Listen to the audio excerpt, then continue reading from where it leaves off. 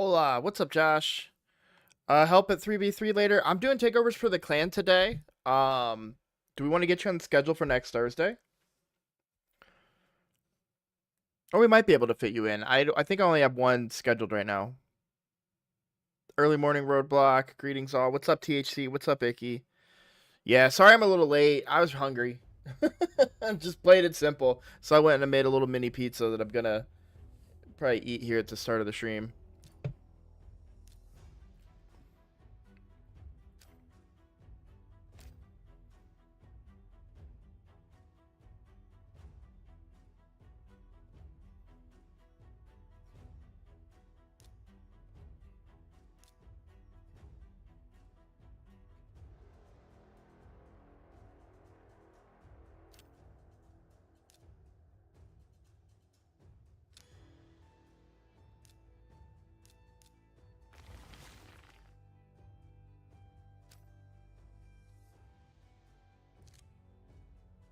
Does anybody know if RSL Helper is back up yet? Oh boy, we don't want to be capped on arena right now.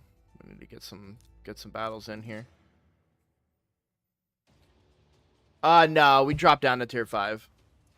So it's gonna be at least 2 weeks before we can get Lamasu.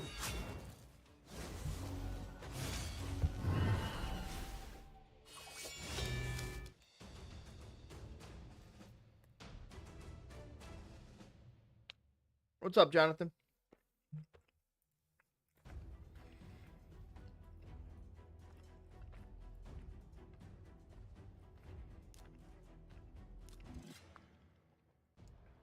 I feel like this is a bait of some kind because the player power was so low.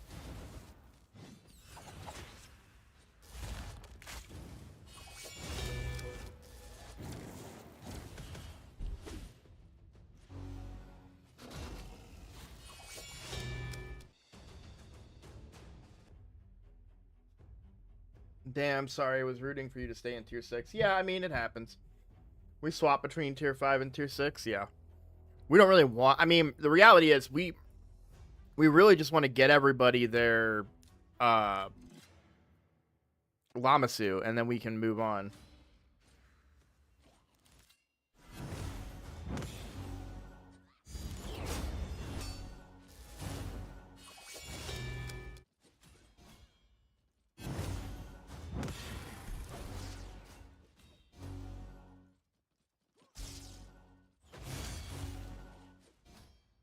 So if we won this week in tier 6, we're all 11 fragments short. So we would have got Lamasu if we won this week. Unfortunately, we lost. And so now we're tier 5, which the most we can get is 10. So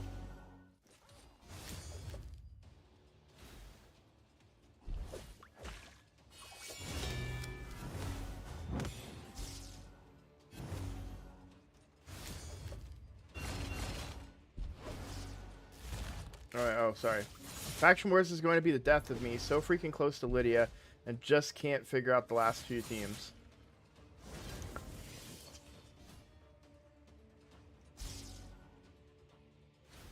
I was kind of hoping we dropped to tier 5. I'm only at 86 fragments, so I think I would have needed 2 wins anyways.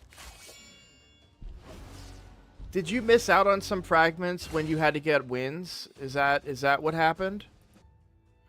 Because you've been in the clan since we started doing that, I swear.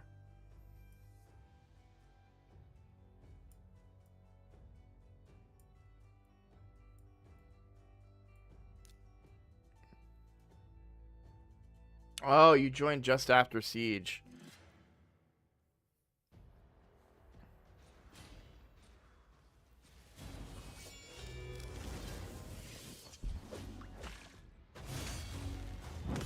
I think the key at tier 5 is going to be to make sure that we don't win too much.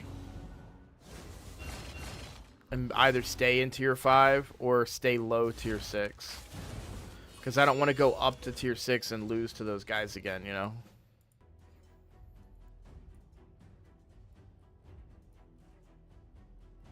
There's a little bit of RNG involved too, because if we could have had slightly better teams positioned in certain areas and choke points, I think we would have been pretty good.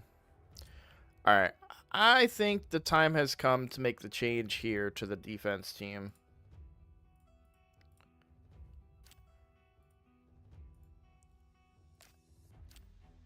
Because I keep making progress and then I get shot way down.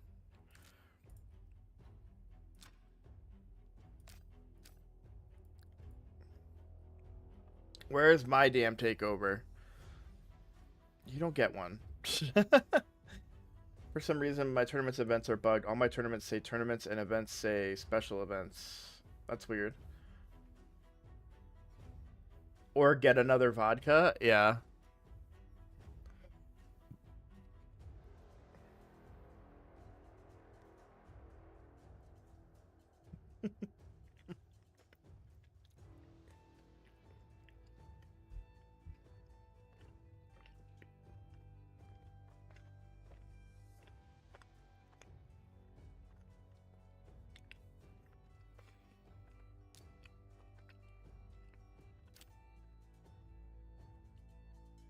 Anybody know if RSL Helper is back up?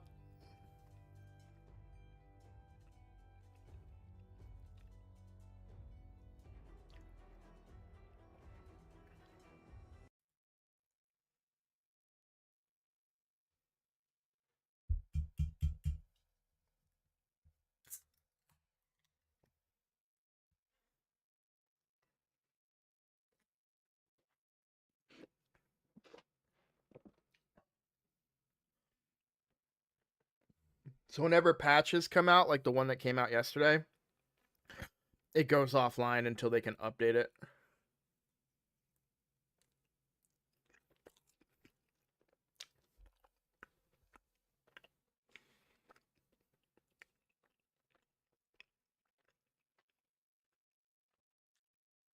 Congrats.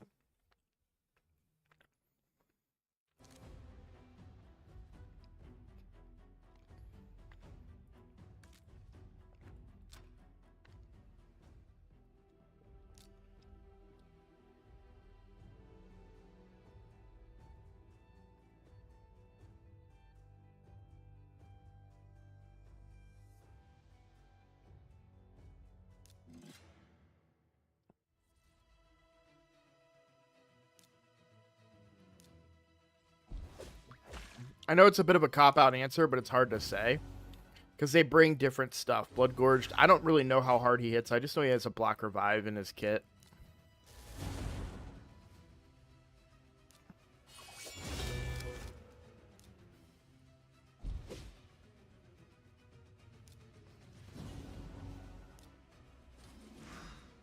But I almost would value the lockout of Alice probably a little bit better than the block revive. I mean, I think Blood Gorge is better. Wait, I don't know what affinity he is, but yeah, he might theoretically be good for the block revive against like Sun Wukong.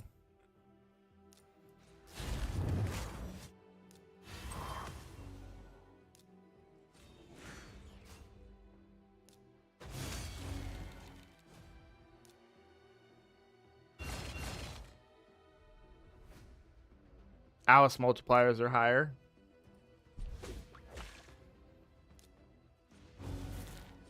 Certainly feels like she hits hard, I'll tell you that.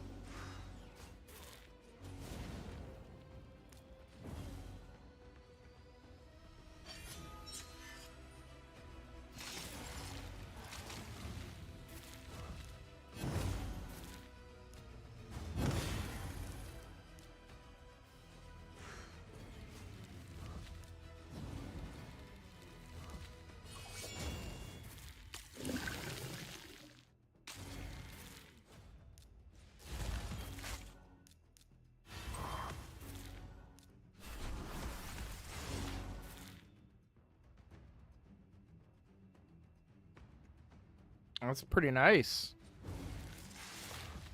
Harder than my Alice can hit right now, but granted, this is a brand new account.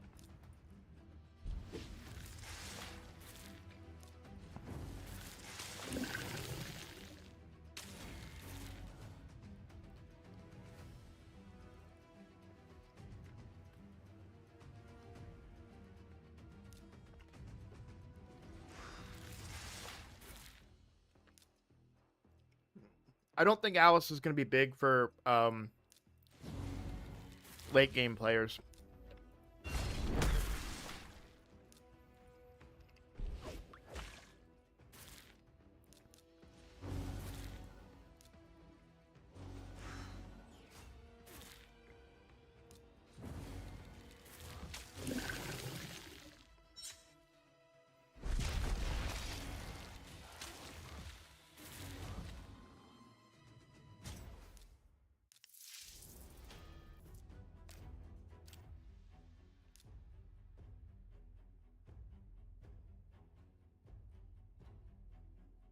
I gotta figure out a way to be tankier there. RSL still down. Thank you, Sam. I'm almost done my food here.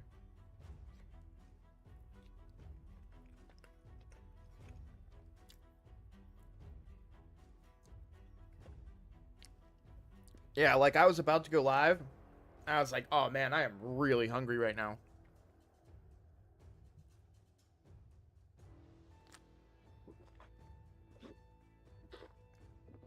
Well,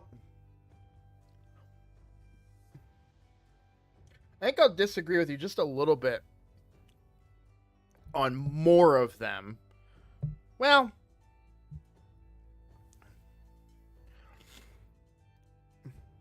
it gets tricky.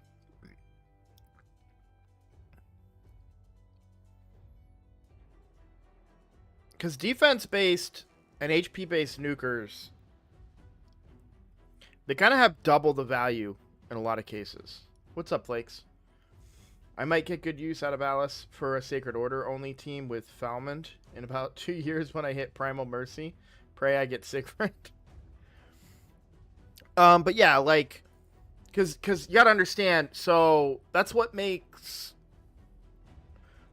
Harima so good right now, right? For people that got Harima in the competition, I mean, she's just good in general, but she's so much better because she's defense based. So even if they're faster, like, plus her passive, I'm gonna be hard pressed to kill defense based nukers with my Alice just because they have high defense, and that's the best way to mitigate damage in this game. So it's lesser so with HP based nukers, but if you build them too strong, they can get out of hand really quickly. I mean, an example being I think, yeah, Taras is HP based, right? Obviously there are more reasons why he's good than just that, but you know, it's a fine line. I think it's a line that they need to be very careful about.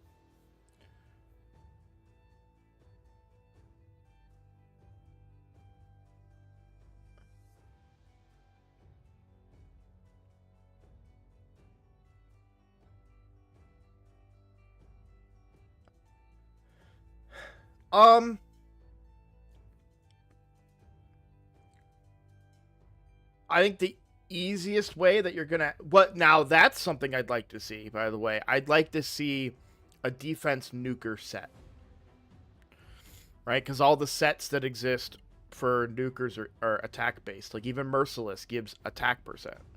I'd like to see one that gives defense percent, such. But regardless, what I really like for my Harima is lethal gear.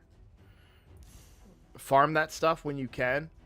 You can target the substats with it, right? And you have a better chance of getting something that is really going to be useful on your defense-based nukers. But yeah, don't get rid of that defense stuff, man. You always gotta keep it. Keep it in the back of your head. Hey, I might pull a defense-based nuker someday. I'm gonna need this. All right.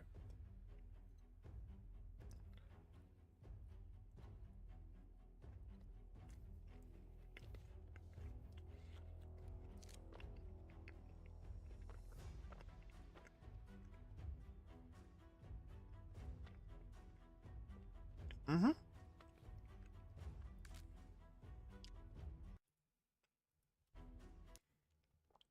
While we're waiting, let me hop over to my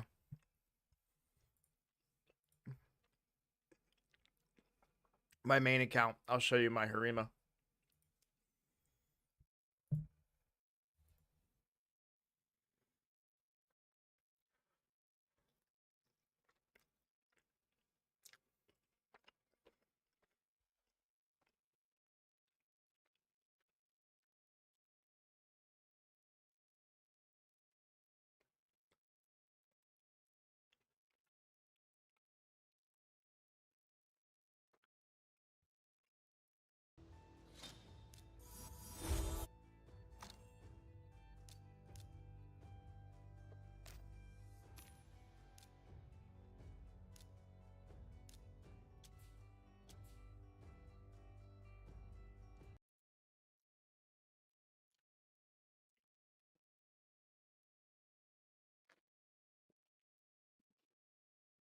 She's about 25 speeds slower than I want her to be, but I'm pretty happy with these stats.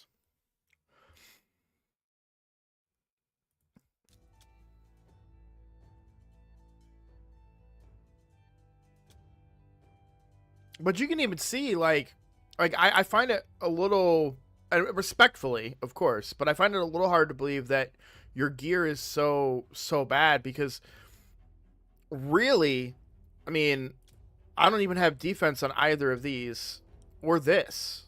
Okay, sorry, there is defense right there. Sorry.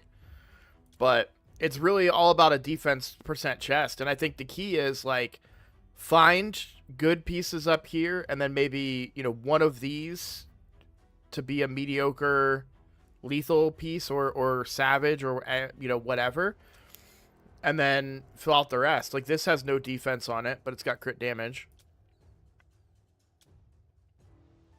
And you'll get your defense from your amulet, and sometimes from your gear too. That's why I've got her in, well, sorry, Stone Skin doesn't give defense, but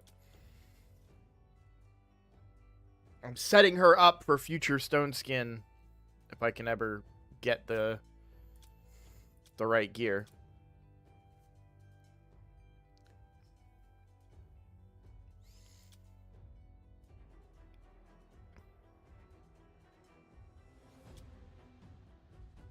Oh yeah, the triple defense. I was like, why do I like that one? This one has more speed on it, but this got the triple defense roll. Hard to compete with that.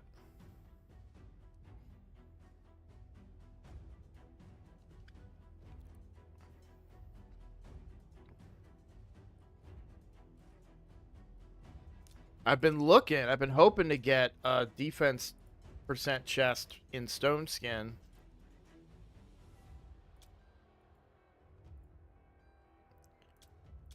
That comes with crit rate. These ones came with crit rate, but they didn't roll well.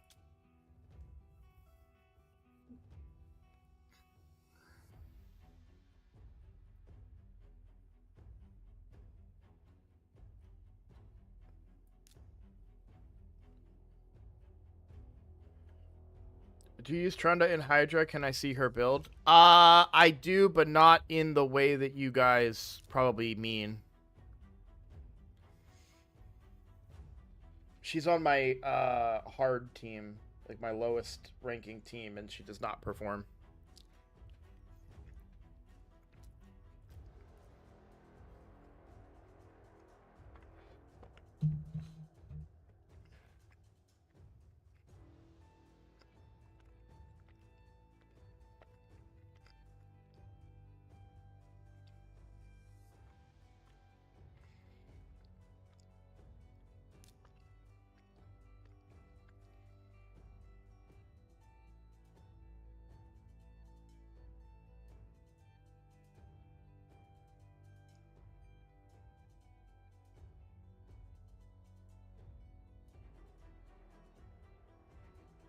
Yeah, that's the plan, Jonathan, is to put Cat's Gaze on my Thor.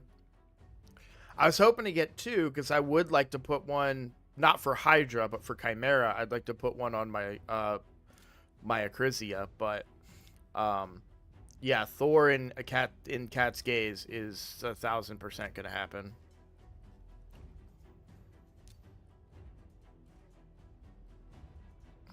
And I really want to figure out who I'm going to get this put on.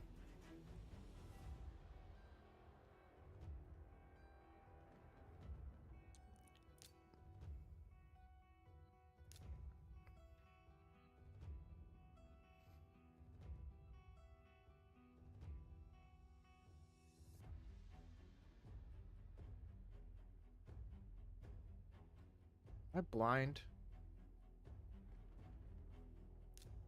Oh, I already have one on her. Okay.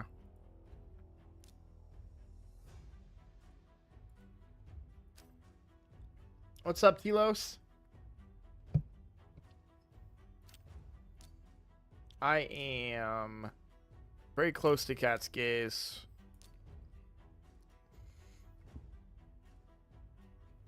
I still need to do the champion training. Did the Queen's Fury. I still need to finish the Dragon tournament, but I can do that. And I think we have Dungeon Divers right now, which I can finish. And Gear Enhancement, which should be pretty easy to do. I'll probably build my Gurgo.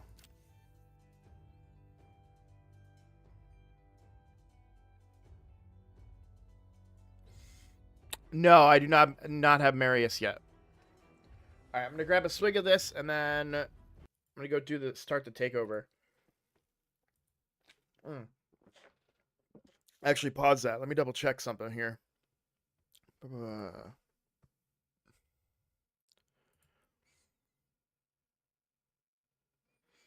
Oh yeah, that takeover is not starting until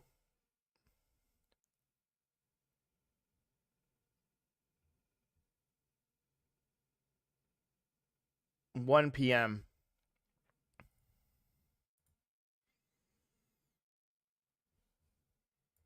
So we've got some time. I forgot that takeover is scheduled much later today.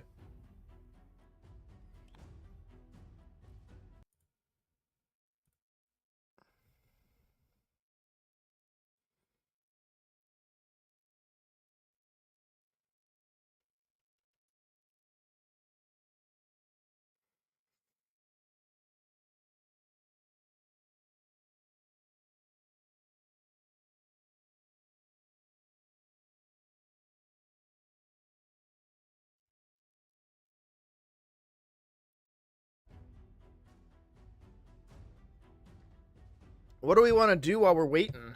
Oh, no, Live Arena isn't for another like hour and a half. Huh.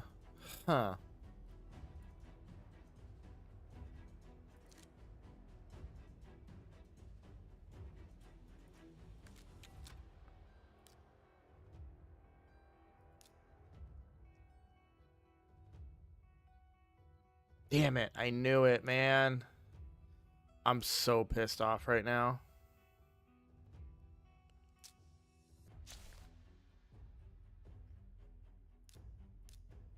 I knew there was something I forgot to do last night. And it was on my free to play. I forgot to do my chimeras.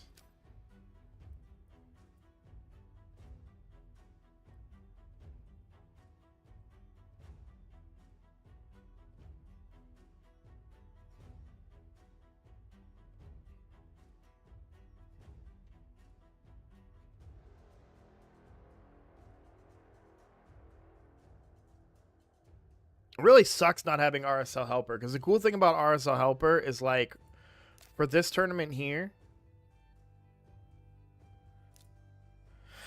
I can tell it, hey, run until I have 1,525 points and then stop going.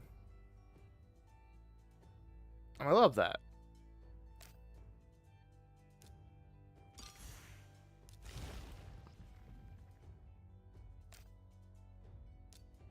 Do we have any more of the legendary fragments somewhere that I just am not seeing? For relics. Off topic maybe, but what blessing do you use on Mithrala? What's up, Mikolaj? Yeah, Mariuko is amazing. Would love to get Uko. Mithrala Blessing, so I think it's just leftover from early game Brimstone, but um if you're using her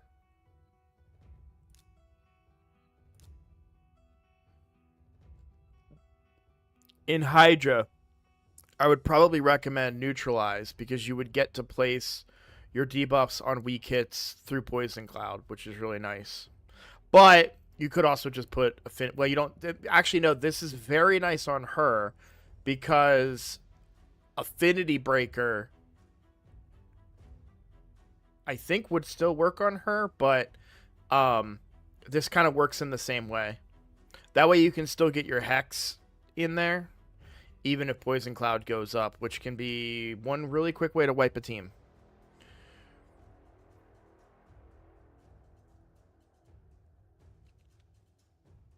Lightning Cage as a Mischief tank is a great one. No, that's a great one. That's a great call.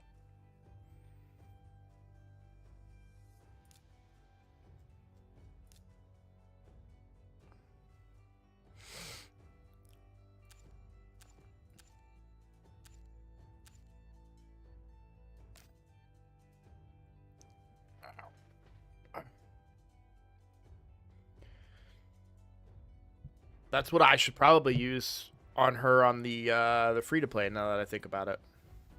I might make that change. Well, okay. We kind of don't have much to do right now while we wait for live arena. We could build Gurgo, which I'm confused because I don't... Is he still vaulted? No? There he is.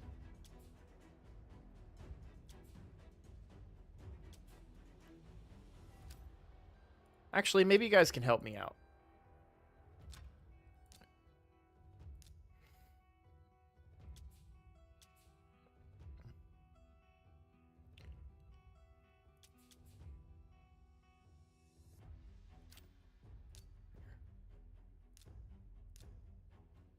Wait, what? Isn't there a free one I should have got? Oh, Faction Wars. Okay. I was like, I should have had a free refill here. Actually, don't think that team is 100%. This one's going to be faster.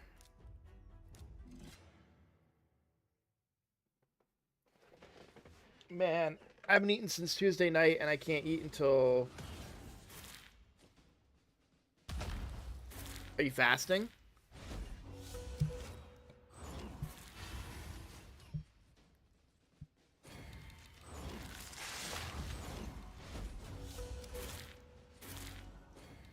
Yeah, only 2 of them are built well. The extra one is just extra.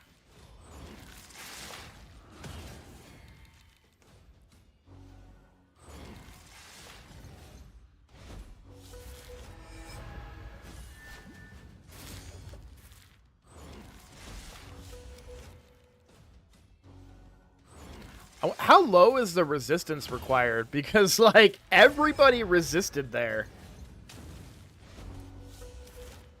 That's kind of nutty to me. Or was he just changing HP? Is that what he did there? I thought he was going to exchange buffs or debuffs.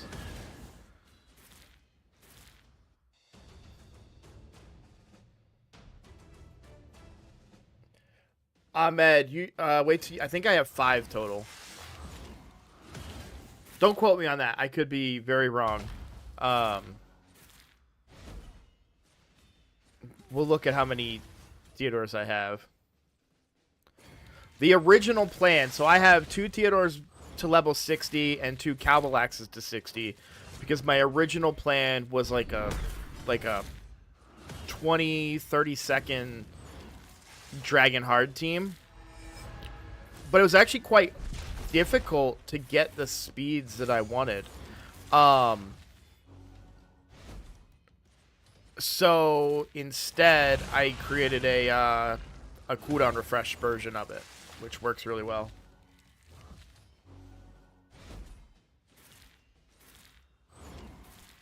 It's always nice when you catch him before he can steal the HP there. Or swap it or whatever he does. There we go. So how many of them do I have? I have 4. I have 4.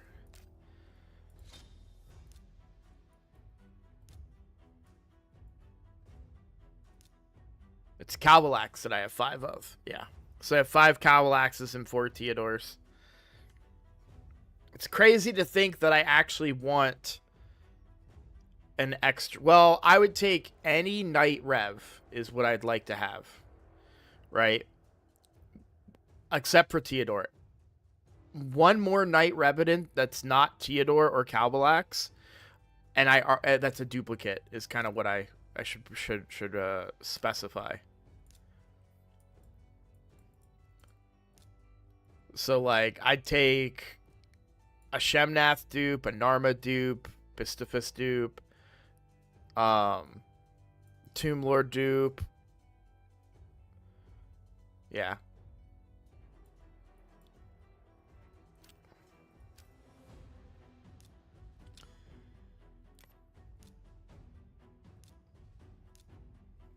Here you go, guys. Special for you. Not even recording. Just for you guys.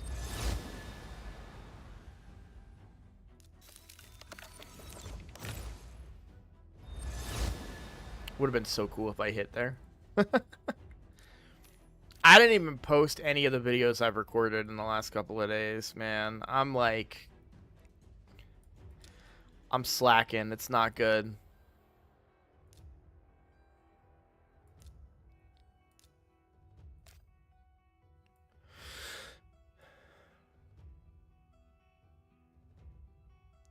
He is the only 6-star blessing on my account, and it was for him, and I don't have him and other good champs, yeah. I've got a few of those 6-star blessings for champions I don't have. Tremeria is one. I know Skydoodle is mad about that one. Well, actually, I don't know. He might have a 6-star blessing.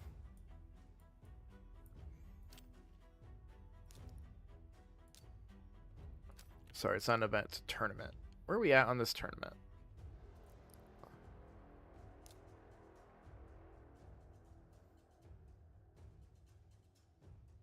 Oh, I want to go for this legendary book. I kind of feel like I do, to be honest with you.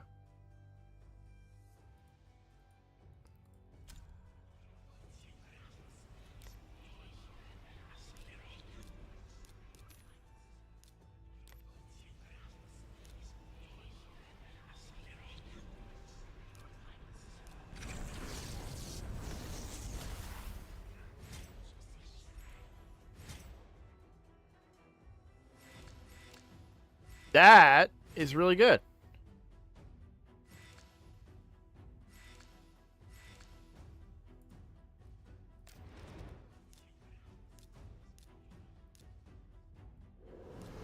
Because we were just about to build him, so that's really nice.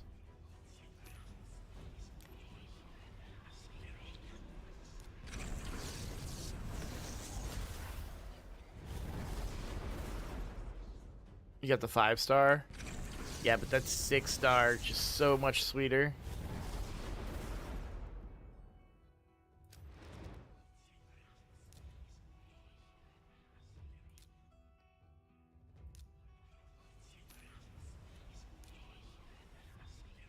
I'm really leaning towards just getting rid of all the epics.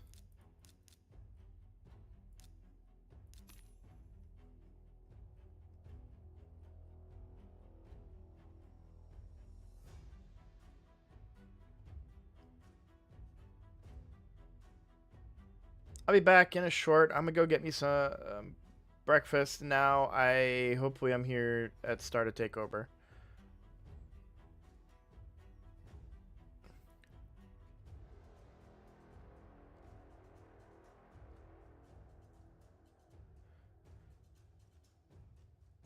I'm just talking about just all the epic ones. Mostly just to get rid of them. Like, I keep telling myself, oh, maybe I'll use them in... Well, I'll keep the Naya one. But I feel like I keep telling myself I'll use them in Centranos, you know?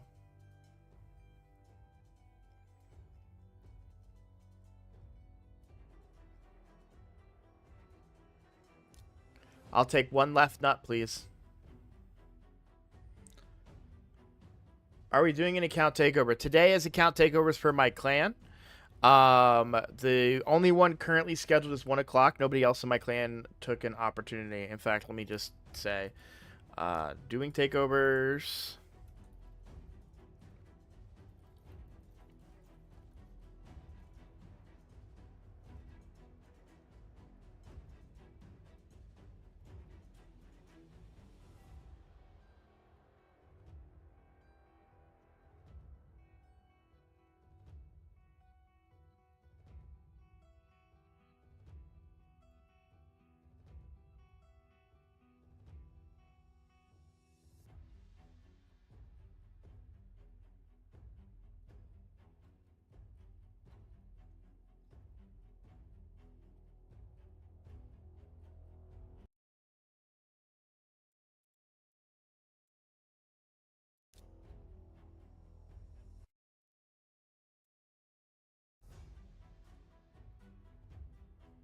I beat you to it.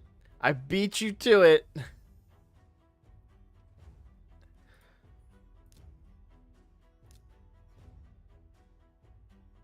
The takeover is going to be for a clan member named Pi.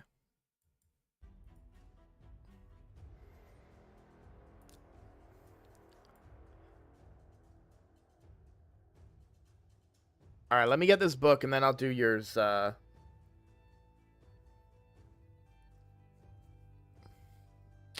Skydoodle.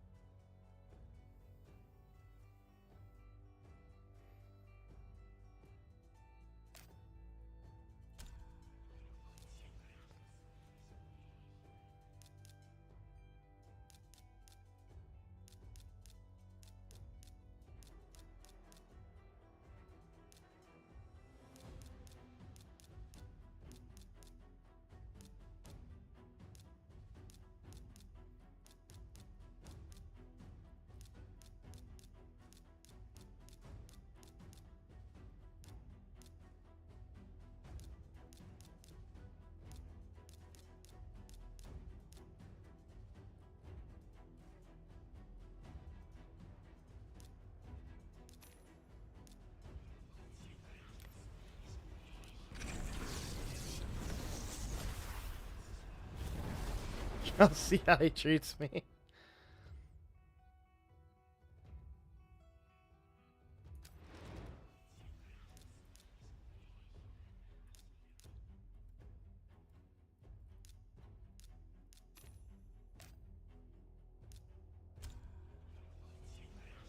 Am I crazy to want to try and pull a big boy?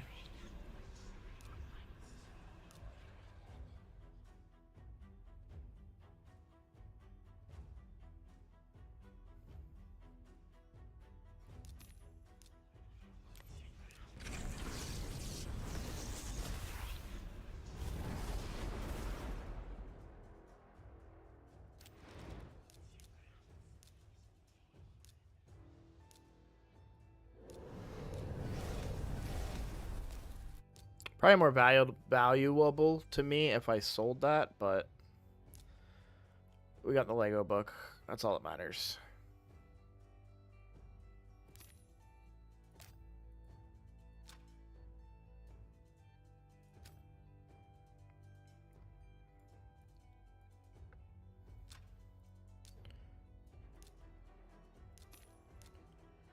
All right. Before we go over to Skydoodle's account, I need you guys to help me.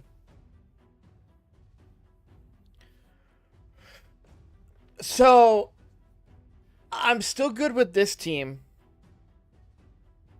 and this team.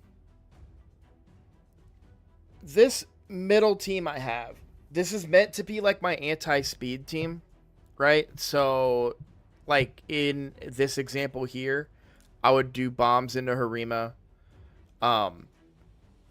This is my team for here, and then This is like, it's my anti-speed, but also kind of go first team. The problem is, as good as Rhodos is, I, I don't know. I just can't seem to get the effectiveness out of him. I'm thinking about putting Gurgo here, but I'm open to suggestions. I've used Thor there already. It doesn't work.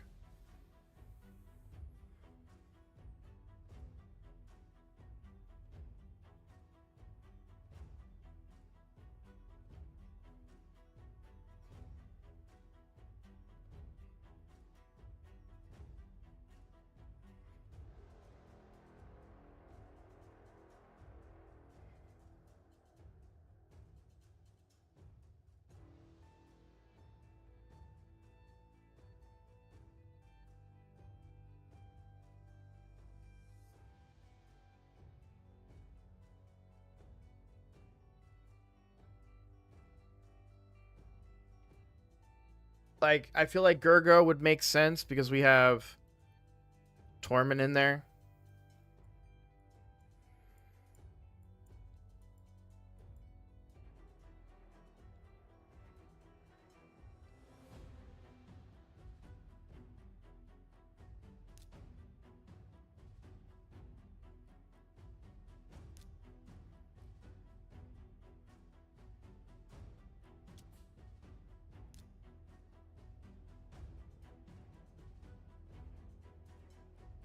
I kind of need to book this too, I think, which is probably why it's not going off as much as I'd like.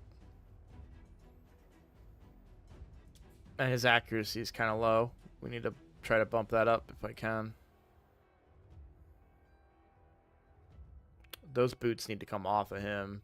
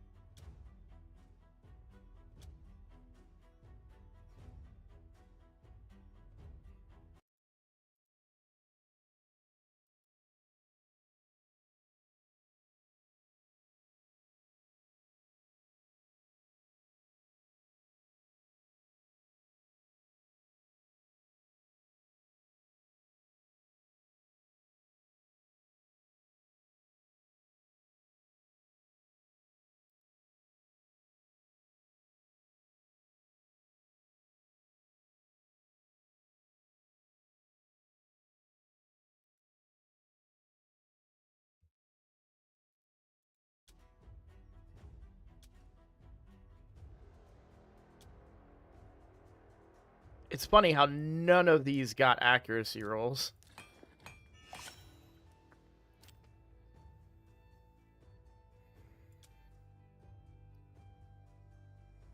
But yeah, I don't want these protection boots on him. Those need to be available for use by other people.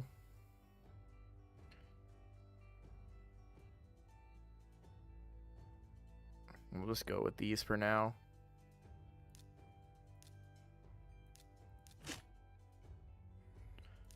I don't think I have an accuracy chest in... I do.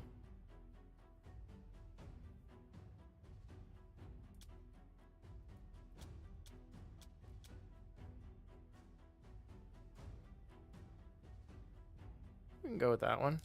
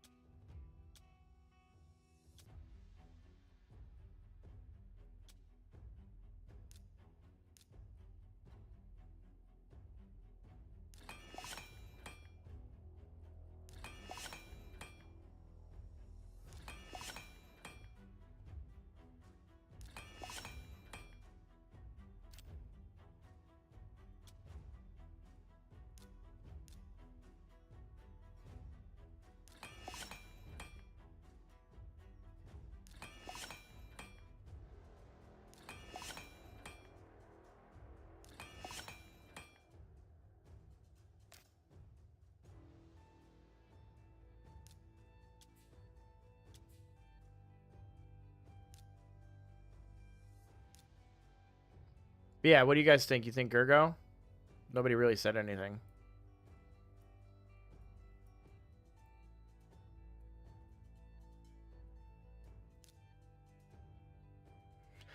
I mean, my plan has been to build him for that reason.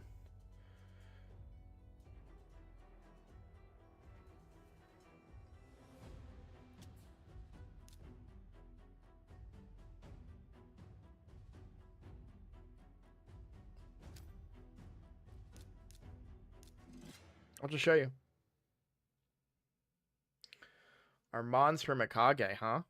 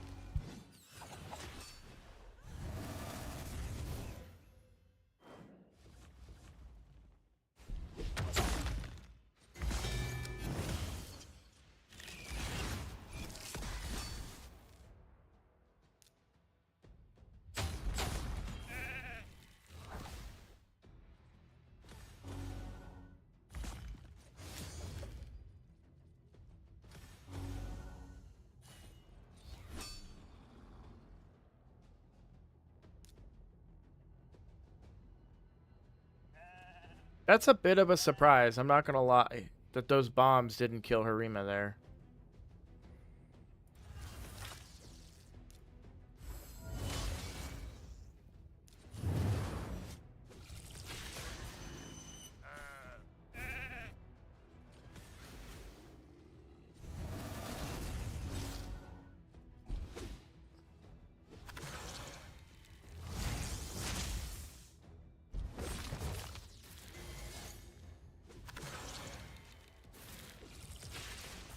Or did they get cleansed off and I didn't pay attention?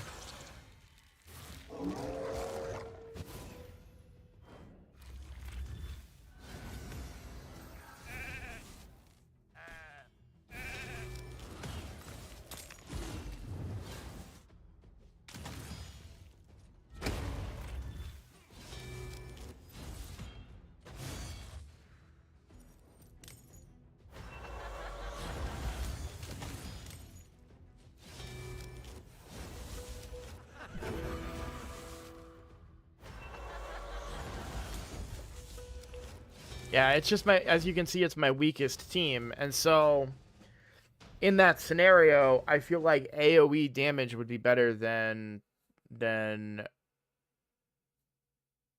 single target.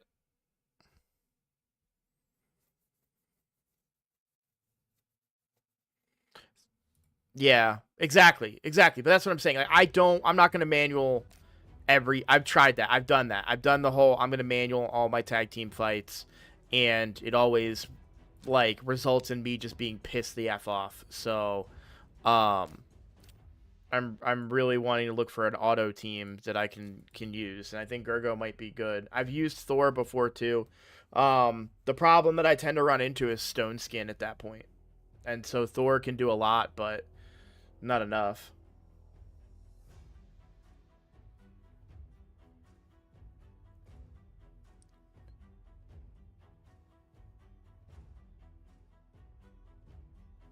He-Man's an option. I mean, are you guys saying this over Gergo? Like, are people not understanding that Gergo is, like, heavy in the meta right now?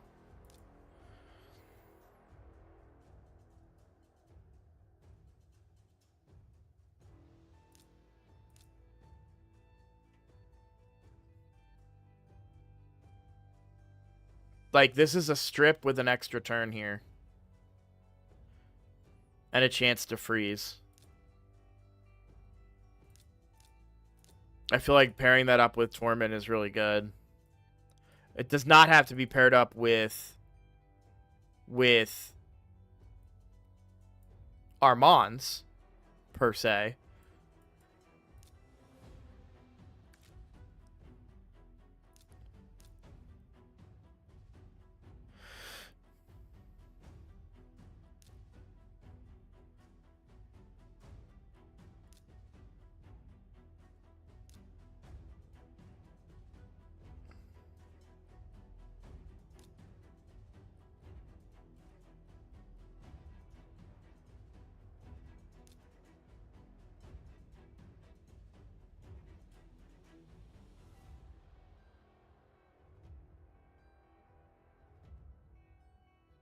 Am I crazy for wanting to go all in on like a freeze team?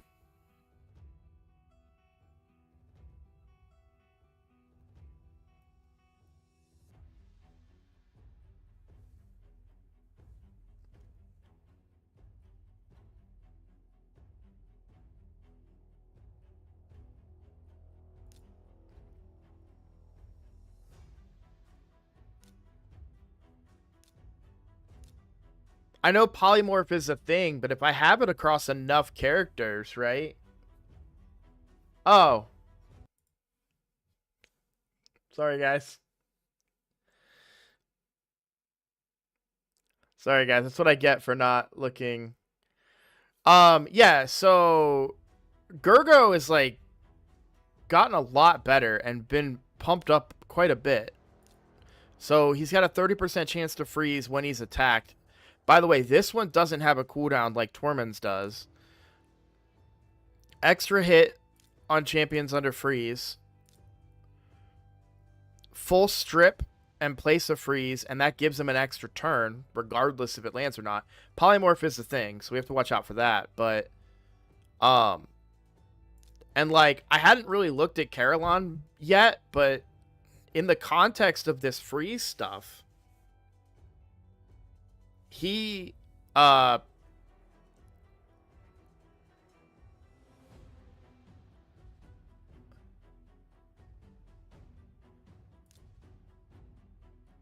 he brings 10% ignore defense. And if it's his freeze that placed it, but theoretically, right, if I'm doing this team and I'm bringing all this freeze,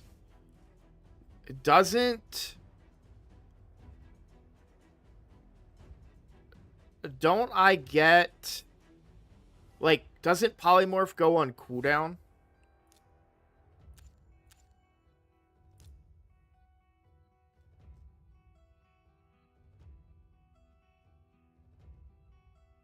Or not cooldown, but let me read this here.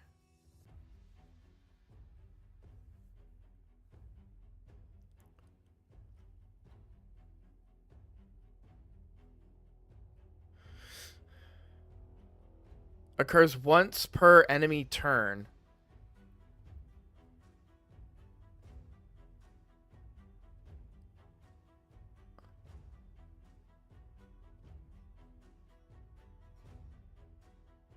But it does have a cooldown. So, like, so if they have, like, a 6-star polymorph Mikage on their team, and Carolon goes first, and he tries to freeze everybody and deplete their turn meters. If he tries to do that, and he gets polymorphed, but no one else on their team has polymorph, and then Tormund was to go next and try to provoke and block buffs, which probably wrong about because I'm not reading the kit right now, but if he tried to do that, or tried to A1, we'll say he tries to A1 and land a freeze, that wouldn't trigger polymorph. Am I right about that?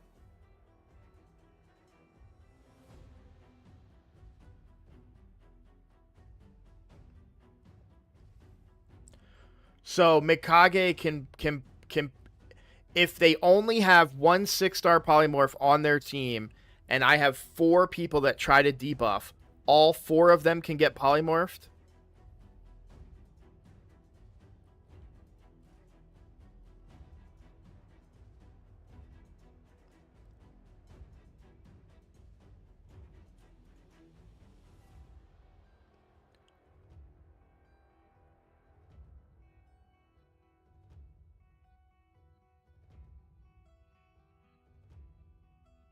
Okay.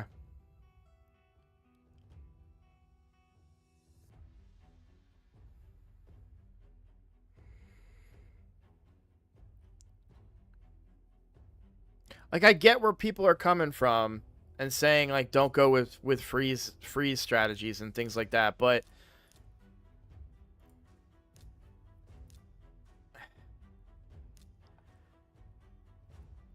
if Gurgo's meta, which everyone's saying that he is really good now, why wouldn't I want to try and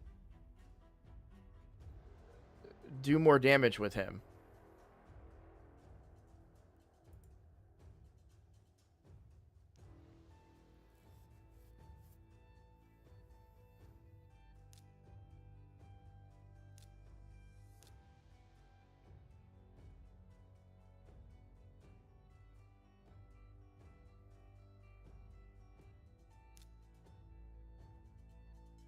And then I would shift my build on Torment as well to Stone Skin. Like, make this like a tankier go second kind of freeze team.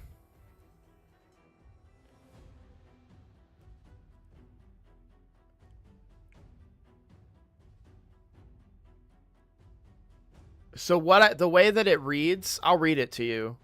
I'm sorry that I keep putting up Skydoodle's Takeover.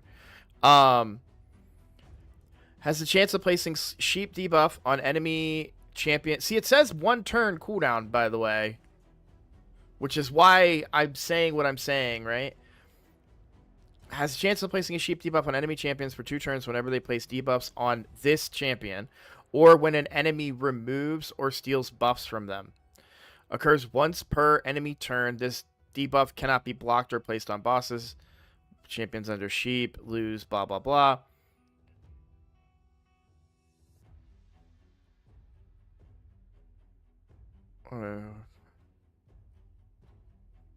Yeah, once per enemy turn.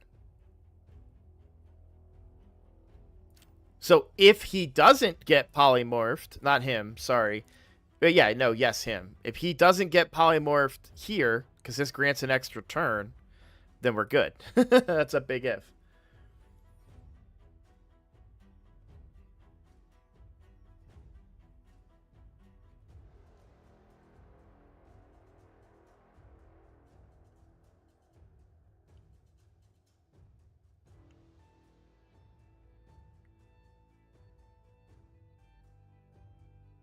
If it procs once, it will not again until that champ turn. That's just to be clear, because there's a lot of like resistance to this, and I understand why. Why you guys are resistant to freeze in a polymorph meta and in a world where freeze has never been good in this video game. So I get where a lot of people are coming from there. I'm not, but I'm looking at it from the point of view of why not try it. But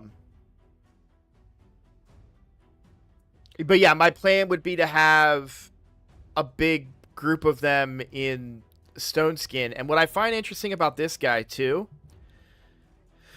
if I can get him fast,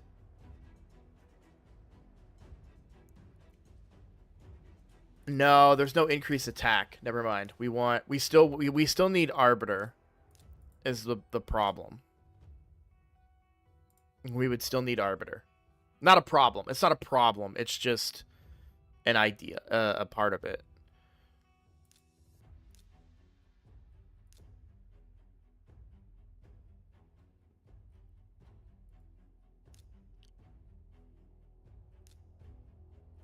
I'll at least try it. Have some fun with it. I'm going to black my screen out now and go log on to Skydoodle's account. Stone Skin and Pinpoint? Yeah.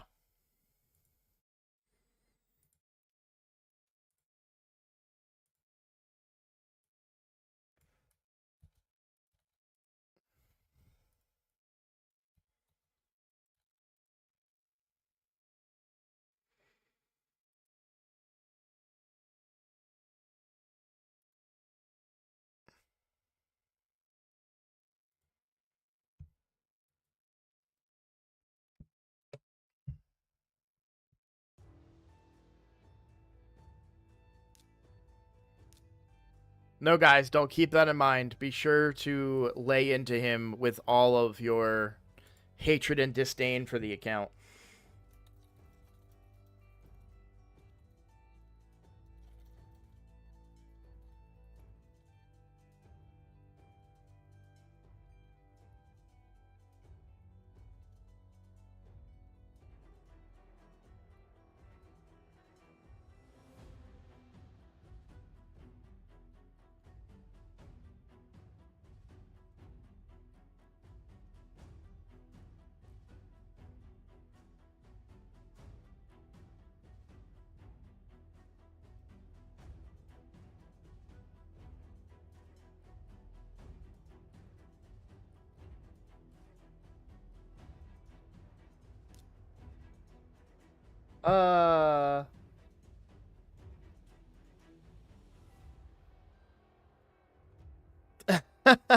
Your level is so low. Do you even raid?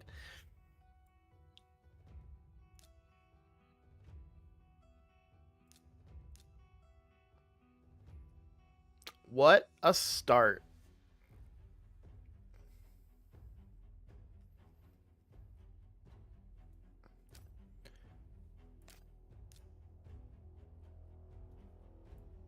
Are you gonna do a little, You already did do a little, cha-ching, cha-ching.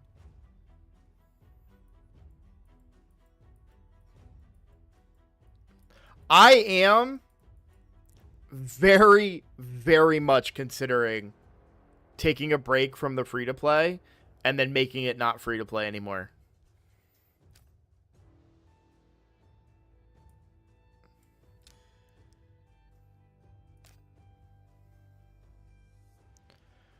All right, what areas do you want me to help with?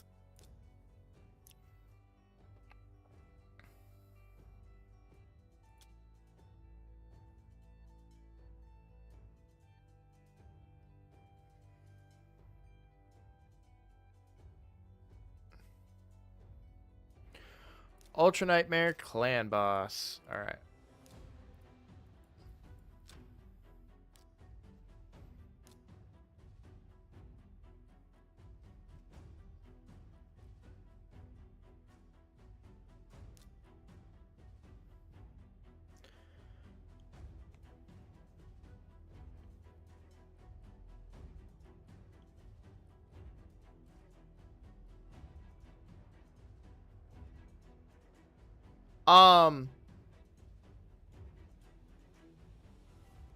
Whichever one of them gets, I guess it doesn't really matter, but I would consider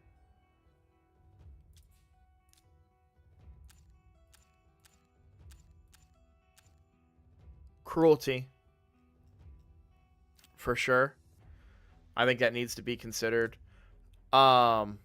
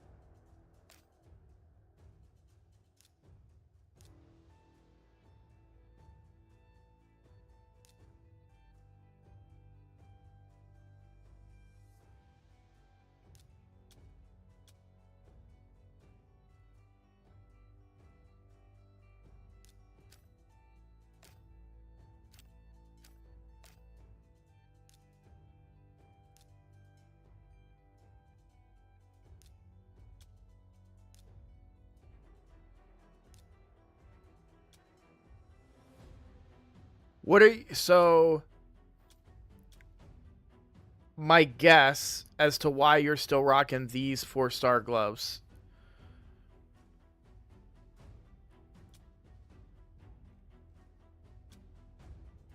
My guess is because you're able to hit crit cap with those 4-star gloves. But ask yourself this, if you were to swap better gloves here that give you another, so that would give you another 10%. Or shoot, even these, right? So this is going to give you way more attack, 10% more crit rate, and then it might allow you to get away from some of this gear. And find yourself maybe some more speed or something else. So I would consider that. I would also take a real hard look, and I don't know. Oh, see, so Kale is your nuker right now, seemingly. Um, I would move away from this on Kale, and I would look to build this on either one, Rathalos or Ninja.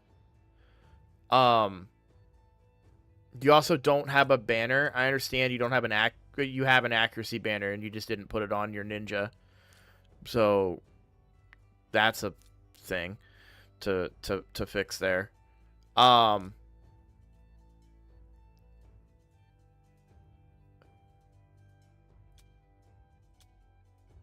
Okay, I like that. I like both of those. He's pretty slow though. Oh, is this speed tuned?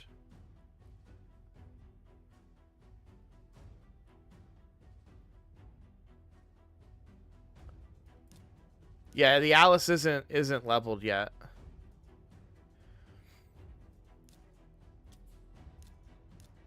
All right, I need you to answer for me because I don't know. Do you use our base in her base form or her secondary form for clan boss?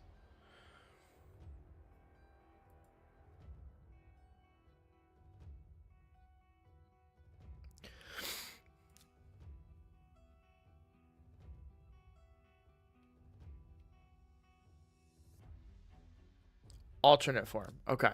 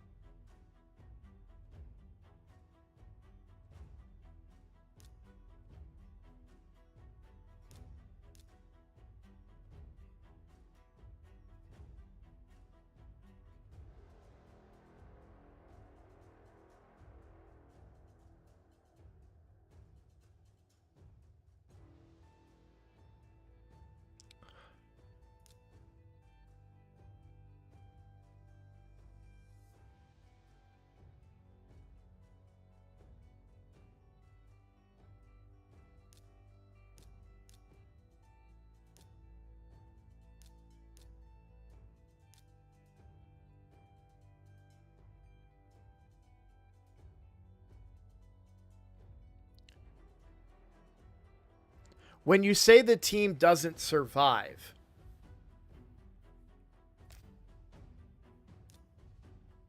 so your target damage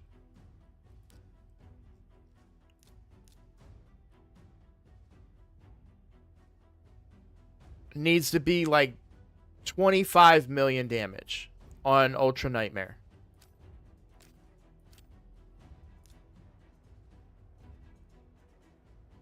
She's absorbing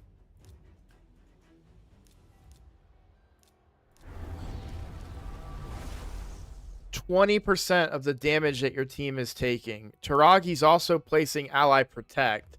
Granted, that's not getting buff extended. And then you have Ninja and Rathalos pumping damage. And then you have Venomage, who is reducing damage output by another 15%.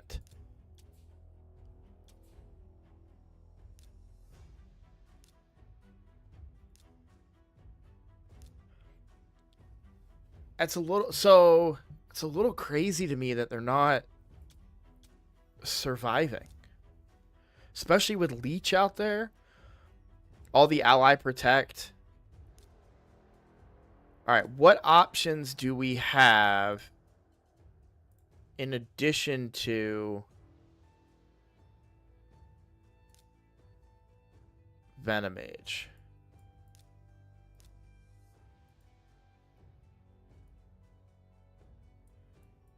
No other really tankiness that I can see.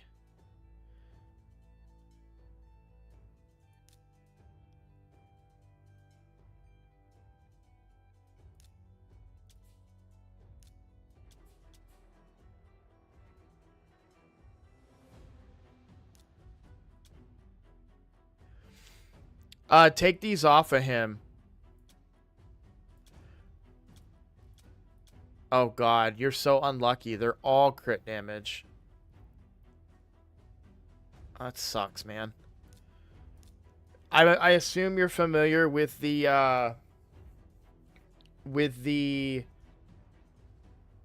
Oh, did somebody ban that guy? I just saw it.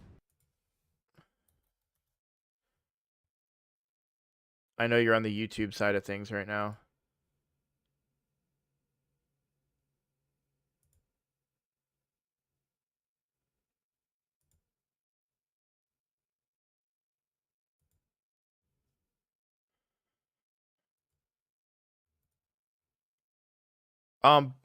But I assume you're familiar with the ally protector crit damage thing, right? Yeah. Yeah. I mean, it's fine. Like it's low enough that I don't think it's a big deal, but it would be nice if you could get a non-crit damage amulet on him.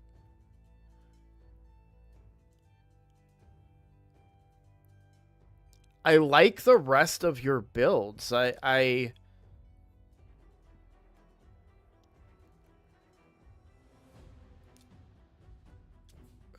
Warmaster, Warmaster, Warmaster, Warmaster, Warmaster. Yeah. I can't believe that with this. I mean, how tanky is she? Interesting. Okay.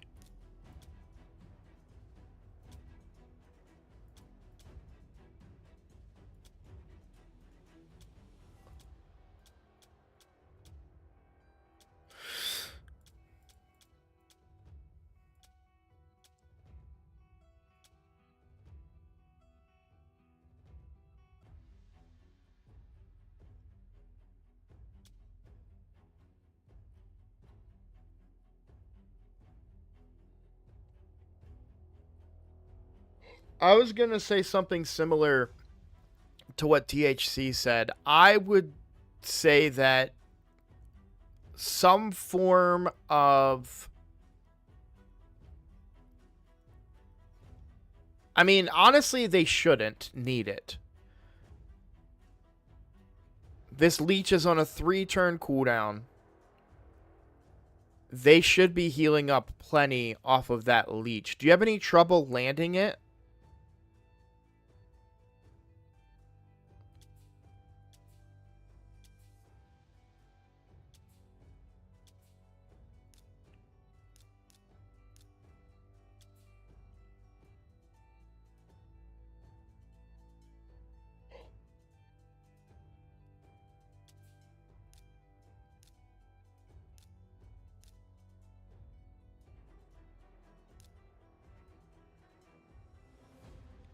Well, she puts out enough continuous heals. Someone always dies to a AoE, but not these two.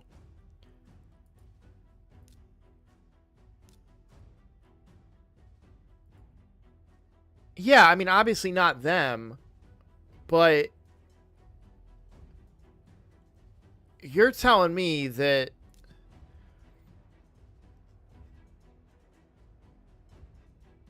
they're getting 50% damage reduction from the ally protect and 30% damage reduction or 20% damage reduction from our bias, and they're still getting smoked?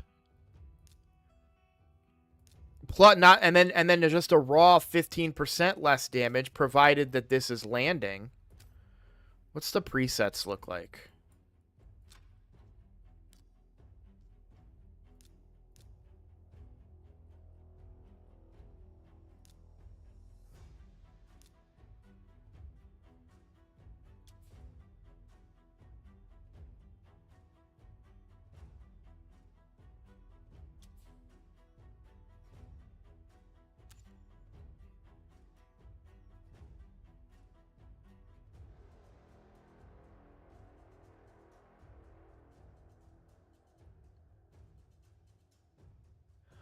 I don't think I prioritize this number 1.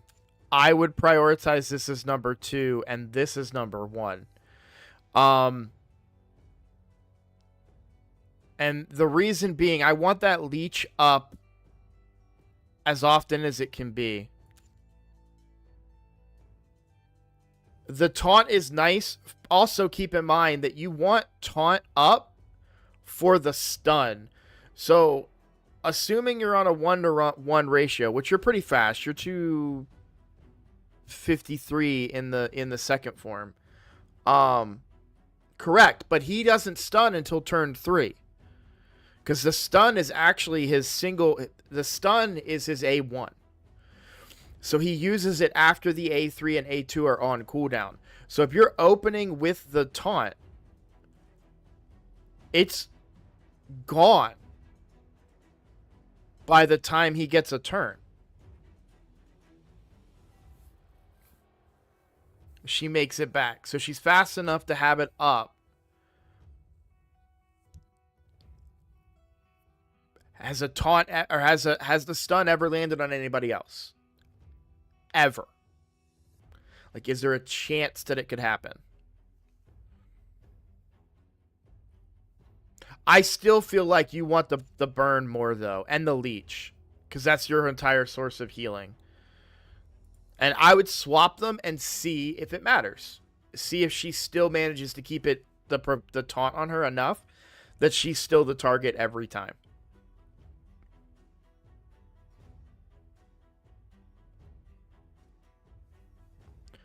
Because obviously you're right. If we swap these and then that's never up in sync, then yeah, go back to it. You're absolutely right.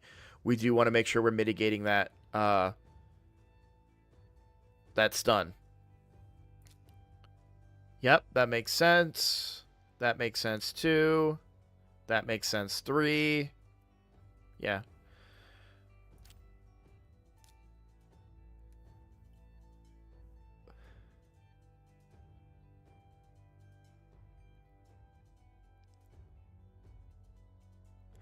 I mean, that's not why it's failing. How many turns are you getting to?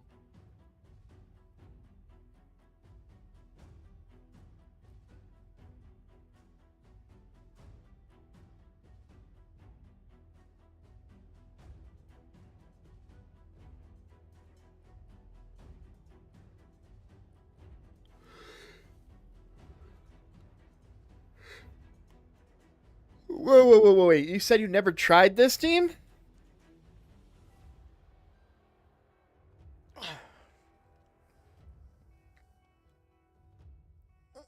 They're your preset team. How have you never tried it?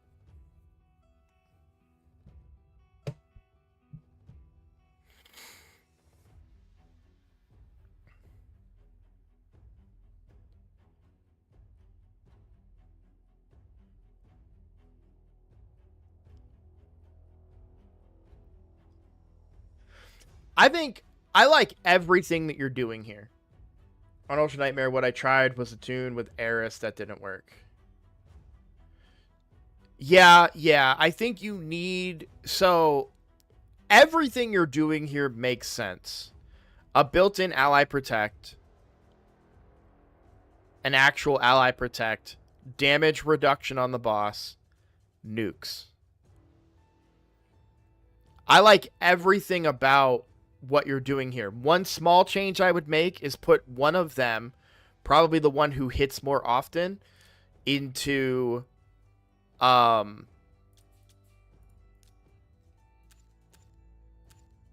cruelty. 5% defense adds up over the course of a fight. So I would do that. The other change that I would make is trying to find a way to get either Ninja or Rathalos into ignore defense gear. I would lean towards Ninja. Obviously, I know I'm asking a lot in that regard, but you should have a relatively easy time hitting your accuracy requirements because it's not that high compared to other areas, and we do have the accuracy bonus here as well. And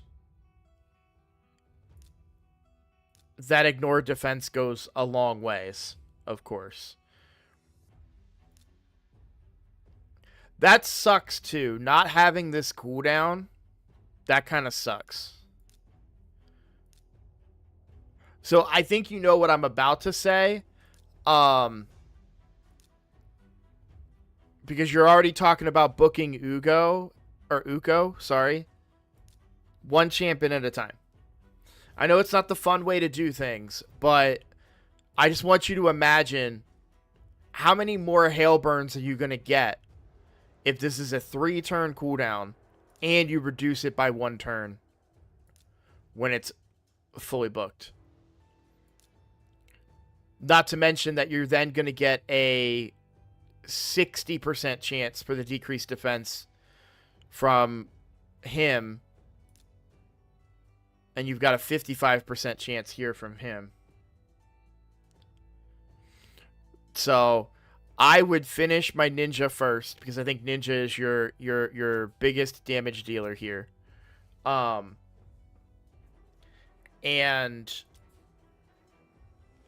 yeah, like THC said, could add about 5 million damage. And then also part of that one champion at a time mentality is also making sure that you're taking their gear all the way up, right? We're not rocking level 8 stuff, level 12 stuff.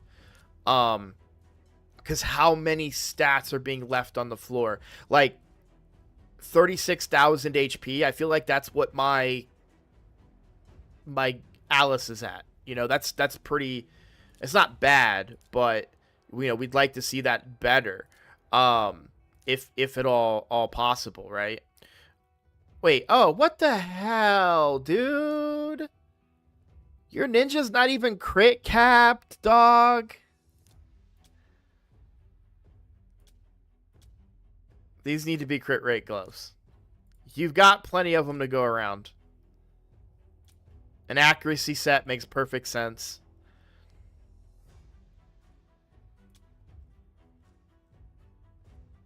Merciless makes perfect sense. Crit rate gloves.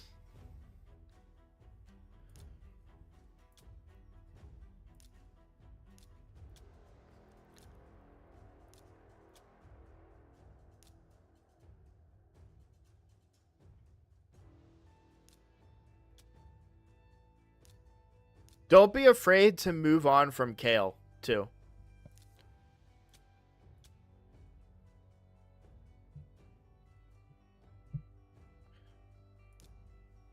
So if he's going to be your nuker and in Savage gear, you got to have this crit damage amulet on him too. But when you're ready to, don't be afraid to move away from him. Kale is a great starter champion. He's great for poisons and all of that. But like on my challenge account, I'm ready to move on from Kale. Like I'm looking for ways to, how do I get Kale out of this team and put somebody better into it? I keep looking for that answer. So, Kale has gone to the vault. Yeah, but until that time, he needs to have that crit damage neck because his crit damage right now is 89. You got Alice 2 days ago? Yeah. I'm not trying to beat you up. I'm not trying to bully you here, but I would say that look, this is just me and what I would do. Uko's amazing. Uko is great. Right? We're thrilled to get Uko. But I would finish building my ninja first because I think you're done building our buys. I would take these up to 16. I would take this up to 16 as well. Obviously when you have the silver. But then I would build my ninja because ninja, we all know, is the biggest carry that you're going to have right now on the account. I mean, I would almost say Ninja might... I know our bias has put in some work for you, but I think Ninja's going to carry With his ability to do boss damage, I think he can carry even better than her. I understand that, like, well, I just want to book the revive, right? I just want to do this. I just want to do that. I totally get where you're coming from. Let's talk about booking the revive for a second.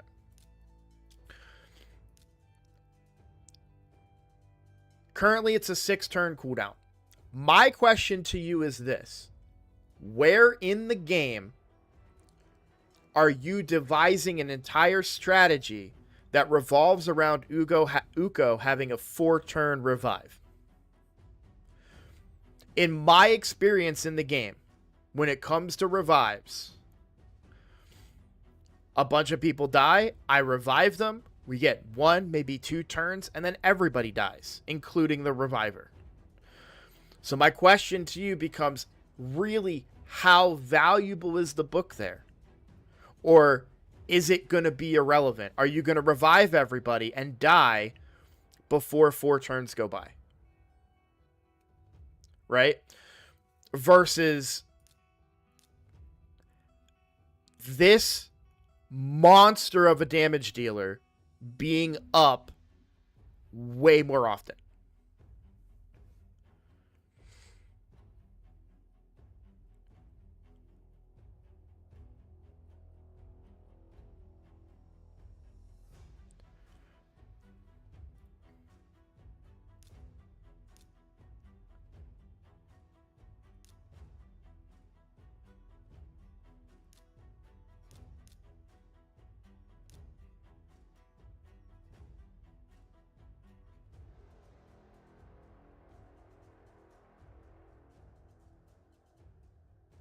Well, Tagore also uses the revive when no one's dead.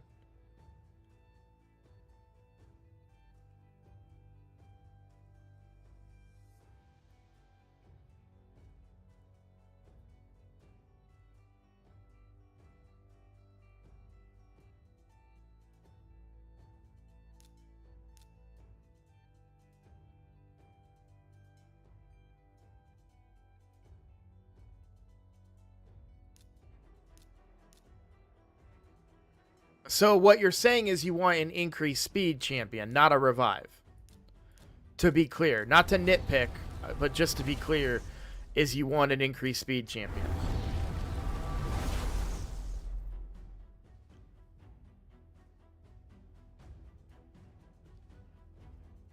I'm just approaching it from a different perspective. And I'm not saying that our, like, guys, none of this is black and white. Just because I say that Ninja is a monster carry doesn't mean that Arbice is not. I'm saying that the two of them combined are going to be monsters. And we're talking about improving Clan Boss here. And this, having an extra turn on its cooldown, is flat out hurting you. And will do better. You're better suited to put the book on Ninja than you are for the increased speed. Not that increased speed is bad. I would love that. But even then, you're talking about a 2-turn increased speed on a 4-turn cooldown. I mean, the new Fusion is getting a lot of heat for that. She has a 4-turn increased speed. Or a 2-turn increased speed on a 4-turn cooldown. Like, you're better off with if you want increased speed, bring Apothecary. That's a 3-turn increased speed for 2 turns. Also a 15% turn meter fill. So, like, I think you're looking at the wrong stuff there, right?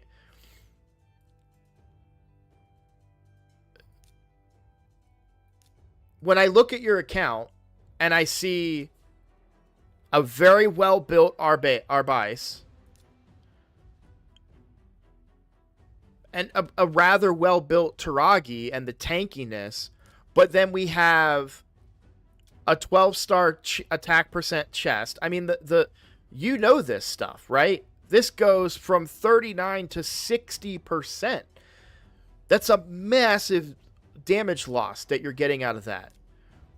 And then here we have level 8 stuff, right? No banner. So, to me, I see a damage problem, not a tanky survival revive problem.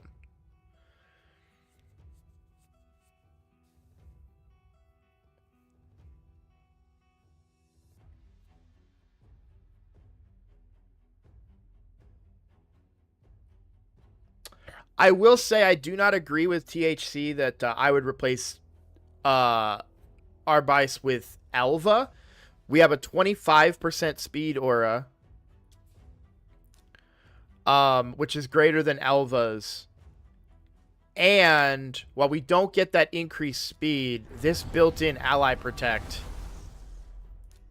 right here is really good.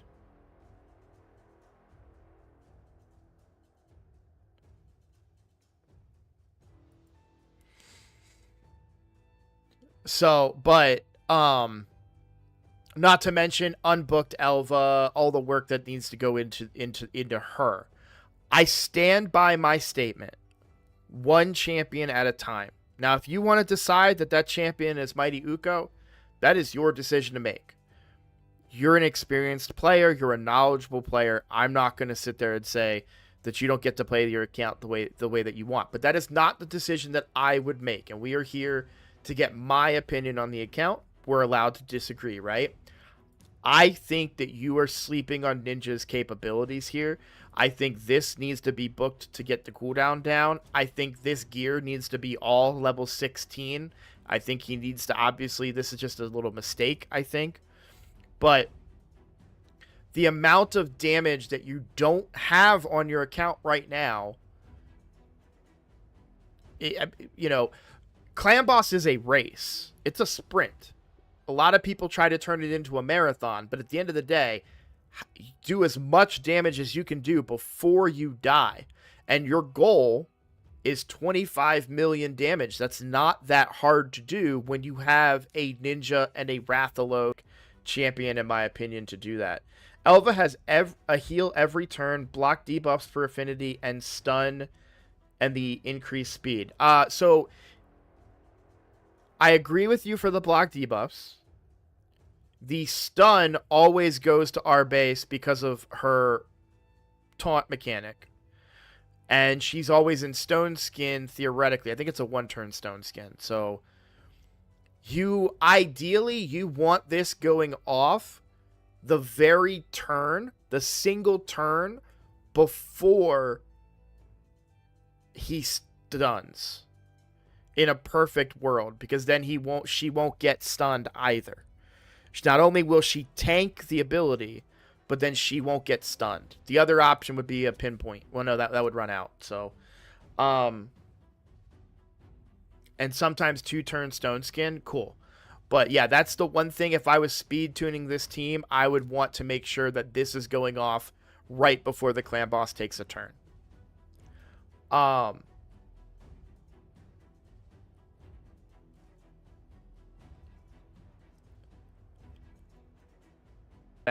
That I think Arbice brings so much to this team with the built-in ally protection that's always up, right? There's no this can fall off of people if not extended, right? And so, which we don't have. So, but this one is the backup one. This one's always up. My guess is the team is dying when this ally protection falls off and he does an AoE.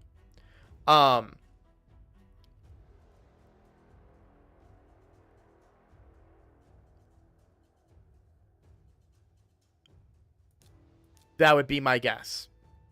And that this is the only damage reduction coming in. But again, you haven't tested this team either, so we really don't know. But yeah, those are the suggestions that I would make. One champion at a time, and then reap the benefits of those champions.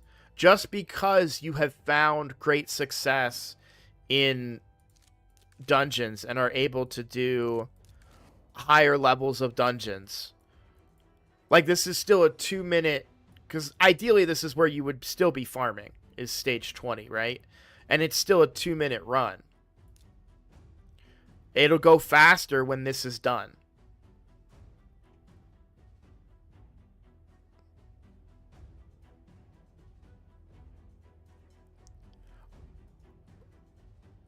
Who needs the accuracy buff here?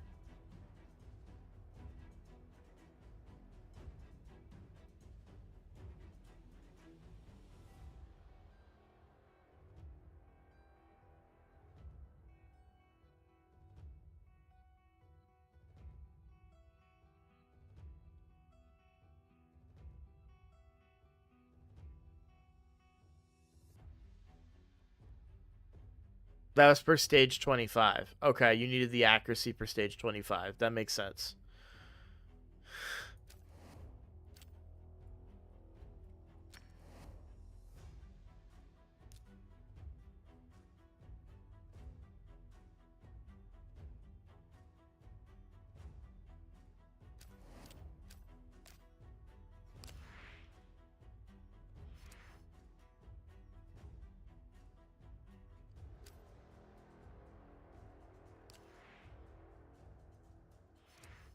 Can I put a promo code in for you? It may not work, but can I try it?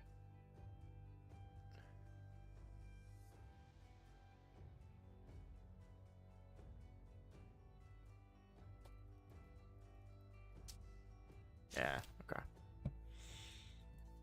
It's worth a try. I don't know if it's time gated or if it's something for new accounts or what, but I was gonna try and get you more player and play points so you can get Morag, but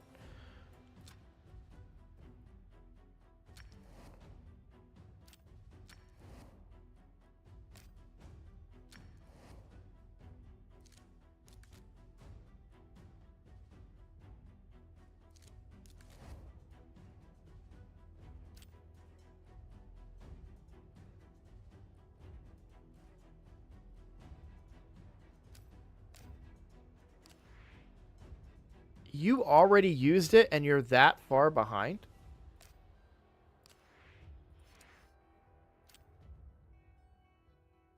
That's new.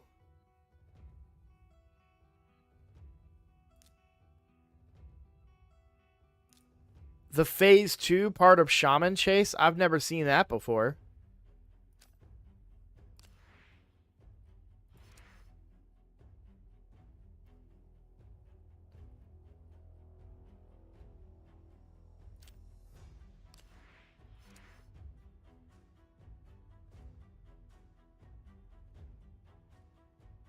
Where did I get all those Plarium points from? I mean, there's 30 here, but yeah, like I have Morag already. What's up, Beaston? Oh, because you didn't get Skeletor. Okay.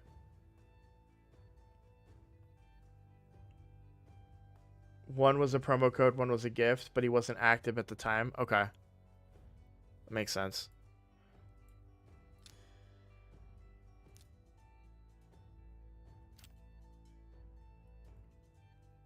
But yeah, I mean, I think your account is getting hurt by a lack of focus on one champion. And I think you're underestimating Ninja a little bit, to be completely honest with you. I think once you get him fully completed, he is going to put in so much work for you. I understand that she's doing a lot too, and I'm not trying to, just because I'm saying that he will be better for you, doesn't mean I'm saying that she's not good, okay? But it'll speed your teams up, and your ultimate request was help with Ultra Nightmare Clan Boss. That is going to help with Ultra Nightmare Clan Boss, plain and simple. The idea is to get to a 3 key. I mean, a 4 key is fine, but a 3 key would be best. 25 million damage is the goal. So, those are my recommendations. That's what I would do if I was you. And yes, I know I can test the key. He hasn't given me permission to test it. I know I can just turn off the game. but he can also test the game and do it himself. Like, this is not a takeover for somebody that doesn't know what they're doing. This is a takeover for one of my clan members and officers in my clan. He knows what he's doing. He just, that the second set of eyeballs makes such a difference. That's why I ask you guys for help on things like arena and hey, what would you guys use here,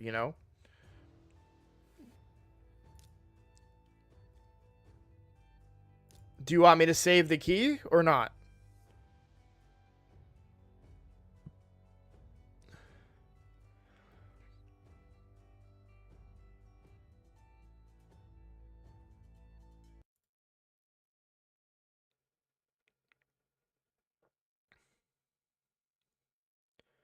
If I test it, I just want to know now so I know if I need to crash the game or not. Do you want me to save the key or do we want to test it? Only save it if it's a 3 key. All right.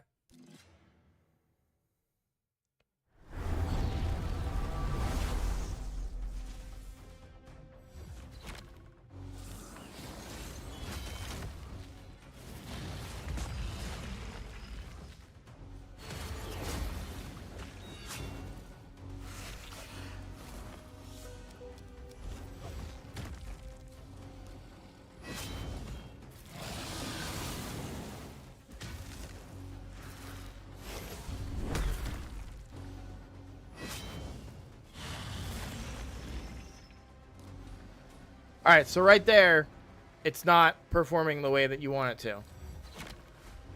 Because this was the stun target.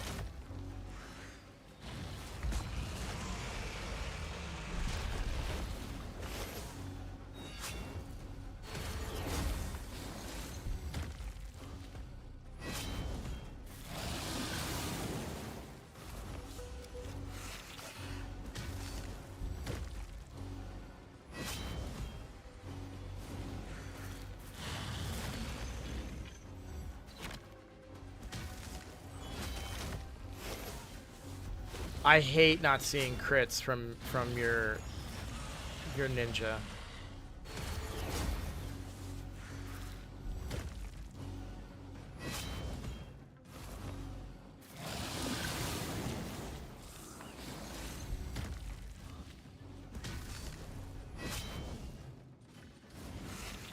Oh, it's so painful.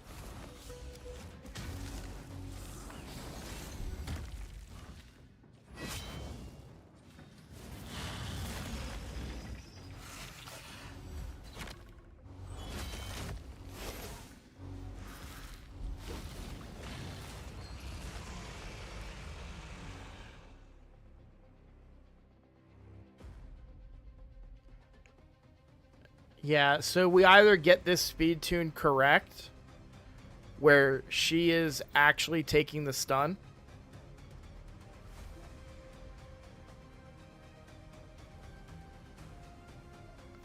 because Ally Protect wasn't up. Now, I don't know if it was off cooldown or not, but Ally Protect wasn't up, which resulted in Ninja dying there, of course, right?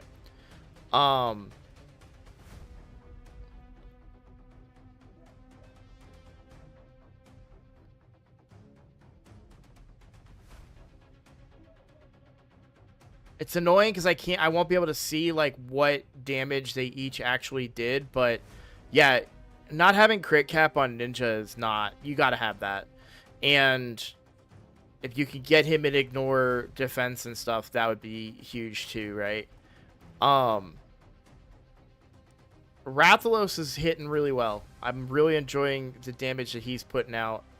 I do agree that Elva or Uko come into this team to get that increased speed.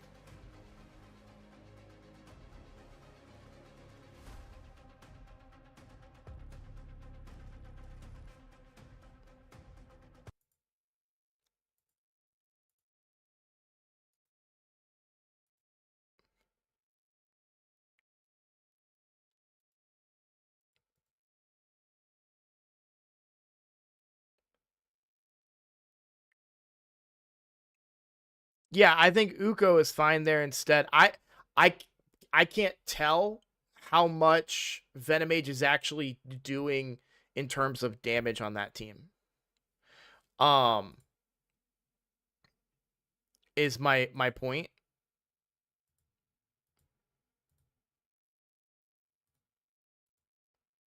Once you know that question, then you can determine whether or not he's worth or she's worth having on that team in comparison to Uko or somebody else. But the thing I love about Elva when you do get her is the increased speed and block debuffs so that the stun is irrelevant. If you're not able to get the speed and the tune right for our base, then the stun is irrelevant.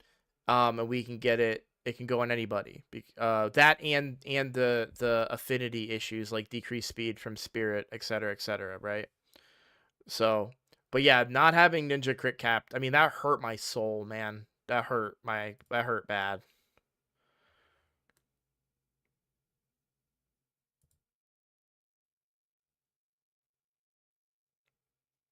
And I think the increased speed is going to give you a lot more turns too. Hey, what's up, Pi? Oh, you're early.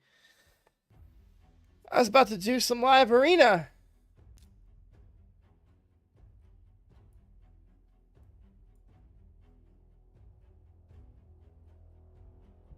I will kick you from the clan.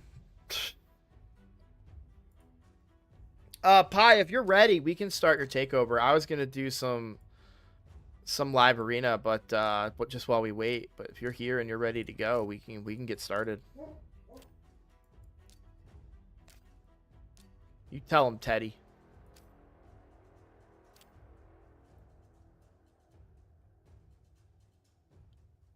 No, we should do it now because it's probably gonna be about a 2-hour takeover, so we don't want to.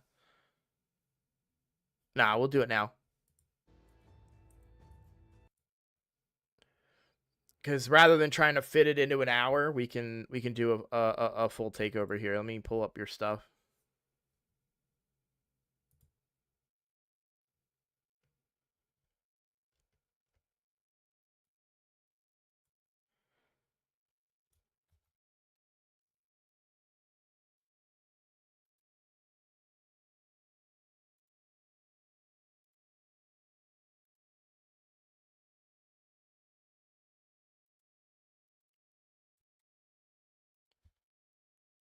No, I don't think I would get banned, Jane. But no, thank you.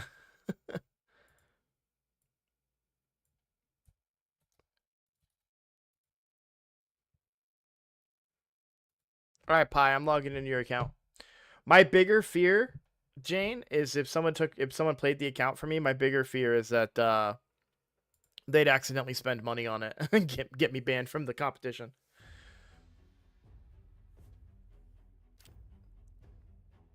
All right. So a lot of stuff that's requested here. So we want to look at Tag Team Arena defense teams. Stuck on the Ramatu mission can get to Silver 3 easily, but rarely win a defense when I'm in Silver 3, so can't make it to Silver 4. Might just be that I don't have the champs. Hydra teams. I'm trying to fit all my best champs in and think the team composition might be poor. I 1-key normal, hard, and brutal each week, but hit anything between 35 to 70 million. My brutal saved team is what I think is my best, and the other teams are just what I throw together to get max chest. Check the builds on what you would see as my 5 best champions. Maybe Harima, Newt, Odin, Armand's Lydia. And am I going for too much accuracy and sacrificing other stats? Okay. Who would you recommend to 6-star next? What when I can kind of complete every area of the game minus Chimera and Centranos. Maybe champs to improve Hydra, but not sure what direction I need to go next. Okay.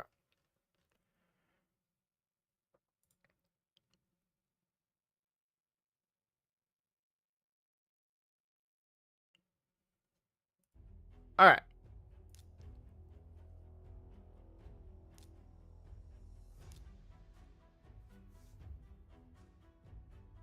Now see, this is how you build a ninja.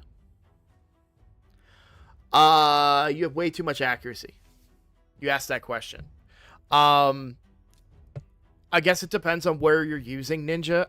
So maybe not too much accuracy, but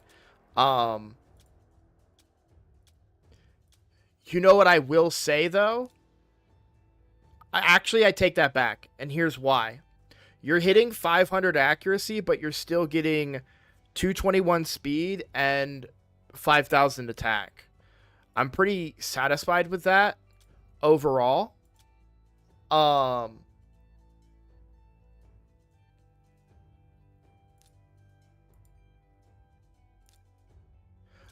This is one thing I wouldn't do. Well, you would lose 12 speed. What I would say, yeah, because you're running a defense ring. So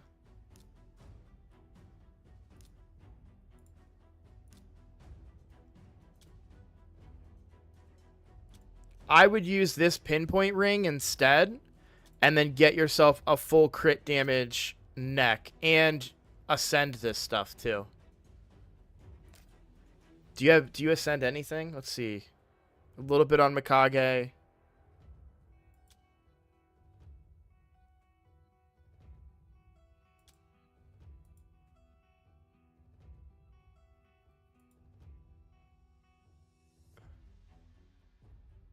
Oh, yeah, that's a good point. Is that... Well, no, he shouldn't be running that. If that's his Sand Devil team, he shouldn't be running that. He has a Newt. Newt is positive affinity for stage 25. What are you doing? What I don't see a what's her face. So but the question that was asked is too many stats being sacrificed for accuracy. You're doing a great job of getting those stats. Oh, yeah, because you're in perception. I wonder. So here's what I would do. Yeah, you don't have Godseeker? Okay. You have 2 newts. Very nice.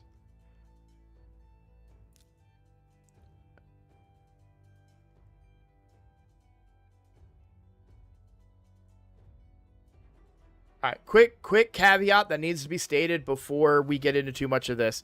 These are all my opinions, guys. I know not everyone's going to agree with me. This is just what I would do. And just to, back that up a little bit and defend myself ahead of time a little bit, I've found quite a lot of success in this game on free-to-play accounts and so on and so forth. So you may not agree with what I'm going to say, but these are the my opinions and my recommendations for my clan members. So I just want to get ahead of that because I think a lot of people are going to kind of come at me with different thoughts and stuff. But let me ask this bluntly. Where is Ninja being used that you need the 500 accuracy? Just so I am clear.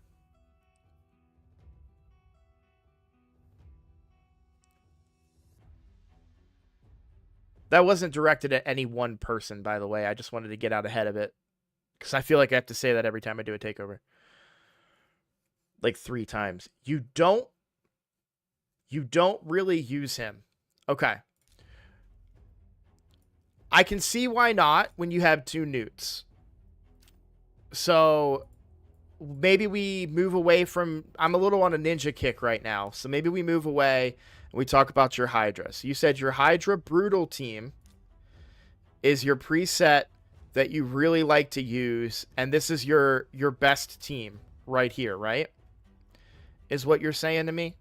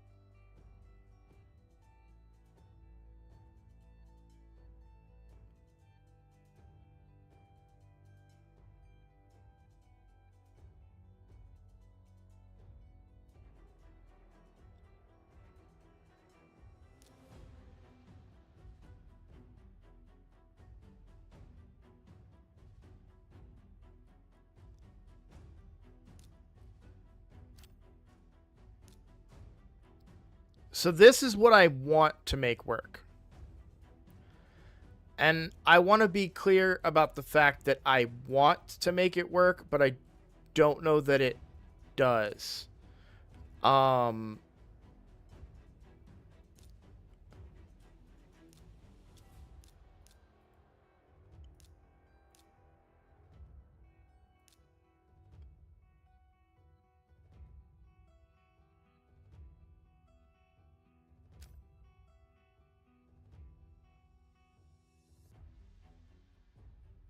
This is what I want to make work.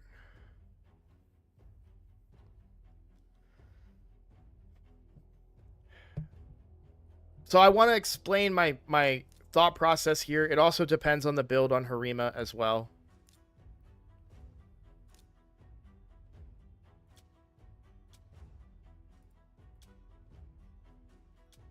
Okay.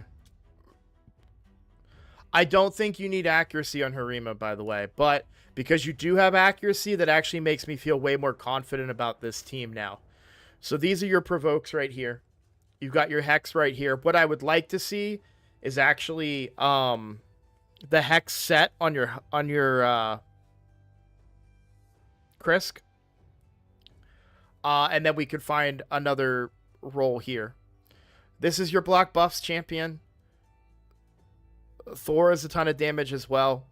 The Mikage Harima combo I really like. Now, a lot of people prefer the Mikage Ninja combo, but I like the Harima combo here because you do get that extra provoke, which is one of the reasons that I'm kind of leaning into it. And you also get a decreased attack out of the A1, but you also get that with Krisk. But so block buffs.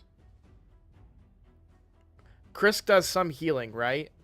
Bear with me, guys, because I've never pulled a Krisk. I've never had a Krisk. So I'm not completely familiar with the kit. But... and buff extension. Yeah. Okay. So now we've got buff extension, buff extension.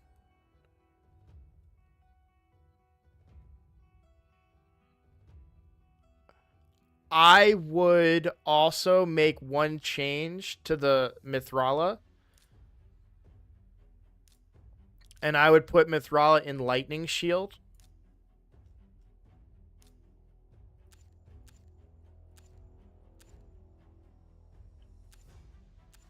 Lightning Cage, sorry. Because that's going to make her more of a mischief tank. So they're going to try to strip her buffs. And she has such high resistance because of the accuracy, right? So how do I min-max this team? To min-max this team, I want protection on my Mikage. I want protection on my Krisk. I would say you could probably do Feral on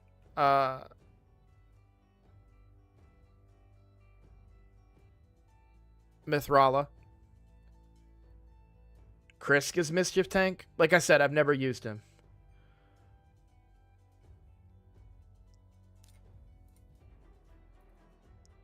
He does have a Hatter, but they're not built yet.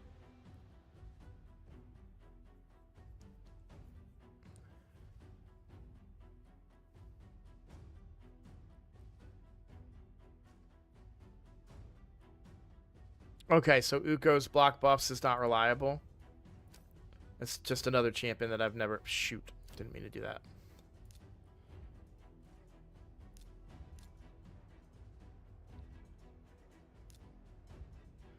I really wanted the speed aura there, which is why I was kind of trying to force feed that in there.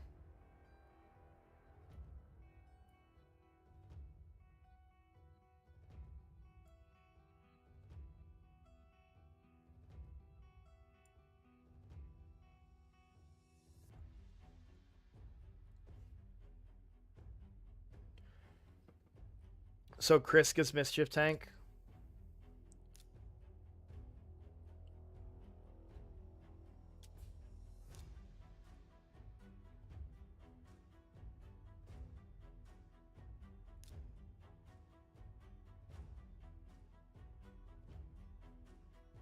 Because he puts increased defense on himself.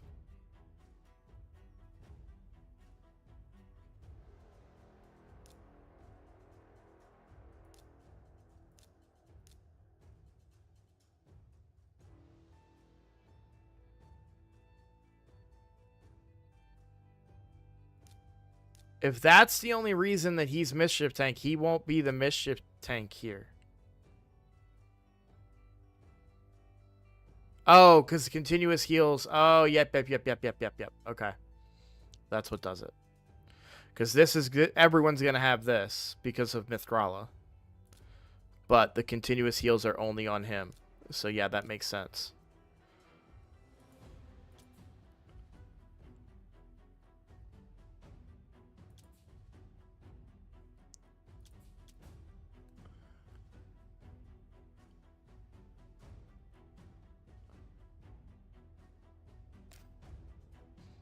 Yeah, so that's a great suggestion, and I agree with that. What I would do is get Uko, well, based on this, not what I would do, what CHC would do, and I agree with, is get a hex set on your Mighty Uko and get them back in for the speed lead.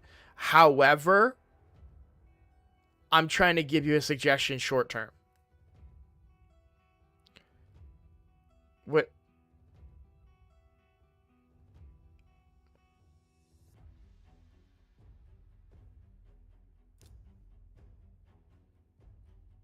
Oh yeah, because this is a selfish increased defense, isn't it?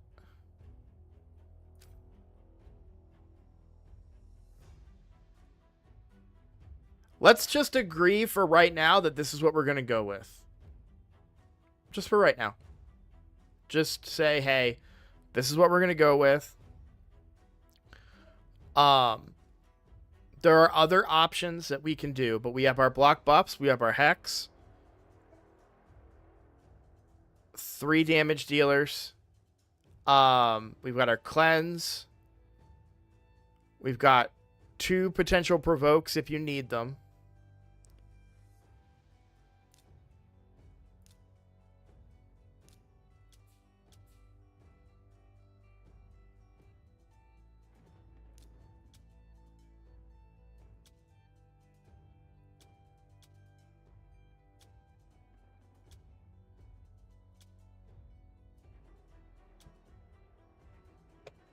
Man. That is perplexing to me.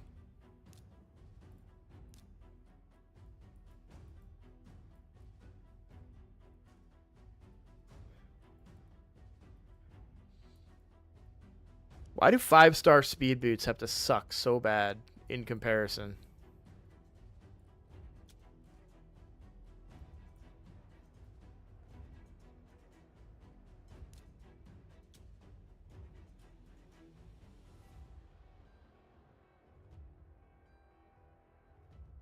Okay.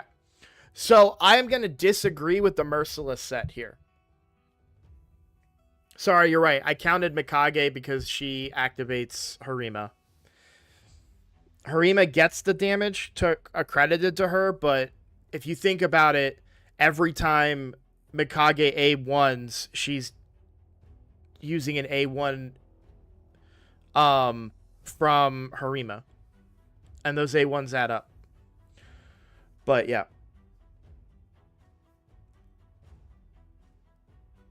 I was counting Harima, yes. Or counting Mikage, yes. Because that's all that she's there for. Mikage buff extension is cool and all, but don't think it's really making or breaking the run because you don't have like a block debuffs or block debuffs or anything that you're extending. But you are extending those ally protections and also decreasing the debuffs that you will take that don't get cleansed off by Mithrala. But regardless, I actually don't agree with the Merciless set unless you can get 6-piece. Because right now, you basically just have a Thor that doesn't ignore any defense. You have a hard-hitting Thor, yes, but he's not ignoring any defense. So if you were to compare Thor's damage in a 5-piece Merciless to a 4-piece Savage, the Savage is going to do more damage because you're not getting any ignored defense.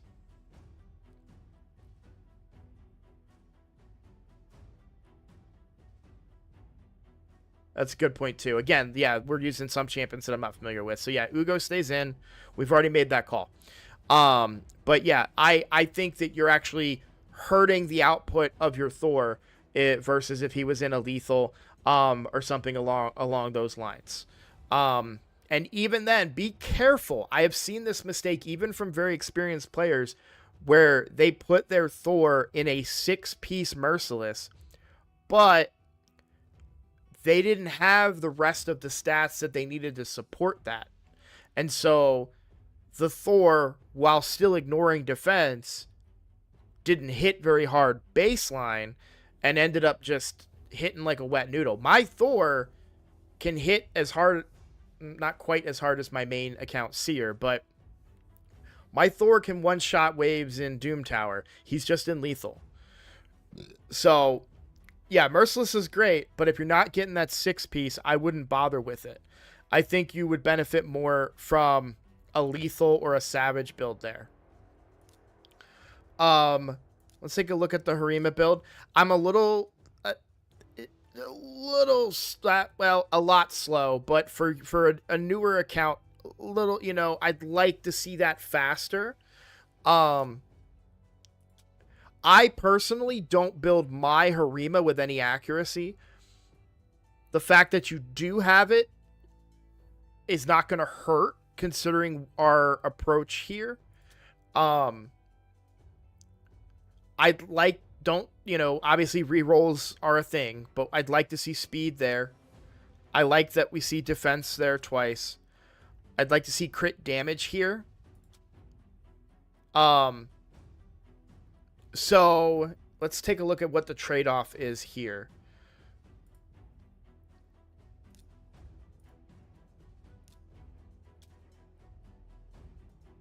Okay, so yes, you are better off with this crit damage neck than this one because of the set being completed. So we're good there.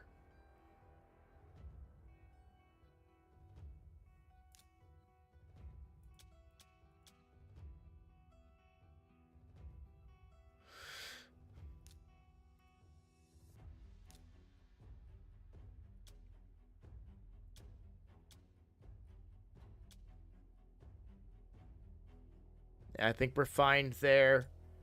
Yeah,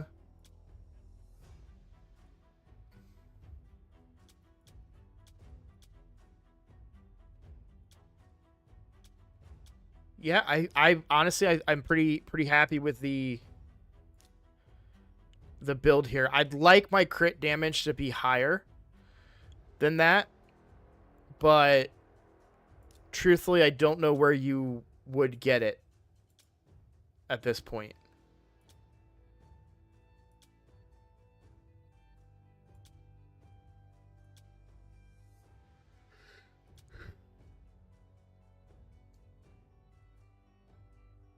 Those are nice gloves. They rolled nice.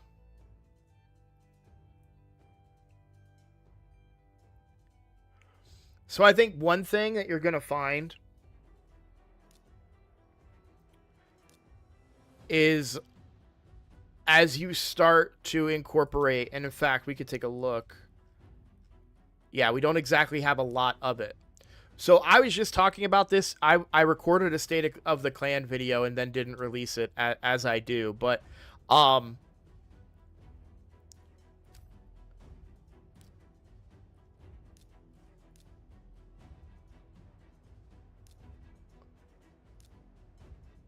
also, okay, so I am forcing you to ignore the fear. And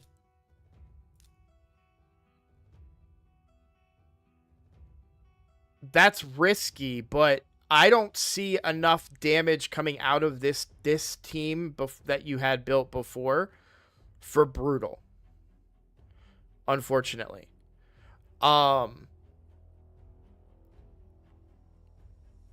I don't like Odin in Hydra because his block damage gets stolen.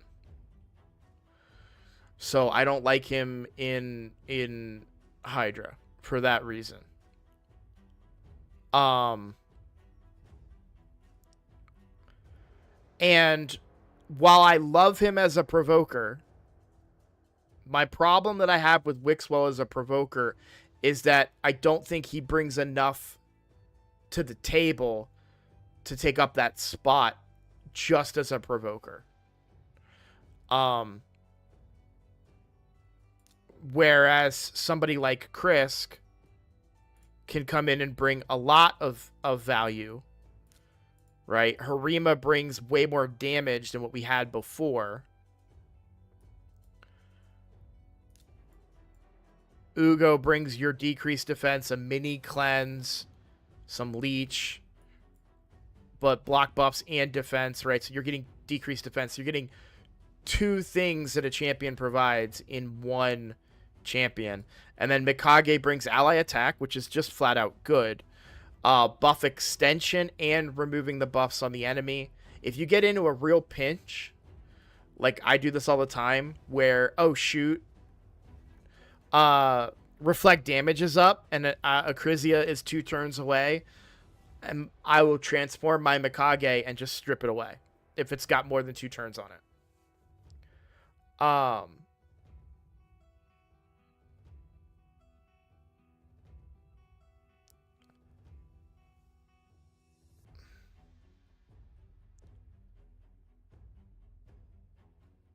The problem that you run into, if your plan is to put intercept as your fear mitigation, the problem that you run into is that most of the time you have to A1 with Wixwell.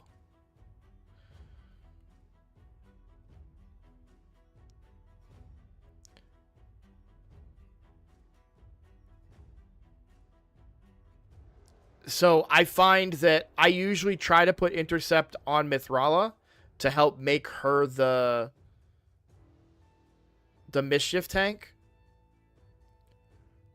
But anytime I want to put it on her, what ends up happening is that I have to target the head. I have to place the provoke. So speeds are different. Everyone's account is different. I'm just saying that is what I run into with him in Hydra. I feel like I'm only always ever A1ing with him. I feel like I don't get to use the rest of his kit because I'm just A1ing. So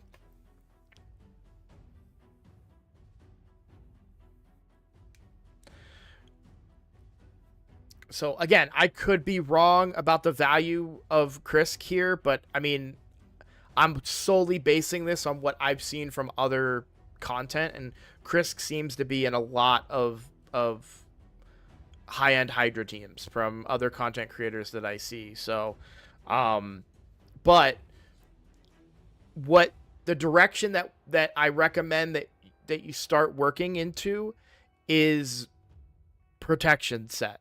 And I think it's extremely important that you start prioritizing Hydra Clash. Here's what I would say. I don't know how much damage you do. You said you can 1-key Brutal.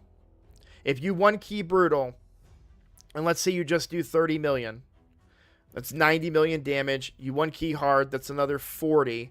So you're at 110. And if you can get, we'll round this up to 10. So you're at 120. So you're looking for 20 million more points, if possible. Thank you, Paul, for the subscription. Shoot him, Kevin! I'd like to see you in the 140 million plus range. This is where I'm at on my free-to-play. It's a big jump. You're talking about 200 million more points to get up to that tier. So, you know, this is a fine area to be. But we need to be here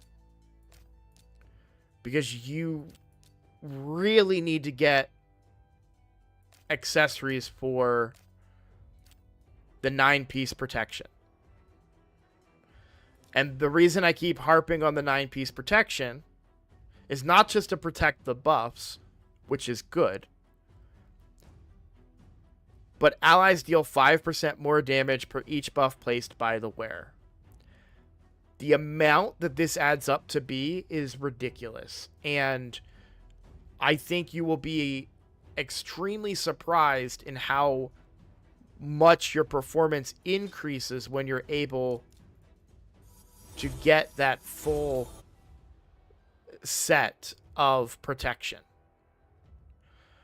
It's a goal on my free to play, and I'm currently running like 6 of my champions in 9-piece protection. I just got Androck 9-piece protection on yesterday. So, I don't want you to sleep on that. And the biggest hiccup to getting protection is the accessories.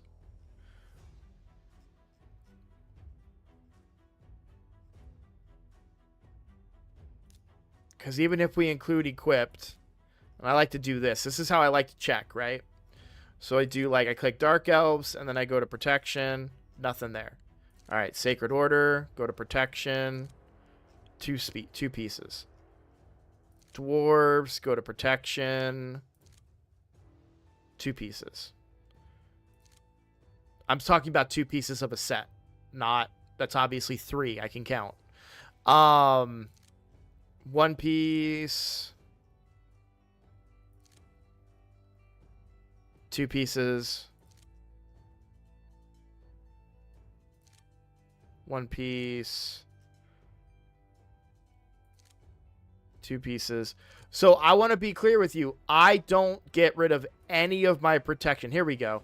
What is this? So Knight's Revenant. So if you had somebody in Knight's Revenant, like an Ancora or something, I would build an Ancora with this and get her in full protection.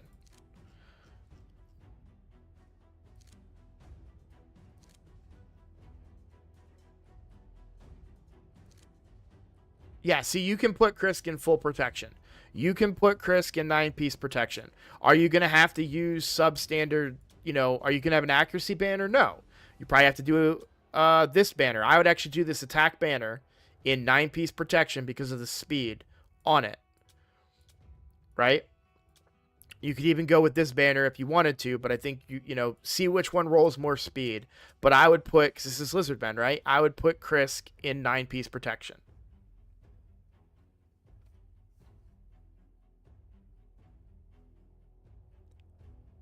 So, Pi asked, on protection pieces, are you looking for speed, accuracy, and survivability? On protection pieces, I'm looking for speed. That's annoying. I didn't click that. I just undid the everything. But, it depends on the champion. Now, 9 times out of 10, you're using them as a buffer. Okay? So let's talk specifically for Hydra. He's your decreased speed champion. No, is he? Hold on. Yeah. He's your decreased speed champion, so you need to have some accuracy on him. So you don't want to ignore the accuracy there as part of the kit.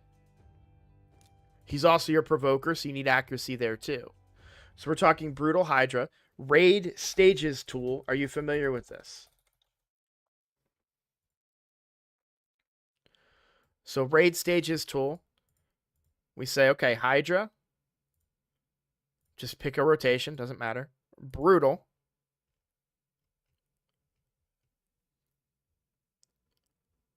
So the most accuracy that you need is 280.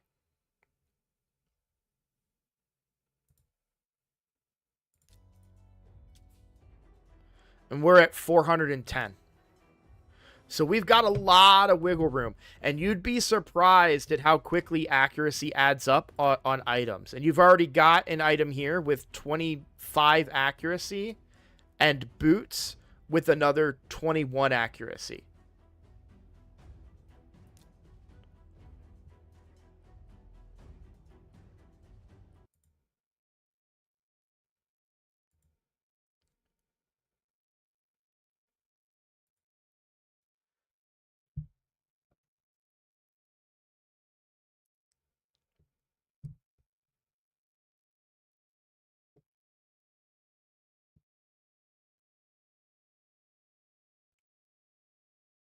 What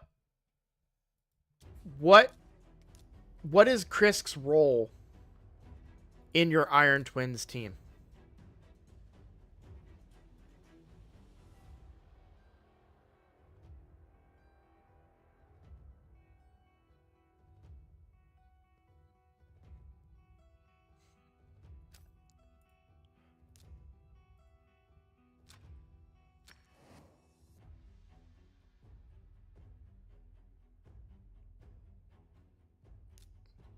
Shoot.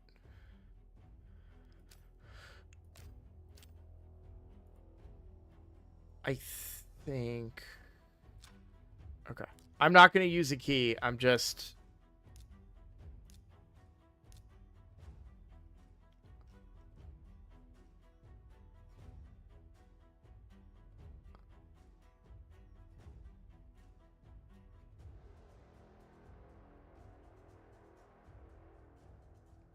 So, he's a support in this team, because your decrease attack champion is your Newt. Because Newt needs high accuracy, because you're using him for his turn meter in other areas of the fight.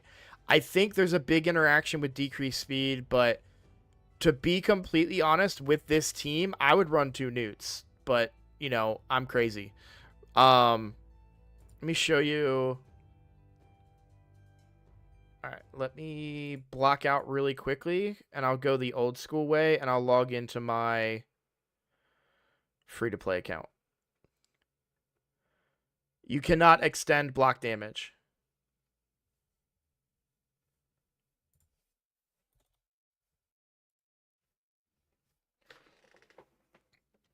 Buff extension works on most stuff, but not unkillable, block damage, and revive. On death. Revive on death.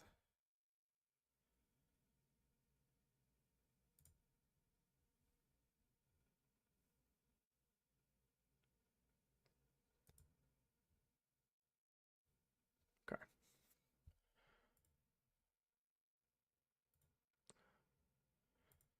Mostly, and there's no harm testing that stuff too, right? Save Krisk's build as a preset.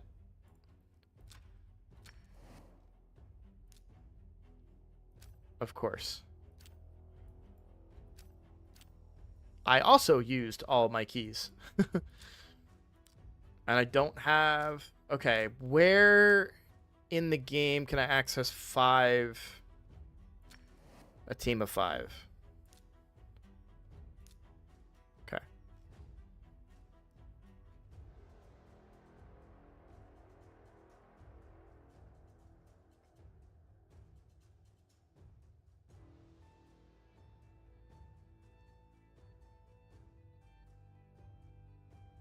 I'm actually doubting that I even have my Iron Twins team saved anywhere.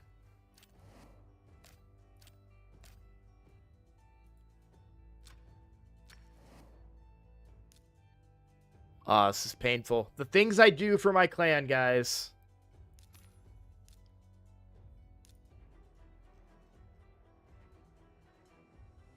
Okay, so it's just this team.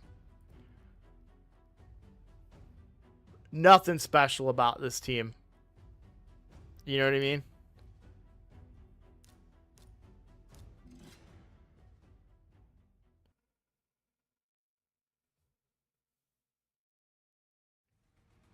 It's literally just big shields, block damage. This is my only support champion. I'm using her for healing, as you can clearly see.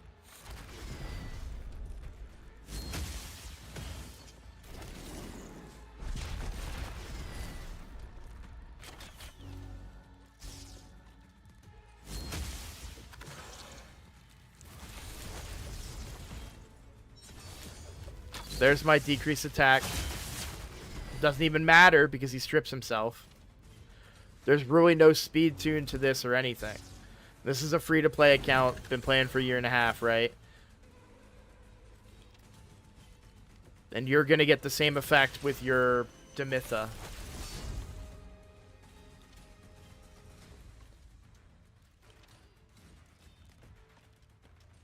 If I had another enemy max HP instead of Nice here, I would use that. He's just my hardest hitting damage dealer other than... I could put Thor there maybe, but...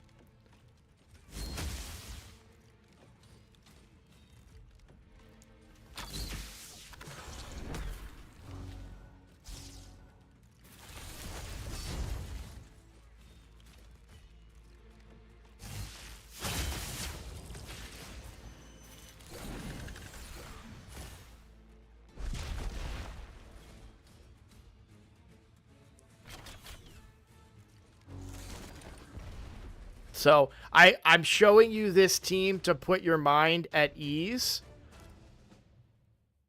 about breaking your Iron Twins team. Iron Twins, they nerfed it a while back, so don't be afraid of that. I don't think it's going to hurt your Iron Twins team.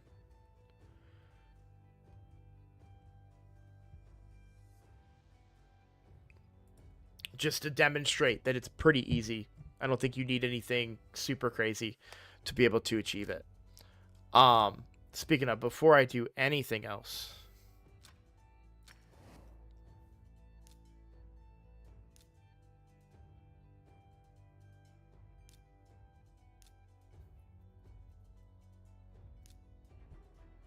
just so if I show somebody again, I don't have to waste 150 gems.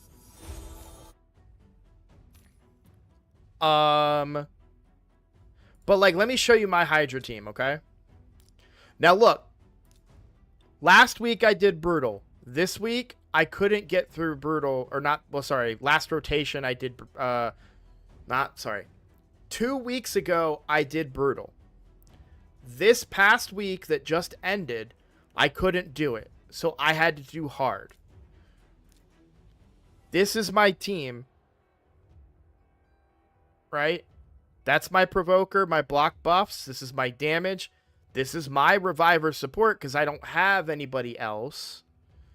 And a lot of people are going to be like, oh, what about Mikage and Ninja? Or, you know, it's like, I don't have the luxury of using them because I don't have the room. If I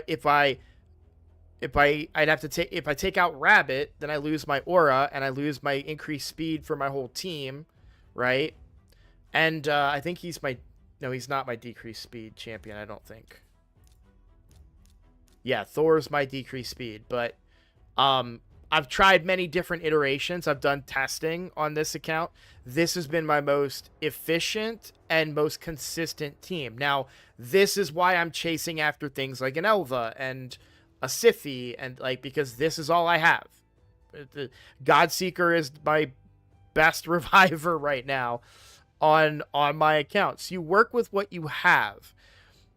But this team can do 70 million on hard. And this brings me to the point that I was about to make like 20 minutes ago, that if you did Brutal, if you did 30 million and then which is that, so that's 90 million. Then this one was 20, so you did 40, so that's 110 million points. And then another 10 on normal, let's say. And I'm just spitballing here. So that's 120. You're short of the 140. I truly believe that you are better off if you can do 70 million on hard to do hard difficulty to get the Clash rewards. I truly believe that. Not everyone may agree with me, but you've got the Mithrala fragments. The accessories are what you need now. You've been collecting protection and stone skin gear for a long time, I'm sure.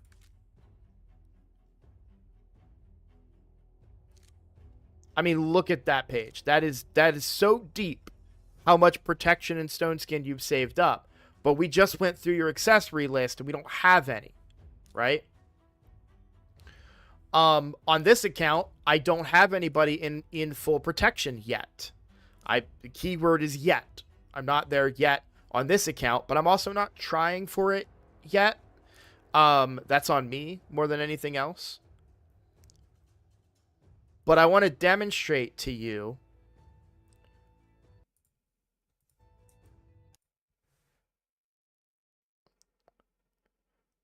I want to show you that I truly believe in protection gear. Sorry, it's taking a while to get out of my game, so we'll just go over to yours really quickly. I think the player and play app struggles when you're in these situations. There we go. It should let me just go on my account, even with you on.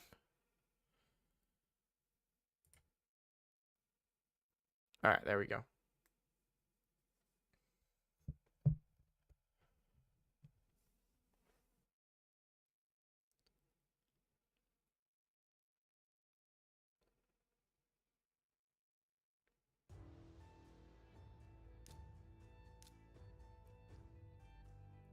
So, 9-piece protection on Mikage. 9-piece protection on Androck. 9-piece protection on Duchess.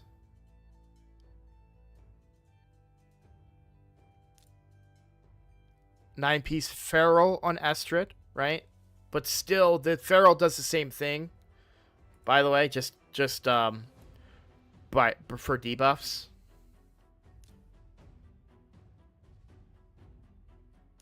Elva, 9-piece protection.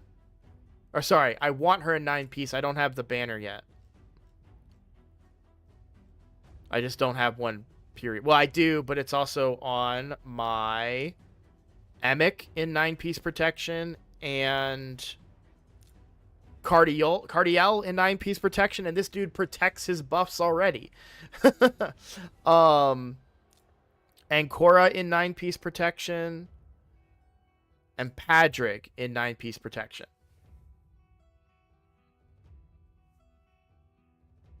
Correct. This is my opinion. The goal, if you can't do 140 million in Clash, is to drop down and make sure that you do. So,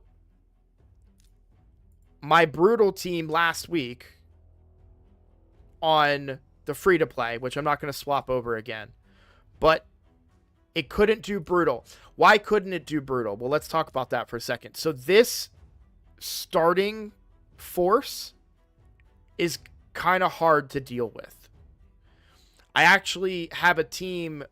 The team that I have is built more for the Poison Head being out at the beginning and not the Head of Wrath. And so the Head of, well, yes, the Head of Wrath, but ignoring the Head of Wrath. The problem is the fears and all the damage that you're getting from these heads and the buff stripping. It's just, the RNG was not in my favor, and I did it on the last day, so I didn't have time to like keep retrying.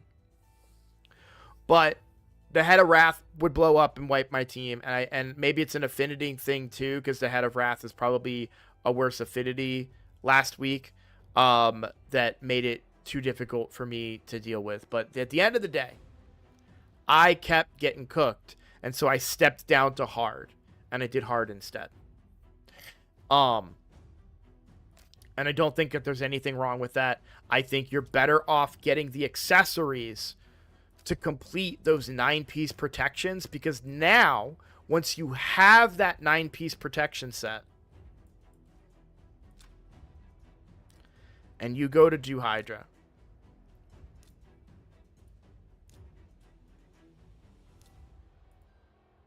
protection set, protection set. So the amount of damage boosting that I'm getting from them, right,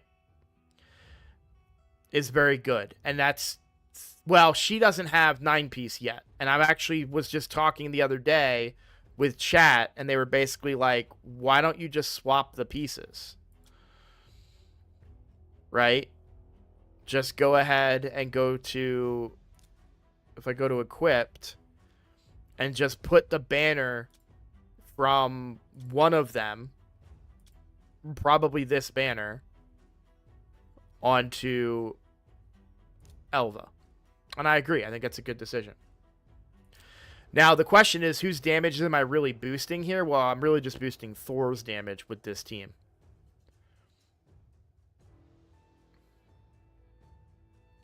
So, and I did some testing with other combinations of this. I actually did a test where I have a screenshot of it, because I misunderstood something Skydoodle said in chat.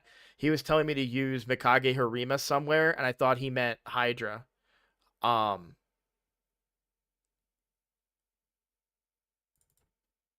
but that's not what he meant. He meant some other area of the game, I think. But I did testing, and so this team with Acrizia at turn 52, I couldn't get them quite exact, but um did 63 million, and you'll see here only 32 million. And that was with Harima and Mikage. And we are talking about 50 turns, like, that's deep in there. Like Mikage, like Harima's fully powered up by then. She's taken a lot of turns. I just want to be clear before people say, well, Harima scales. So, but yeah, I do a lot of testing in Hydra. I try different things out. Don't be afraid to do that, right? See what's killing you and understand the solution, right? Okay, I'm dying because my provoke is inconsistent. Well, let's bring Wixwell in then. Let's say, okay, we need a more consistent provoker. Let's bring Wixwell in. And he'll be able to do all the provoking. Also, yeah, that was the other thing. Wixwell was a negative affinity. I don't know if he still is. I don't know if it's the same rotation this week as last week, but Wixwell was negative affinity, so my provoke wasn't landing enough. It's more you're right, Ankor. It is Anknor. You're right. It's more damage overall, but I feel like not for Acrizia. Acrizia doesn't gain the benefit of the protection gear because she has a cap on her damage. She can't do any more damage than what she is allowed to do in Hydra, which sucks, but that's what I meant by Thor is really the only one capitalizing on it across my two damage dealers. I should explain that in a little more detail, but the reality is that everybody gains a benefit from it. Now, be careful with what you do though, right? So last week I was not in 9-piece protection on Androck. He is now because I pulled these from a chest and I needed crit rate gloves on him because I want him to be crit capped and he's actually not even crit capped with those gloves, but I want him to be crit capped because he gives turn meter when everybody crits. So I want him to crit too, if possible. So I got him close enough, 96%, but I'm okay if it doesn't crit. It's 5% turn meter loss. It's not like if Thor didn't crit or if Acrizia didn't crit, right? That would be like millions of damage potentially lost. So this is just a little bit of turn meter that I lose. So 96% I'm happy with for now. Hopefully we get a reroll on here for crit rate at some point in the future. But I kind of wanted to mostly explain my thought process there. Now, I do want to take a look really quickly. Still have 2 hours left on Arena. Let's go back over to your account. So, do you have any questions about Hydra? Anything that I have or have not explained that you may or may not understand that I can give you some clarity on? Love this. Love this a lot. You're saving your shards. Good. I think you said you're fully free to play, right?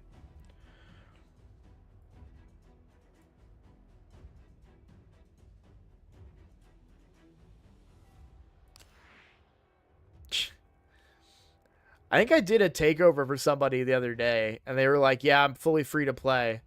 I was like, oh, fully free to play? Oh, okay, cool. And then I went into the daily and progression, and they had an active daily gem pack going on. And I was like, yep, totally free to play.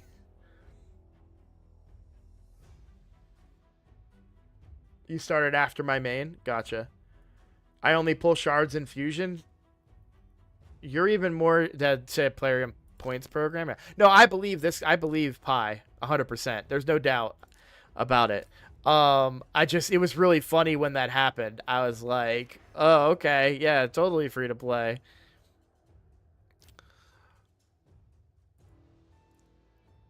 All right. Tag team arena. All right. First of all, let's talk about this a little bit.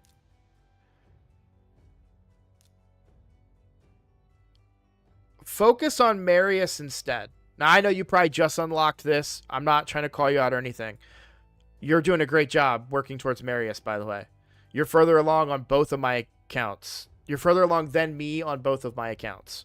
So congrats to you on that. Don't stress about this. This is tough for everybody. And I don't really know that Ramontu is going to be that big of a difference maker on your account.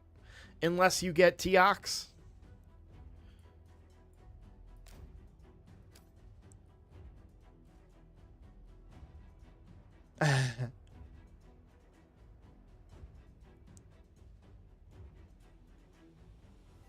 Yeah, like I said, I just recorded a video talking about the Clash rewards to the clan, and I didn't put it out. I'm not going to put it out. I'm going to re-record it. That usually is how it goes, because we talked with the clan about some stuff. But yeah, those Clash rewards are extremely important to target, because those accessories are the hardest thing, in my opinion, to get. Because, for example, nobody in our clan, nobody, not Vodka, not me, not Jane, nobody in our clan got accessories last week. Hey, Jacob, thank you for the follow over on Twitch. So that's how hard they are. We all got stone skin and protection gear last week, or yesterday. But none of us got accessories because we didn't place top 3. So those Clash rewards are important. Not only for us to place, but also for each and every account in our clan to get the gear they need to ramp their damage up. This also translates into Chimera. We haven't talked at all about it yet. And you don't have any keys, but let's see what you're doing.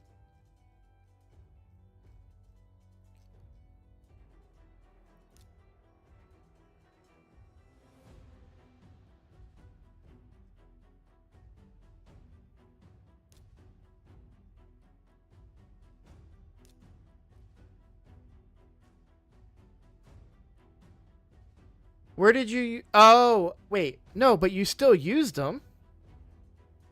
Or, there you are. Okay, there's... Oh, you used both keys on Brutal. Let's not do that. Oh, shut up, Jane. You're right, but you know what I meant.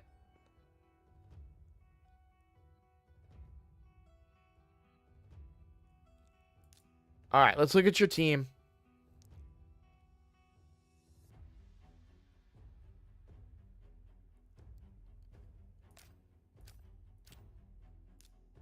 Okay. If I ever see you not use Lydia again in Chimera, I'm going to kick you from the clan. I'm not joking. Take out Odin, put in Lydia. End of story. Okay? We're going to go through this. Why is Lydia so good?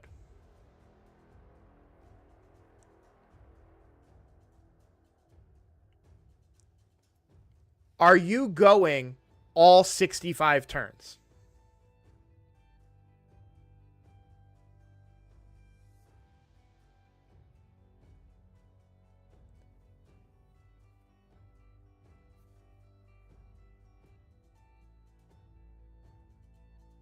Are you going all 65 turns? I think it's 65.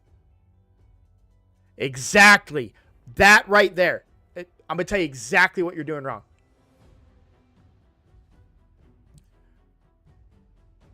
You're dying on stage 25 because you're probably not paying attention to your cooldown usage and your presets.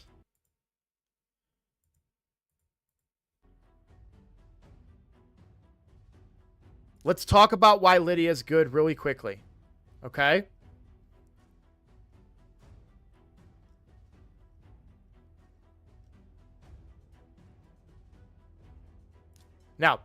Protection gear is a big part of it. My Lydia is in protection.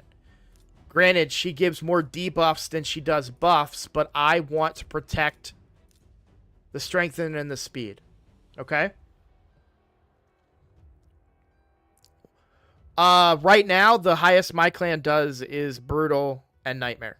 So, Keith, just to answer your question. You're not lasting past stage 25 because you don't understand the fight. We're going to break it down by each head. The ultimate head. The ultimate head, after its first turn, it gives itself increased speed. Block buffs. Okay? And I'm going to show you my presets in a second. Obviously, decrease defense and weaken, but you're also giving your team strengthen and speed. Very important. Okay? We go into the ram form. In the ram form, I'm going to show you this. If I can. How can I show it? Okay. This should have it in there.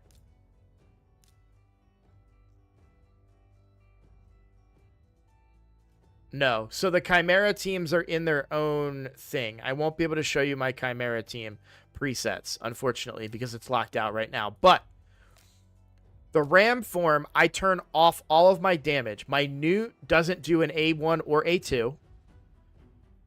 I use Gwendolyn in my team. That's a conversation for another time, and that is going to alter how you do your presets. But,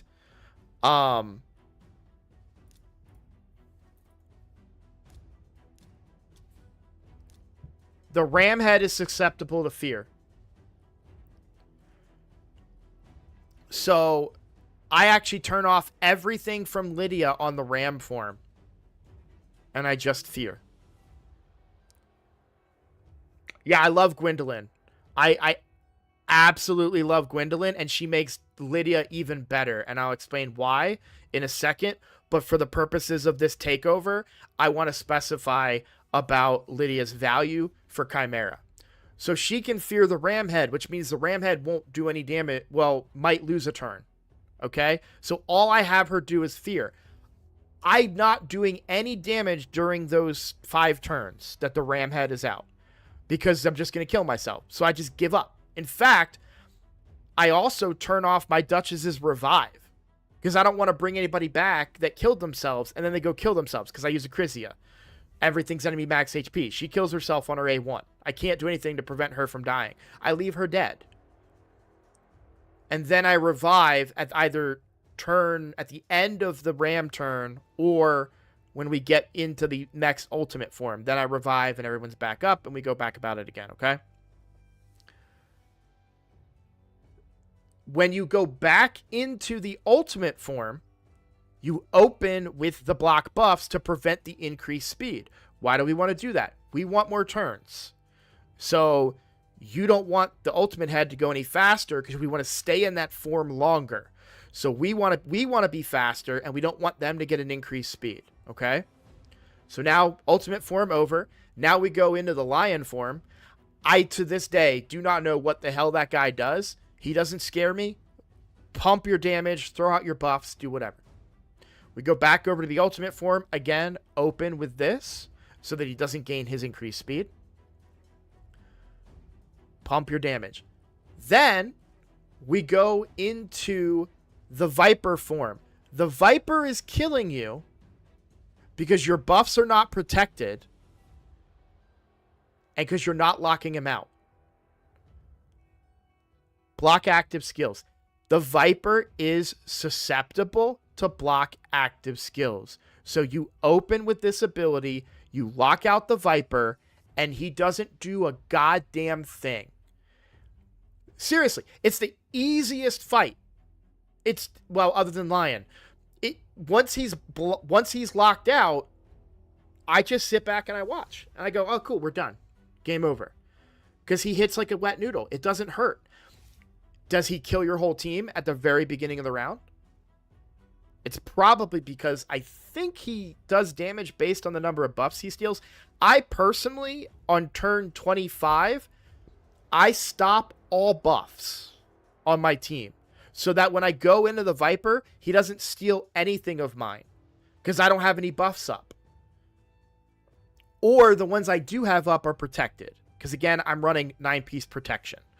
So, grain of salt there, but that's how you get through the Viper, is you lock him out and he doesn't kill you.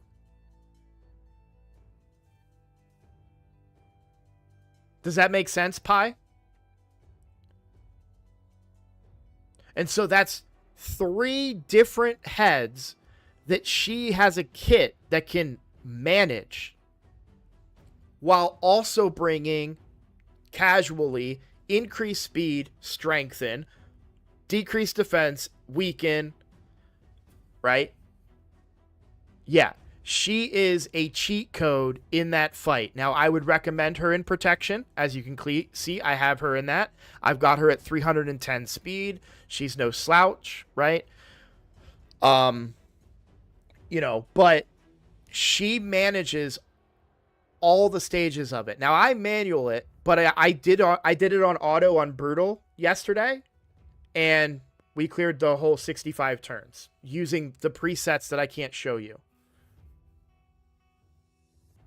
But yeah, Lydia is the biggest cheat code, and anybody not using Lydia, and I said this in my video, anybody not, and I'm joking, I'm not gonna kick you, but anybody not using Lydia that has Lydia is, in my opinion, making a big mistake. I mean, here's a look. Think about how deep Vodka's roster is, and he's also using Lydia.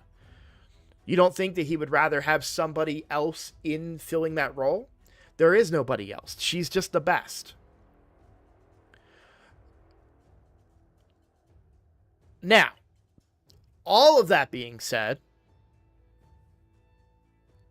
let me talk really quickly about why Gwendolyn is so good too. So Gwendolyn, I actually only use my A3 on Lydia one time, and then I have Gwendolyn just extend it over and over again. So I actually have it set as an opener and then do not use with Lydia because Gwendolyn just keeps it up the whole fight. However, I do use her A2 repeatedly because of the increased speed and strengthen that I want on my team. The other thing that's great about Gwendolyn is that on the Viper form, I open with this ability because this will steal any block debuffs. So if for whatever reason I accidentally give the Viper head a block debuffs and Lydia can't land the lockout, Gwendolyn will strip away the block debuffs and allow Lydia to land the lockout. So you don't have that luxury. I did not see her on your roster, but just understand you need to keep reapplying those. You might want to manual or auto it and pay attention at turn 25 and say, we're on turn 25. Let me save my cooldowns for the Viper so that I can get through the Viper phase and make sure that I keep them locked out. Because if you go into the Viper phase and Lydia accidentally used her A3 before transitioning into that phase on auto, then you're fucked. I mean, I have no other way to say that. You're just dead. So, but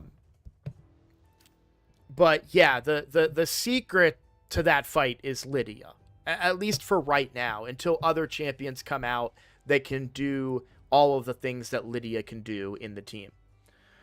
The main thing when you're manualing it is that you pay attention to the turn number that you're on. My eyes are staring in this part of the fight, and I'm just looking at that turn counter. And as soon as I see any interval of 5, so turn 5, I stop everything. Turn 10, I stop everything. I don't use buffs. I just do damage abilities if applicable. We don't use them on the ram head. But if applicable, I just use damage abilities. I don't add any additional debuffs. I don't add any additional buffs to my team, because the main head, the ultimate head, does damage to you when it steals your buffs. It doesn't steal them, but it removes them, and it does damage based on how many it removes as well.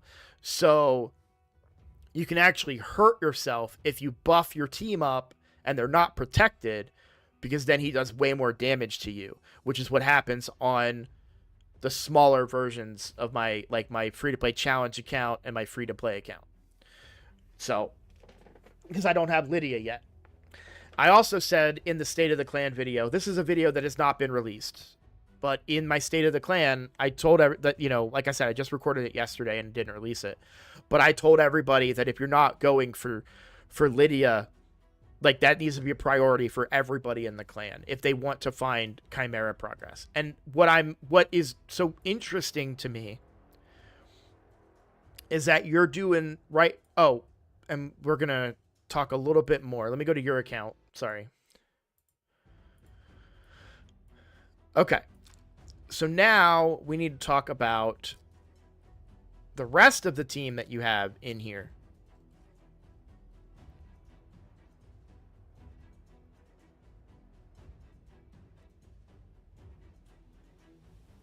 I would run double Newt.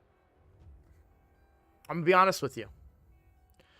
I would not run Odin without protection. And the reason I say that is because the worst thing that can happen to you is the Viper stealing your block buffs. Or your block damage. Sorry.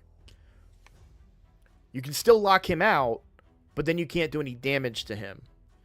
And granted, you can strip it away, but you don't really, I would run a single support, which is preferably a full team reviver.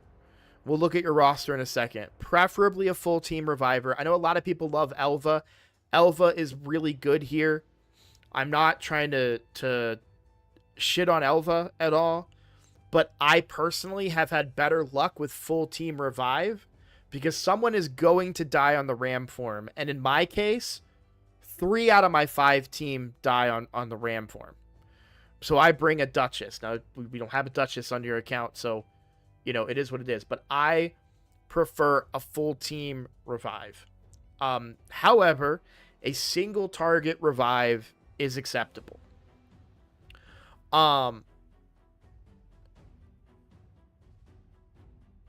Kaja and Tagore are your main revivers. I would continue with Kaja. She brings an aura. I'm assuming that's speed in all battles. I don't have it memorized. So I would go with Kaja as your lead, like you're already doing. Lydia. Double Newt. And then that 5th slot is kind of open. To put it in perspective, my team, sorry, I should be up, runs Duchess, Lydia, Gwendolyn, Acrizia, and Newt. So again, this could be double Newt. Acrizia is always going to be better because every single hit is enemy max HP, but this could be double Newt. And to find a replacement for Gwendolyn, well, let's talk about what Gwendolyn does. She's decreased speed, she's leech, and debuff extension. So that could be Thor. No. Yes, that could be Thor for you.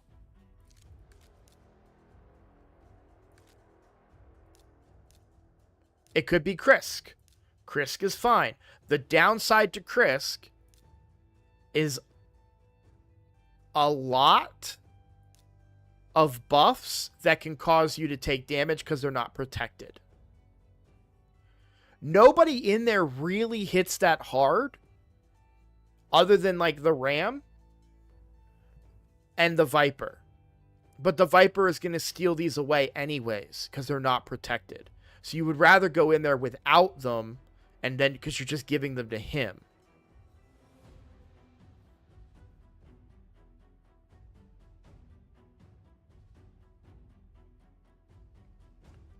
I use Leech is my only healing in my team. Duchess doesn't bring any heals on my team.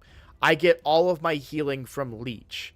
Now, you don't have that luxury, right? We don't have that champion of yours to put Leech on the boss. That well, and decrease speed, because we want decreased speed. Now, I don't know if Kaja brings decreased speed or not. No, she's all support. So I would say I personally value decreased speed more than I would the Leech, and it appears that she might bring...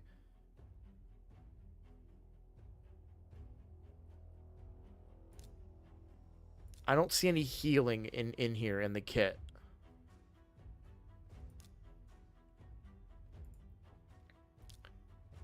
So you may not have the luxury of the decreased speed. You may want to bring a Leech.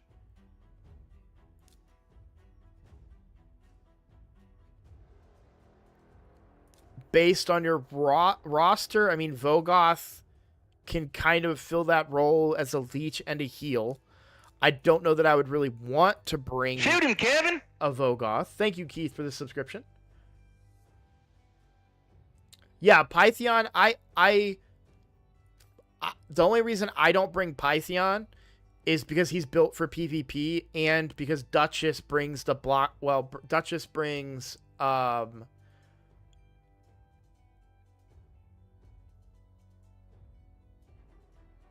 Nope, it's because Duchess is in protection and Pythion is in Stone Skin for PvP.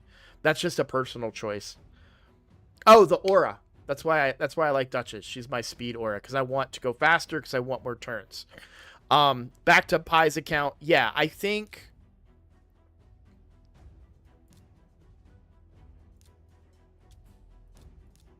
I would probably go Krisk then.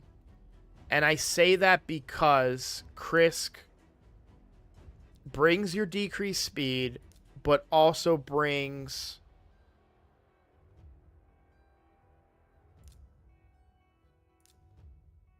He doesn't really even bring healing. He brings damage mitigation, but you're gonna take damage.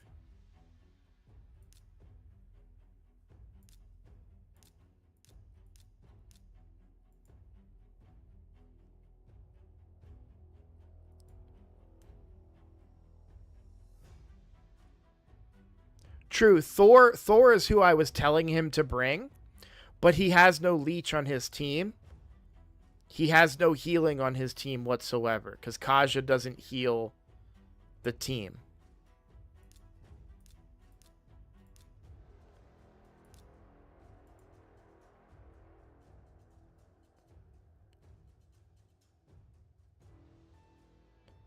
I wouldn't bring Deacon. I know I'm in the minority there, but Deacon with his multi-turn, he's going to run out his buffs.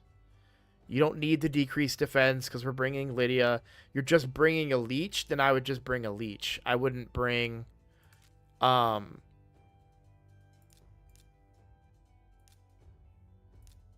would want... What I want is a decreased speed and a Leech, which is Gwendolyn.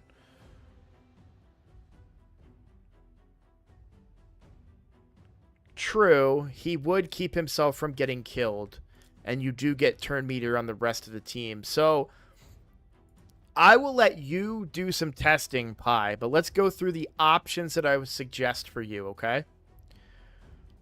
I would suggest Deacon. Vogoth is lower on the list of suggestions, but he solves the healing problem.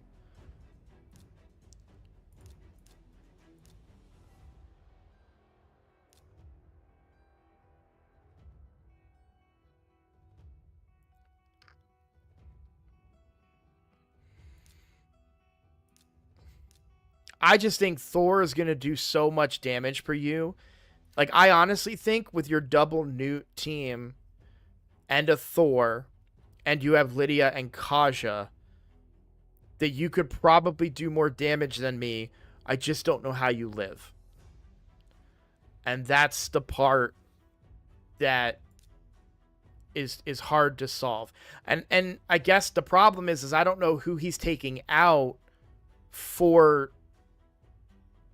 It's not Thor and Deacon, it's Thor or Deacon, because the newts are more damage than anybody else that you're gonna pick. Thor's damage is never gonna get on the level of Newt. It just isn't. Because the damage cap on this boss is so high, I cannot hit the damage cap on my main account, Acrisia,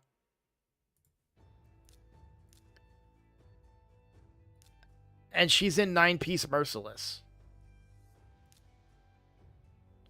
317% crit damage. Like, I'm not hitting the damage cap with an enemy max HP nuker that's ignoring 35% of defense. Yeah, we can look at the newts. So, now the newts heal themselves. Kaja heals herself.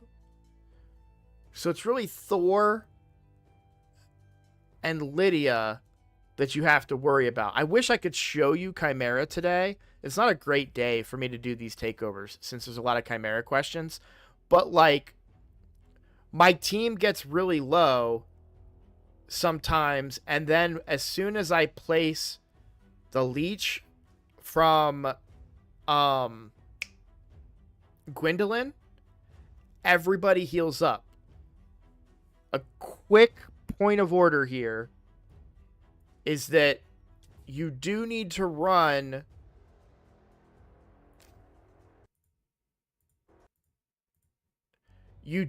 make sure that you're running War Master on your champions. If you're using Leech as your healing source, you need to have War Master because that's how they heal.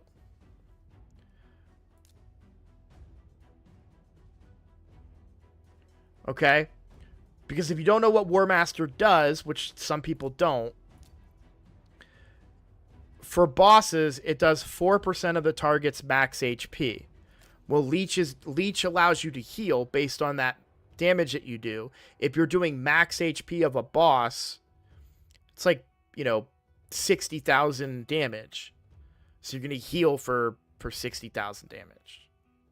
Not exactly. You're going to heal for a percentage of that, but you understand where I'm going with this, right?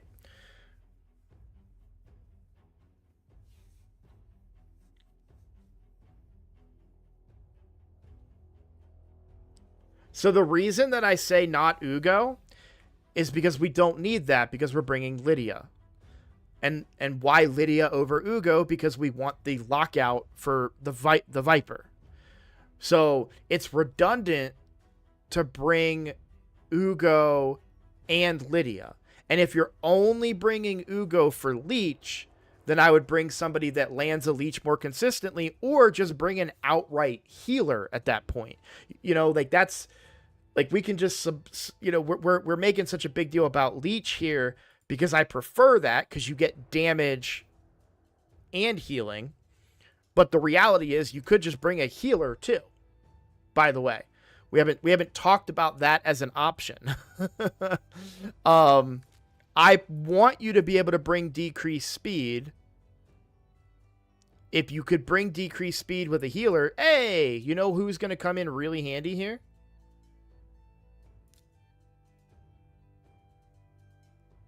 I could have swore he had healing in his kit, but I could be wrong.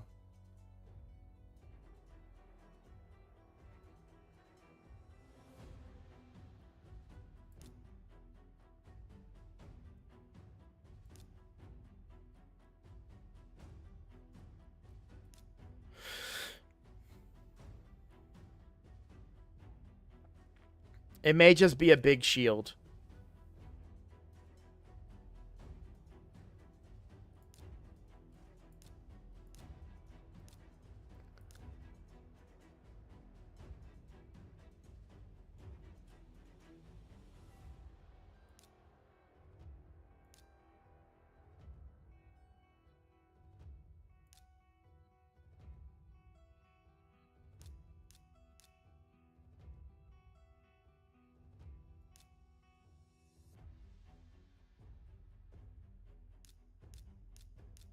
I think long-term goals pie, Nia is your best option. But you'd have to build Nia in a set that heals her. So that she can distribute the healing across the team with her passive.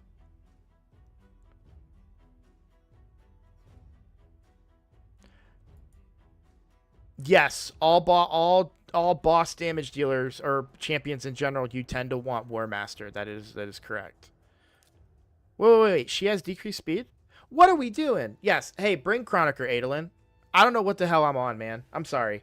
Yeah, the debate is over. So Chroniker Adolin, you're gonna bring double new Chroniker Adolin, and then Lydia and Kaja.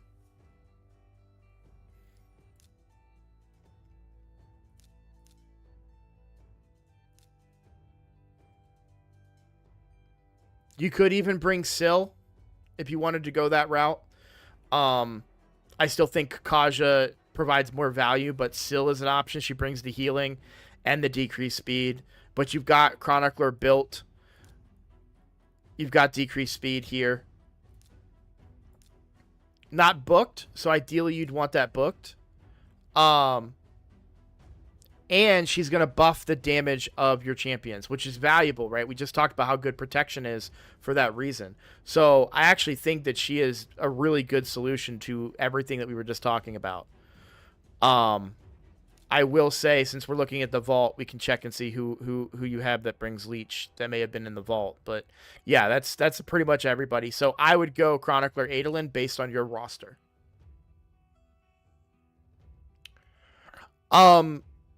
Yes, and the reason I say that is because you're getting a decreased speed, but it's on a 5-turn cooldown. So you'd prefer to have that be a 3-turn decreased speed. Again, why is decreased speed important? So if you think about what my Gwendolyn does, my Gwendolyn brings decreased speed and leech. That's what I bring her for. She's my healer and my decreased speed. The reason decreased speed is important is because we only have 65 turns. So every turn that we get is more damage in the end. So you want to be able to decrease the speed of every boss except for the ram form. You can actually turn this off and just get out of the ram form as quick as possible. Turn this off for the ram form, but for the other forms, you want to decrease their speed so that you get more turns. Like right now, as it stands, I'm on most of my champions are like a 2-to-1, if not a 3-to-1 ratio.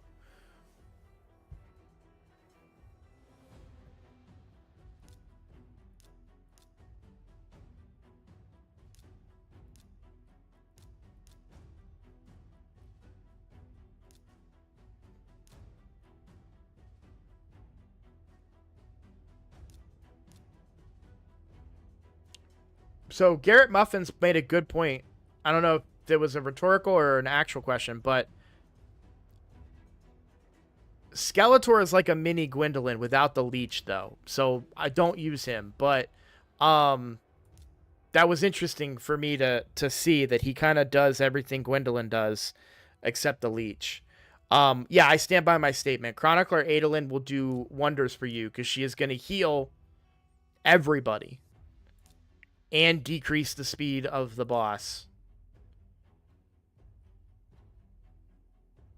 Hell, even this can actually have a bit of an effect in there. Stealing a random buff, too, if he accidentally takes... The Viper accidentally takes, like, your block buffs, you might get lucky and hit the A1, right? So that would be my recommendations. I would put...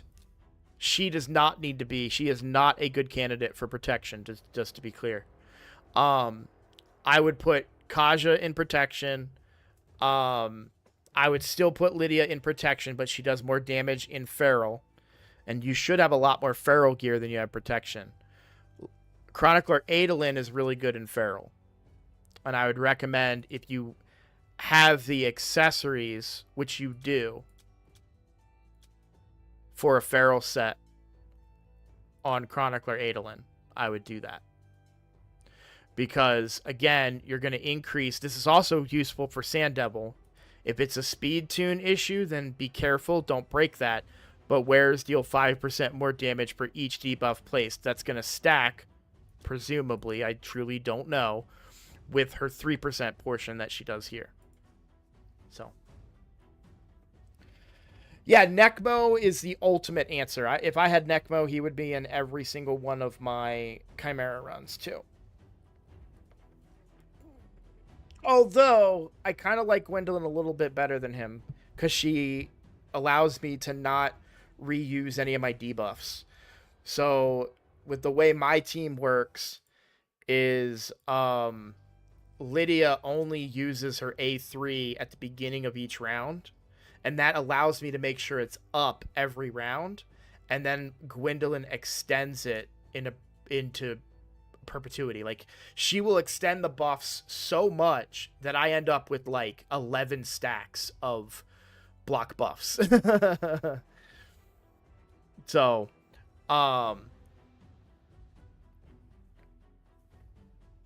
but Necmo is probably still better in the long run because of all the turn meter and everything that he gives. So the buffs won't ever fall off because my team will just get so much faster. So it's probably would be better if I brought Necmo than Gwendolyn. And yeah, I would put him in the lead too. Because his aura, I think his aura is faster than Duchess's, if I'm not mistaken. No, it's the same. So it doesn't really matter. Yeah, I wish I could show you a key right now, man. Gwendolyn, this is what my team does. I can at least show you that. So, on Brutal, I do 172 million.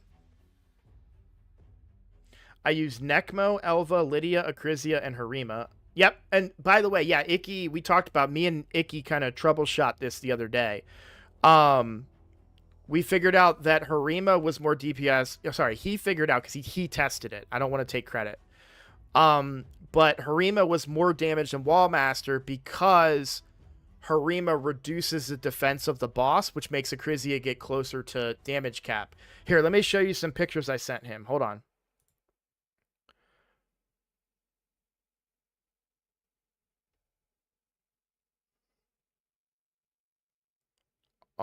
Did I delete them?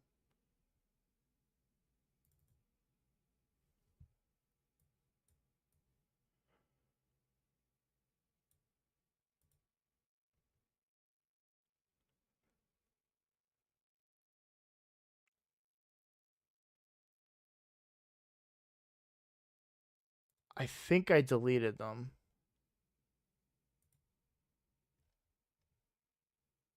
Oh, no, they're in a different... Yeah, no, I deleted them. Okay. I'll pull them up from our chat.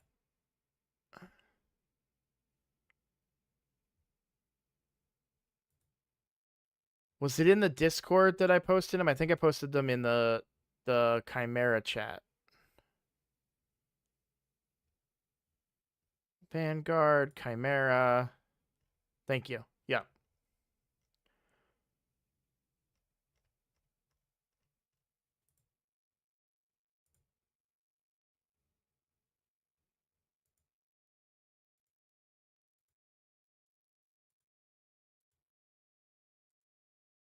Okay.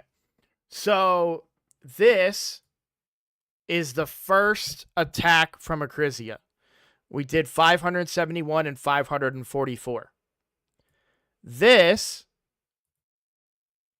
was a couple of turns later. 780 million. Or 780,000. I apologize. Why did she do so much more damage? Because Newt and his passive on the A3, not passive, but the A3.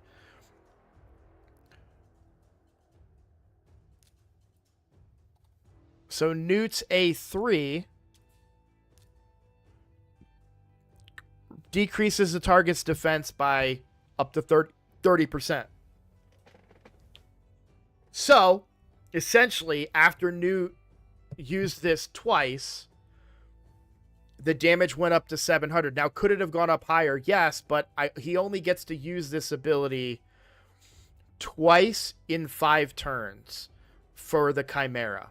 Maybe 3 times, but I don't think after the 3rd time Acrisia gets to go again.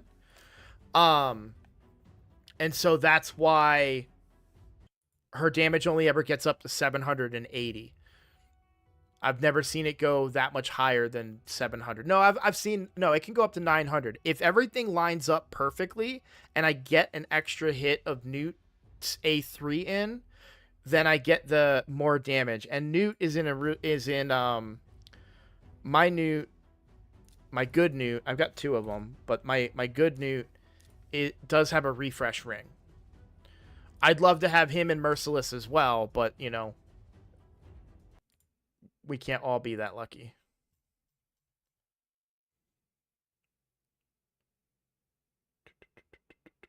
Sorry, I'm trying to get chat back up here. What's up? Hey, what's up, Red Light? How you doing, man? Pretty sure Brad is Red Light. I don't want to get myself in trouble. I got into trouble with that before.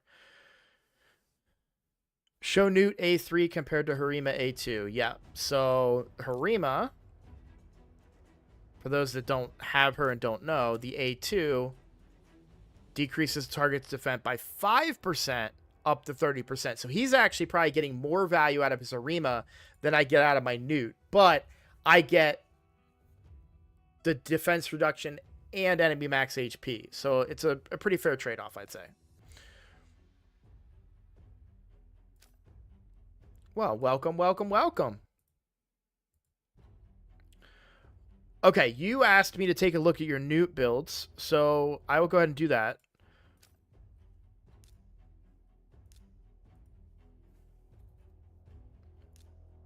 Okay. So we've got 203 speed, 100% crit rate, 272% crit damage. Crit damage on the gloves. Crit damage on the neck. I like that you're using a 6-star crit damage neck. So you're identifying that. We really want to re-roll this. With being 5% over, you don't need that. I'm sure you rolled that and you were like, damn it, I don't need that crit rate.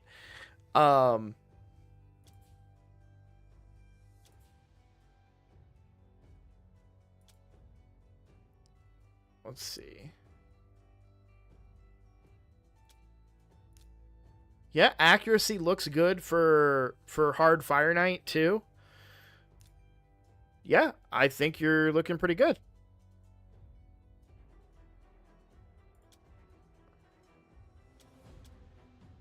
I would go defense on the... Well, okay, you probably looked into this, so let me backtrack. I would go with whatever ring gives you the most defense.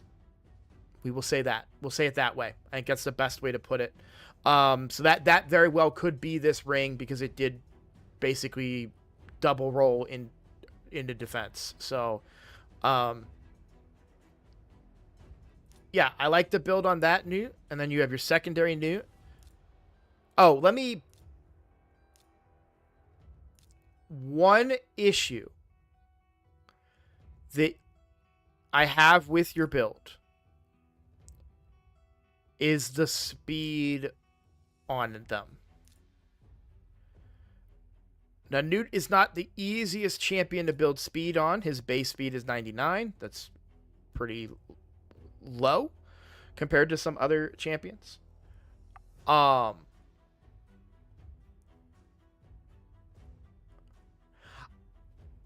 asked a really good question, and I don't know the answer because you're asking one Harima and one Newt. I would still say 2 Newts because enemy max HP is just too damn good. And I don't think they stack. I don't think there's like this percentage of this 30% is Harima and this 30% is Newt and you're reducing by 60%. That's not a thing. So I don't think they stack. So I would use Newt over Harima because you get not only do you get the defense reduction, but you also get the enemy max HP. Furthermore, I think you actually might reach that 30% faster if both of them are decreasing it with this in mind. Yeah. Yeah, he didn't have Newt. That's why he used Harima. And we like experimented and we had a little chat in the Discord about it, and I was like, well, my Acrizia starts weak and then she does up to 900k a hit, but I think that's because of Newt. And then I tested it and it was because of Newt. And so there you go. I would passively, slowly work on speeding up your newts. I would take a look and see if it's possible to get pinpoint in here to get some more speed. So I have my main newt is quite fast. You can see I've got him in a speed set and perception for the accuracy.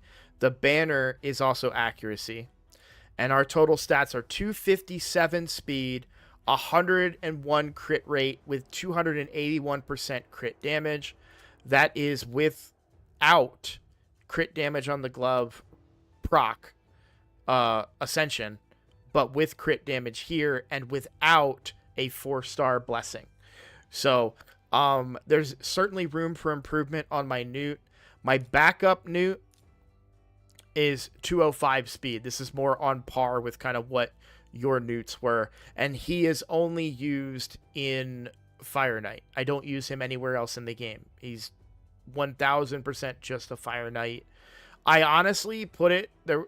Honestly, he was meant to be my max HP guy, and this newt was meant to be my freezer, my turn meter reducer. Good. You're like, so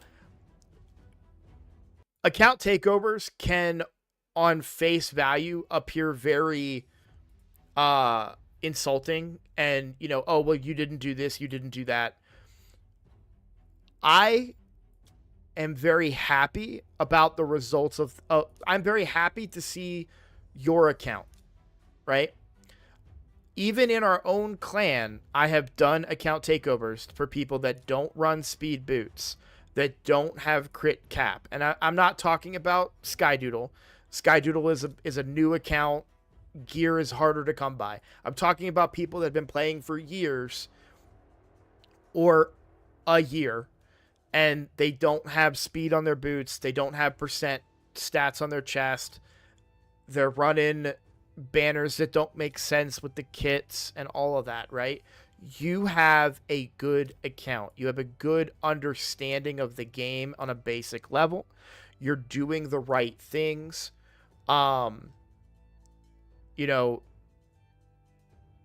This is a brilliant team, right? I have more fun with my team,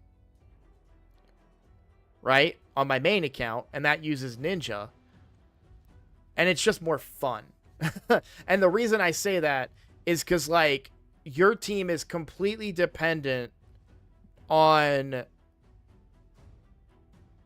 Geomancer getting hit to do damage, but I get to pump turn meter and a crazy good build on Ninja. Sorry, not my account. That's my account. I say crazy good. There are better builds than this Ninja, but it's fun because I get to have this really strong, satisfying build on my Ninja where he's in lethal and perception, and he can do over 100 million on an Infinity team in Clan Boss. Do I have another key? I do. So just to kind of show you. So this team is 4 extenders and Ninja. We'll do it on Brutal because I haven't used a key on Brutal yet. So buff extender, buff extender, buff extender, buff extender, Ninja.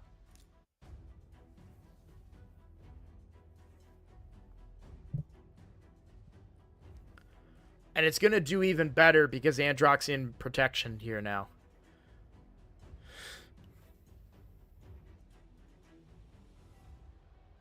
Yeah, so my ninja did 226 million damage.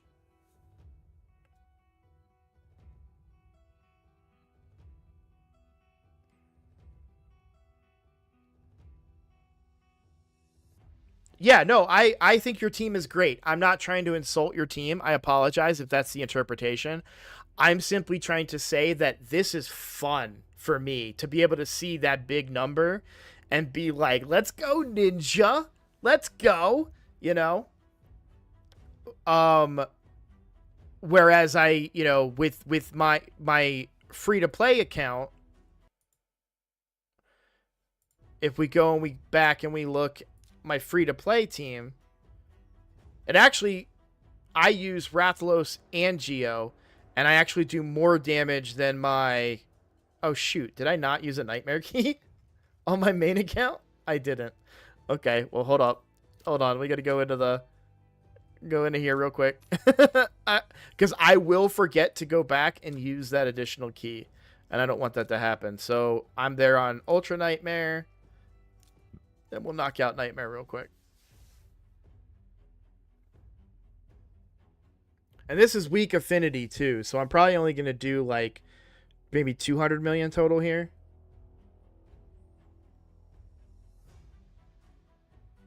Oh yeah, still 324. He did 216 million. It's just fun.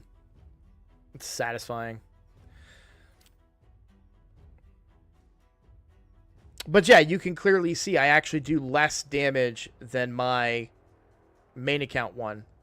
But that's because I'm combining both Geomancer and Rathalos damage, which, he gets activated by burns, so we get a lot of value. Plus, it's a +4 Geo. Not that that really matters, but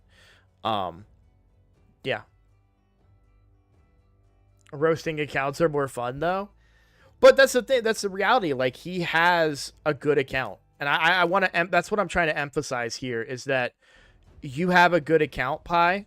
I think the one thing that you could improve on the most is understanding the boss.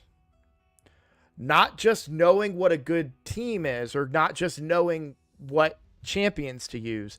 Why are you using them? Right? Like, if I just told people to go use Gwendolyn and they put her in Savage gear and she was low speed, right? Gwendolyn is not going to do for them. In fact, I did that. When I first started using Gwendolyn in Chimera, I built her for damage. I was like, yeah, we'll put her in lethal. We'll build her for damage. And I found out very, very quickly that the real power of Gwendolyn was in her support capabilities, while also bringing extra damage. So I upped her accuracy. I put her in better gear. In a perfect world, I'd have her in 9-piece feral gear. That's what I would want her in.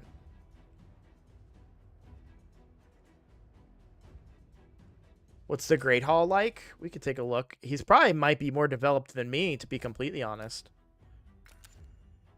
He is, in fact, more developed than me. This is my main account. You were saying people slack on it? People. I'm people in that. Let's see. You've got a total of 8 to level 10. I have 7 to level 10.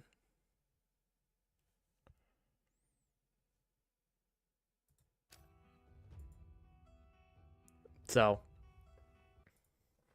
yeah, you're doing a great job, Pi. I'm glad we did the takeover. I'm glad. It's always refreshing to be able to look at people's accounts and see the value in their accounts, because it makes me feel more comfortable, making those decisions. If it's like, well, he's not contributing much to Clash for Hydra or for Chimera, and it's like we can come in here and we can be like, oh yeah, this is why he's not doing it. He just doesn't know.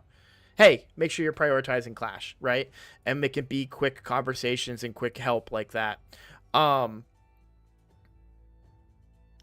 Do not worry about Clash in Chimera right now. And here's why. Oh, I didn't talk about this. By the way, if, this is very important, Pi, if you go and rebuild your team and you take all the advice I gave you and you go and you do Brutal and you still do 35.9 million, do not save that key.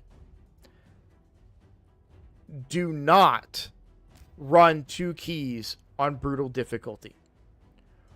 Your primary goal right now are champion fragments and champion fragments only.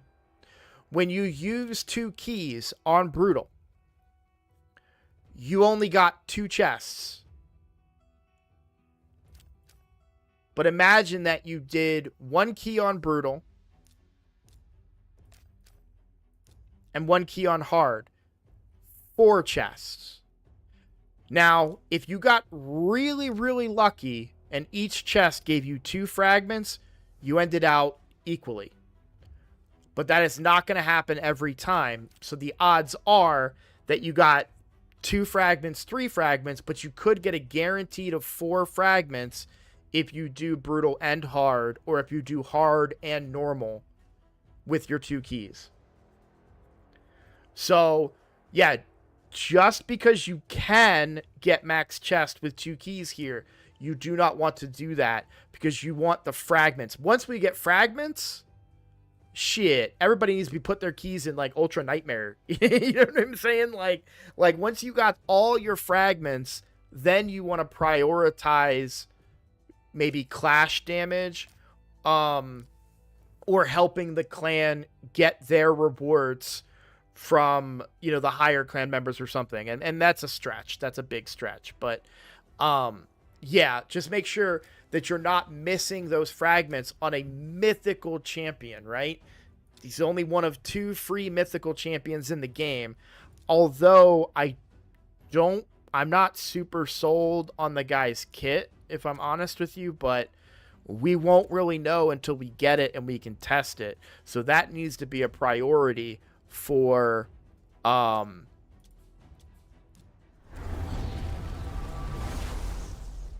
actually, no, I remember. Yeah, I was saying all of that, and then I'm like, wait, do I not like his kit? But he brings necrosis. I'm curious about damage done by accuracy. I'm so excited to see what people can do with that. But yeah, so yeah, that's the priority, and that is my statement to the clan in the upcoming State of the Clan is going to be prioritize getting your fragments above all else. We're going to end it. We're going to end both the takeover and the stream. Thank you for hanging out with me. I love doing Takeover Thursdays. Always so much fun. I hope that a lot of you guys learned a lot. Actually, real quick, since Red is in the chat, let's see what Red Light's doing down here. Okay, he's got Lydia. Yeah, you got a great team. Do you have enemy max HP nukers, Red Light?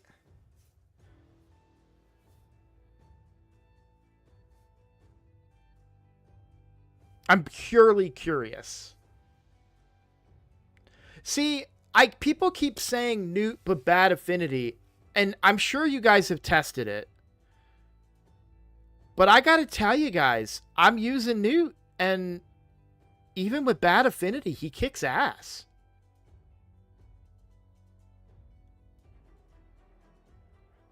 I previously tried the Mikage Ninja combo, and I was never able to hit the type of damage that I can hit with my Newt. And that's why I don't recommend them. And because you know, even with bad affinity, Newt enemy max HP just does so much damage. But again, different accounts, right? I'm not judging. I'm not saying you're wrong. I'm just surprised to hear that, to be honest, right?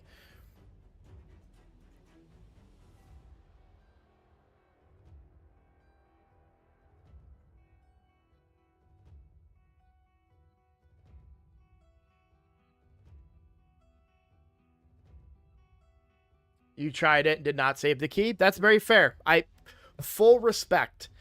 To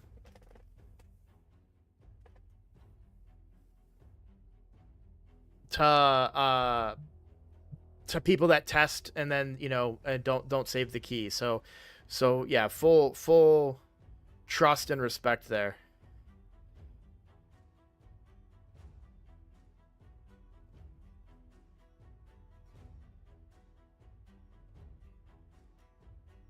Yeah, I never got, and like you guys saw my ninja build, like I was never able to get my ninja despite being in what I believe to be pretty reasonable gear. He is a little slow, but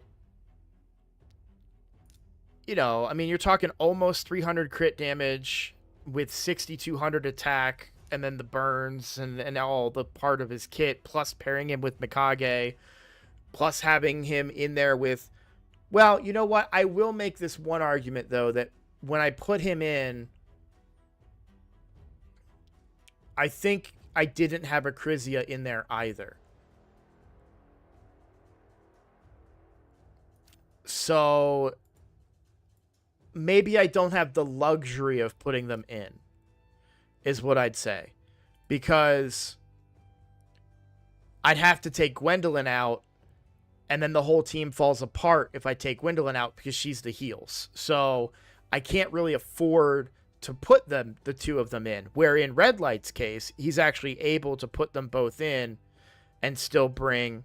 I don't know what the cock does, but still bring everything you would want for a quality team. So props to your account for the having the depth to be able to do that.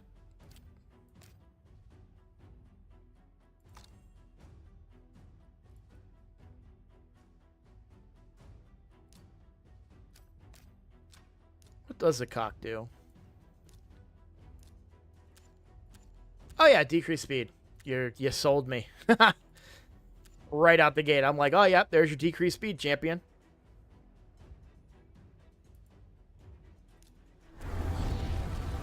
Assuming you keep him in that form, but I think I would, because that, you know, obvious reasons.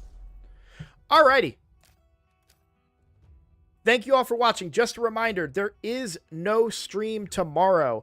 And I have to figure out a new system and how I'm going to get more recordings done while still playing these accounts, because I want to get more videos out. I'd like to get more than, you know, I'm barely squeezing out one a day. I don't think I've had one in the last 2 days. So I need to figure out how to squeeze out more videos for you guys. But tomorrow will not be streaming. I'm doing a collab tomorrow, and then I'm picking up my daughter early from school. So but I love Takeover Thursdays. And again, I got official permission. So this is the first official announcement. The 22nd of February, the whole day, that is a Saturday, will be dedicated. I will be streaming all day long to celebrate my birthday. I encourage everybody to please come, be a part of it. Even if you're not interested in memberships or subscriptions or donating or anything of that sort, if you just want to come hang out, I'm all about it. But my goal is to just have a really fun, big stream celebrating my birthday. We'll play Raid. Maybe we play some other games. Who knows? But Saturday, the 22nd of February, not this Saturday, the 22nd of February will be my birthday stream. So, I do need an editor, dude. I can't afford one, man. Like, look, real talk, each video I make is like $5. And so I just don't know how I can afford to pay an editor. Then when they're basically getting the entire cost of the video being put out in the first place.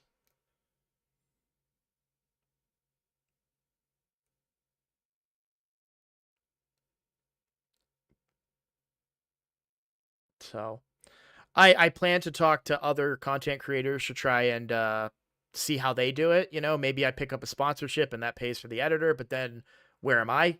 How am I paying my bills? You know what I mean? Like,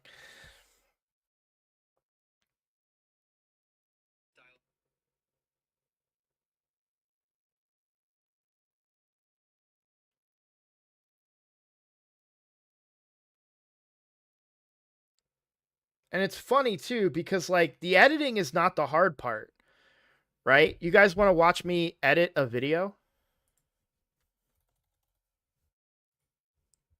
I don't think there's anything on here that will not want to be seen.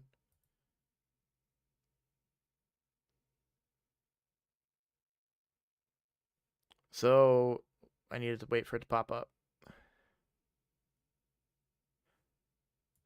This is how long it takes me to edit a video. I'm just going to take my shard pull.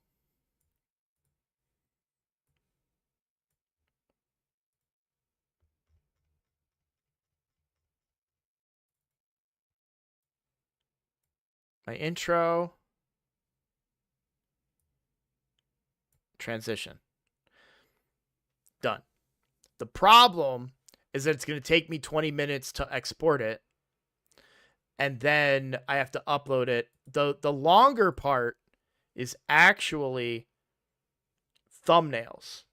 That's the part that stresses me out about a video, right? Because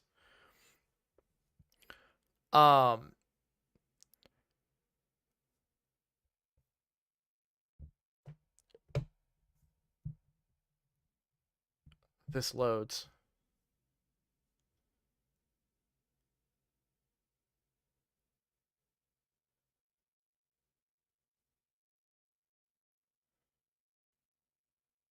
So all these champion images back here, y'all are going to laugh at this. This is really funny.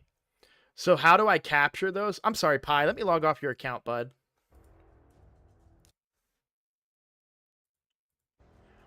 I capture those in-game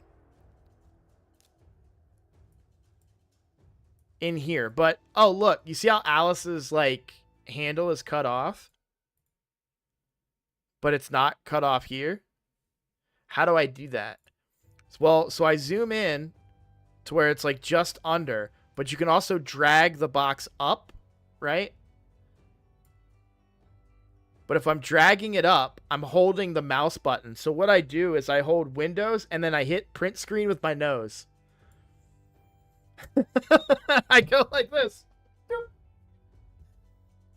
I'm not kidding. I'm not making this up. That is truly 1000% how I got that screenshot. Otherwise, I'm not as zoomed in as I would like. Or I'm sorry, I'm not.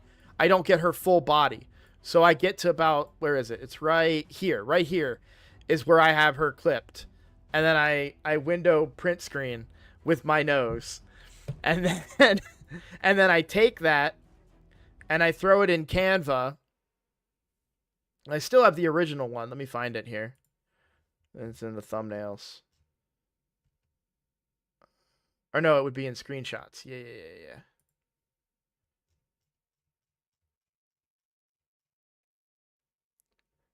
And so, like, I take that. So this is the original one I took right here, right?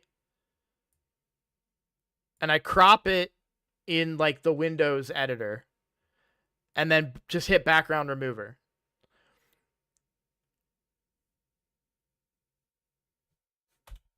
But I do that for Tagore, Taragi, Kale. I do that for everybody. And when stuff like this happens, so, like, here's a little trick. Did you guys ever know that?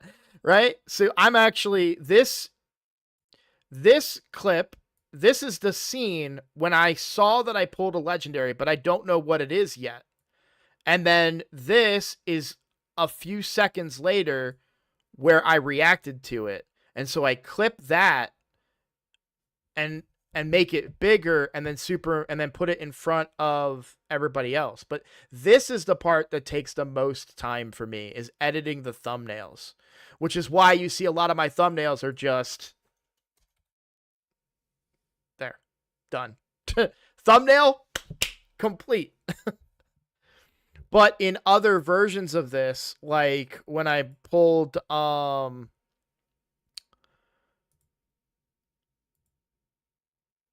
Magnar, so it's the same picture. I just took everything out of it and then put Magnar in, again, capturing his screenshot the same way, which is a flaw because Magnar's hammer gets cut off. Or, sorry, no, never mind. That is the top of his hammer. But, yeah, thumbnails are the biggest pain in the butt for me.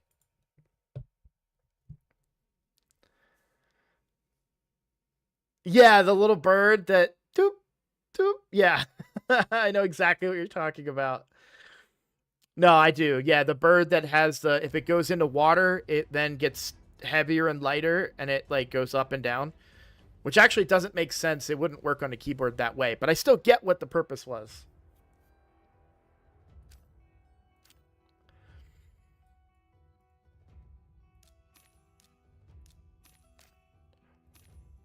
But, like, yeah, I get so much. And then, so, to find the clip with...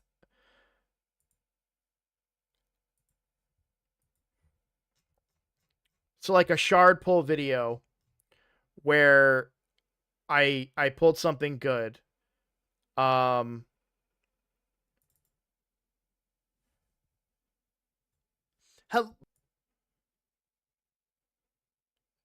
this is how I do this. There we go. There we go. What do we get? What do we get? So I see I got something, right? So then I go save photo from video.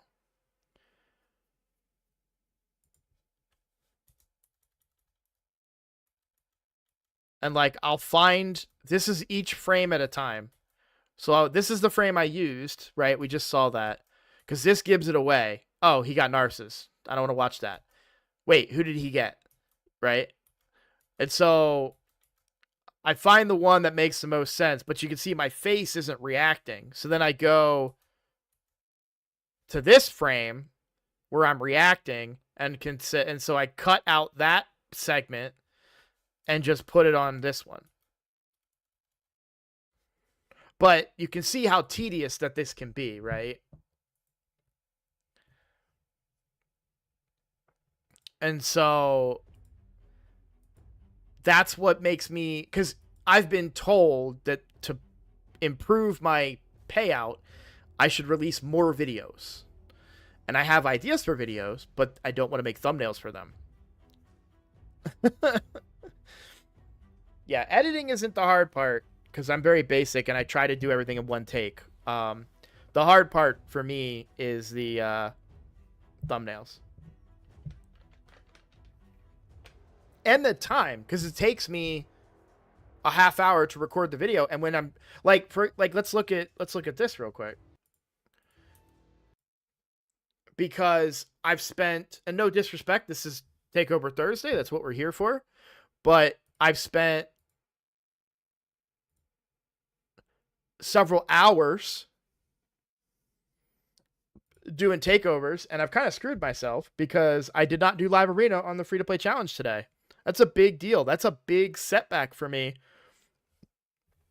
that I kind of can't afford to have.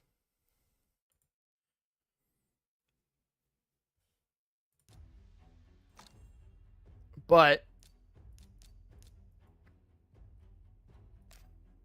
you know, I'm almost energy capped, and we don't want that to happen, you know, right? It's bad enough that RSL Helper's down, and I can't run my energy in the background. So, you know, I'm in a... that's what's making it harder. If I didn't have the free-to-play challenge account, I'd be fine. But we're going to go... Oh, the other thing is that because my current mission is to ascend this to 7. And so I need to be doing arena every 15 minutes, refreshing, and finding the teams that I can beat, in theory, because I can't actually beat them all. So the big problem is the free-to-play challenge account. If I don't have that account, I feel like I can make content, but right now, this is my content. So I just don't know what to do.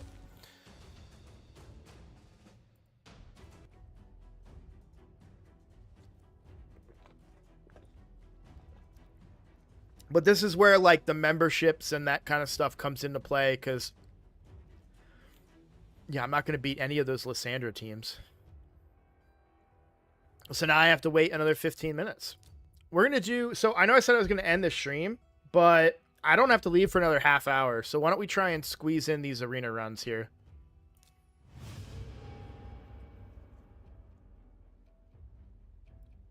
Sorry to anybody that left and is like, wait, Roadblock said he was done. And he kept streaming? How dare he? That's why you stay till the end.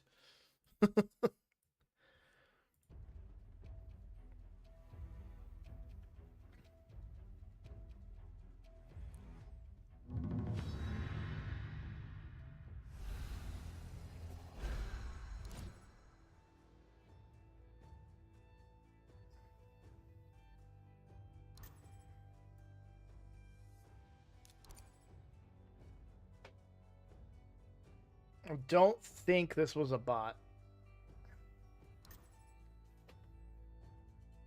It might be a bot. I didn't pay attention. We'll find out when they ban.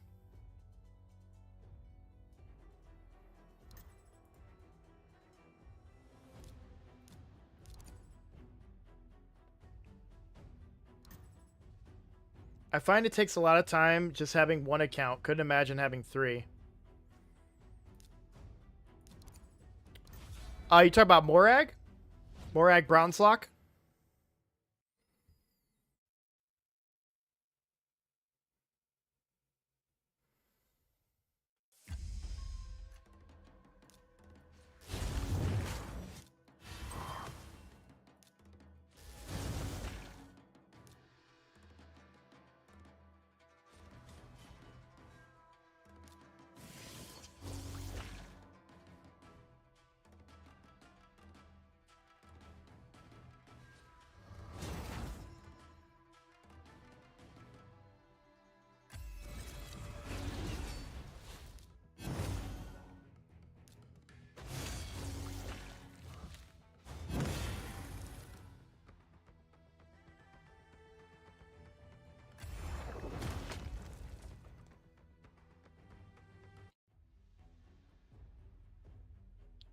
Basically what happens is I'm not playing. So the free-to-play account forgot to do Chimera, and that's because of the challenge account. Because I was on the challenge account, and I got to 11:30, and I was like, RSL helper is down. I don't really have anything I need to do. I'm going to go to bed early for a change. And just, I bought a bunch of energy with gems on the challenge account, and I ran Minotaur. It only probably ran for an hour, but I was like, at least I'll spend something overnight. And then I went to bed. And unfortunately, I totally forgot that the free-to-play didn't run Chimera yet. Wait. I don't think it's the same guy.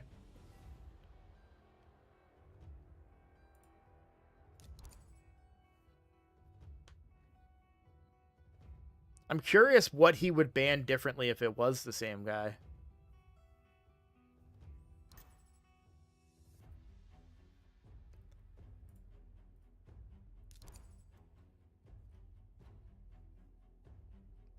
Because he actually made the right ban.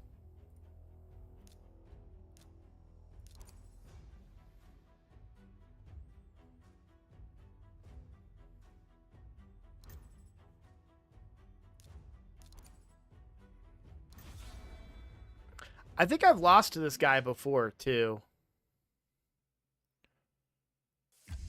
In live arena, even.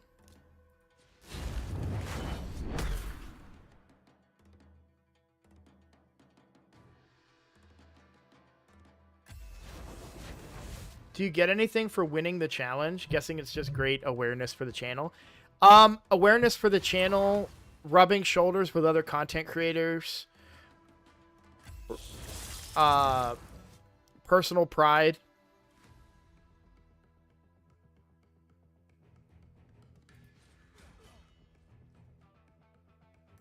Yeah, I'm done. I lose. It is what it is.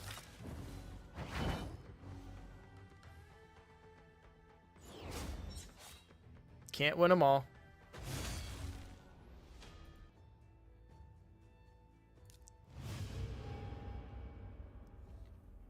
I have to say that I think this challenge account has been the most rewarding for me personally, because it has given me the confidence in myself.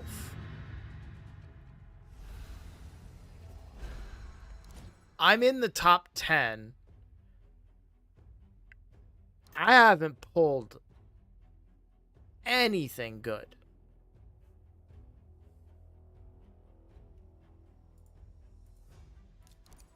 And yet I'm still up there with people that have pulled Geomancers and Harimas and ridiculous stuff. And I take pride in that fact because I feel like I am performing above expected.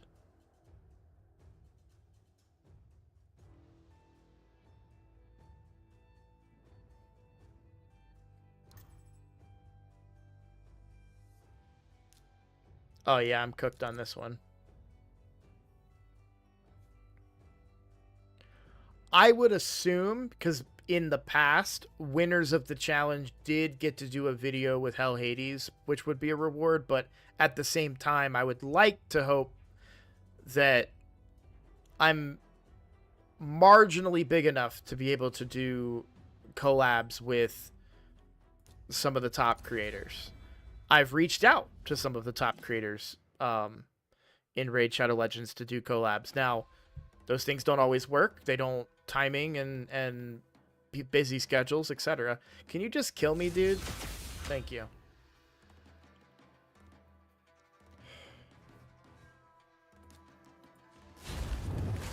I'm so angry.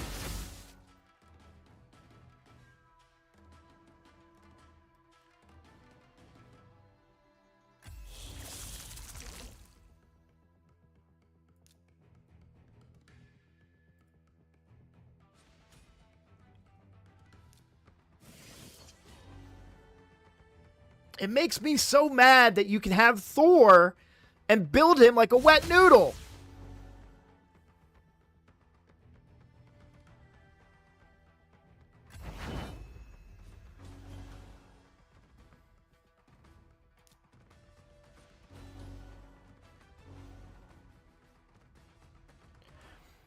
Everybody, I want to be clear, everybody I've spoken to about collabs has been great. Nobody has said, nobody, honestly, no one said no. Some people didn't answer, but that's just because they haven't read the message yet. So glad it's given you your confidence. Genuinely, like I said, I watched your videos not long after I started, so everything that's good on the account is all taken from your advice. Well, I appreciate that. That's the intention of my content. That's the direction that I want to go with my content, is to be as much of a help to people who need it in the best way, right? It's really hard, no disrespect to really high-end content creators, high-end is not the right word, to very developed content creators. It's very hard, and I run into this. It's very hard for them to say, to give people the advice on their accounts when they have a fully completed Great Hall and they're in Platinum Arena and they're in Gold 5 Tag Team, and you know, they're getting all of these perks and bonuses to their account that newer players don't have. And that's why I love doing these free-to-play accounts and these challenges, so I can sit there and say, hey, yeah, you should do this.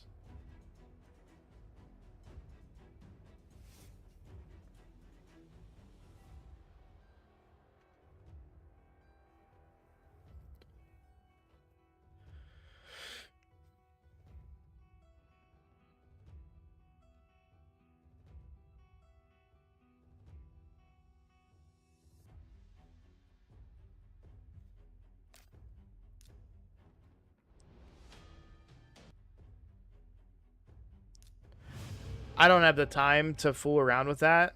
I'll just take the loss and play a bot because I gotta leave in 15 minutes. So that guy wants to be a dick. He can be a dick. Take the free win. I don't care. I probably lost it anyways. This is a bot. We'll manipulate the bot a little better here since we know it's a bot.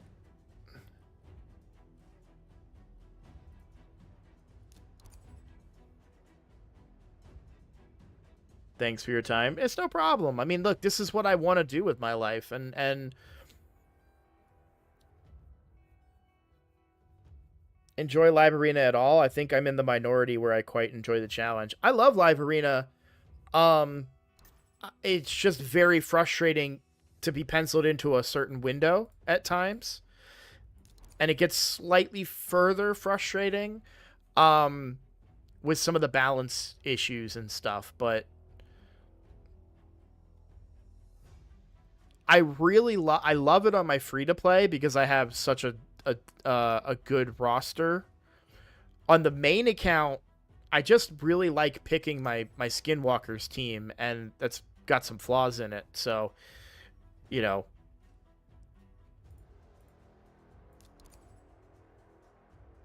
that gets a little annoying because I pick Skinwalkers and they ban the right guy, and it's like, oh well, guess I'm not playing that account.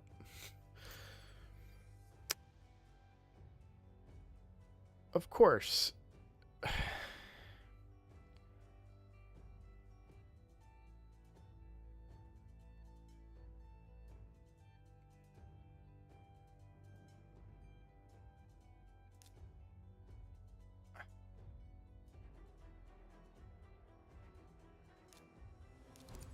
If I'm faster, then I can block the... Oh, wait, is this aura going to be the defense aura?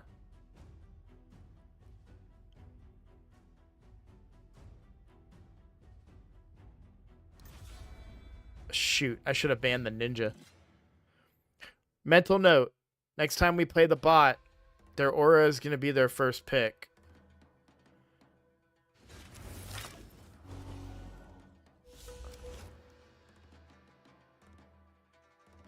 I find by doing the free-to-play, I get more in touch with the game and learn more about the little champs, if you will. Exactly. Exactly. I love free-to-play content and challenges.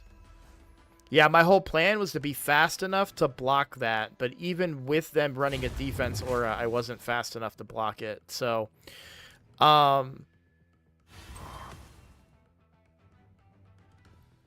he's going to burn us because the AI for Ninja burns first.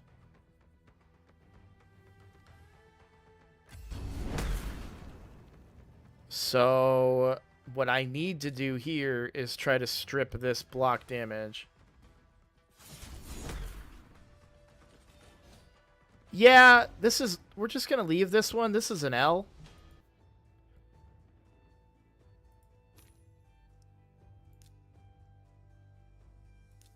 We're on a really bad pace right now. So the goal is to get 5 within 15, and right now we're one for 5, so we're 1 and 4.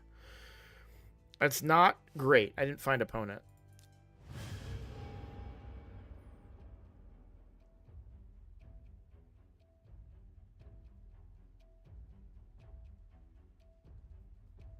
So if I was to win there, then lose 3 in a row, then win 1, then lose 3 in a row, then win 1, I'd still have to steal a win from somewhere. So I may not get my 5 wins even in 15 battles today. I didn't see. Was they in a clan? Did anybody see? Let me...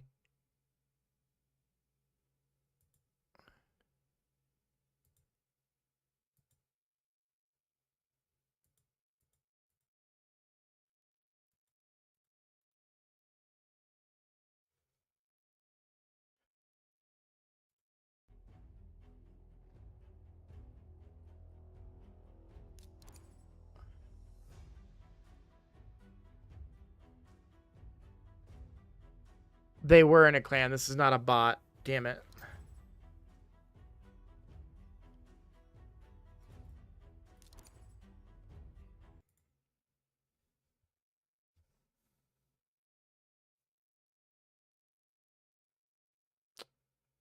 Jintoro is really good clan boss damage.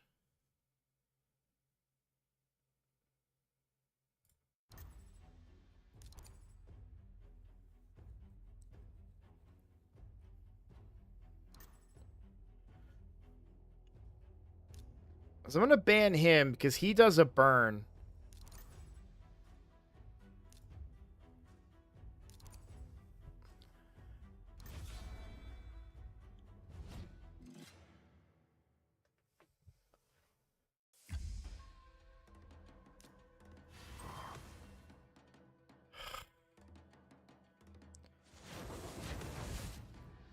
Oh, please be enough.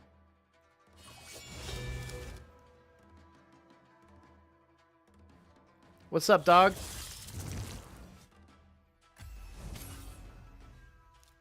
How's that Ugo band working out for you?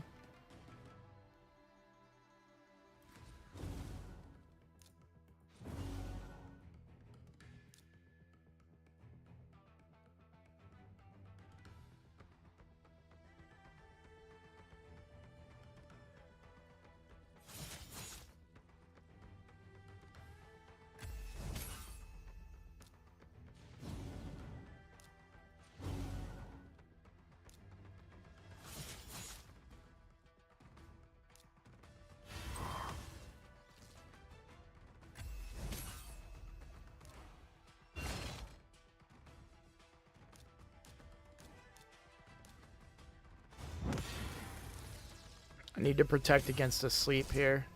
All right.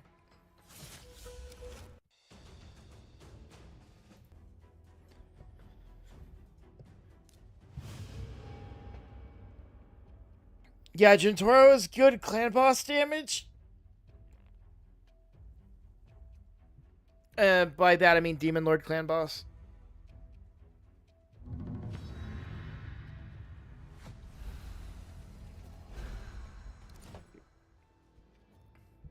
I think Robaro's okay, but not. He's really like a good early game type champion. Oh, it's this guy again. Let's switch things up.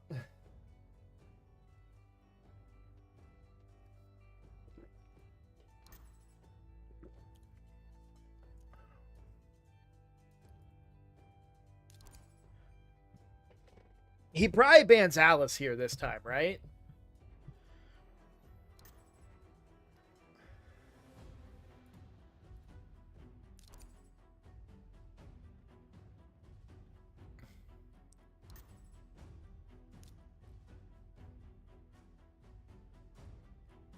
I'm going to try and catch him off guard here.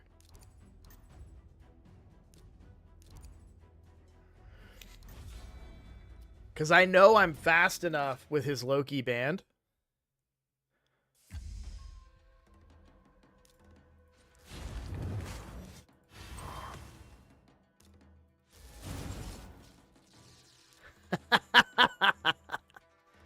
Oh no, it's the worst too.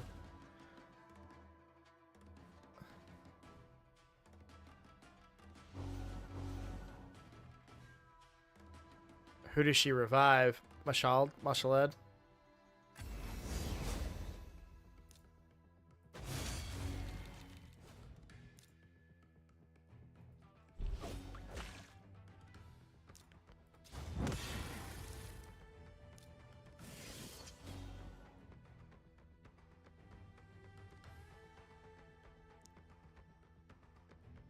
Oh, I'm faster than him.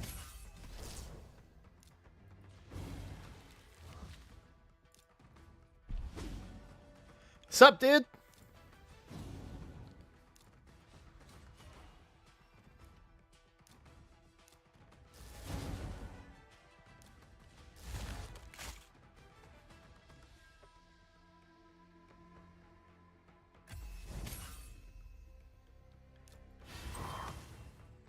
Speed's important.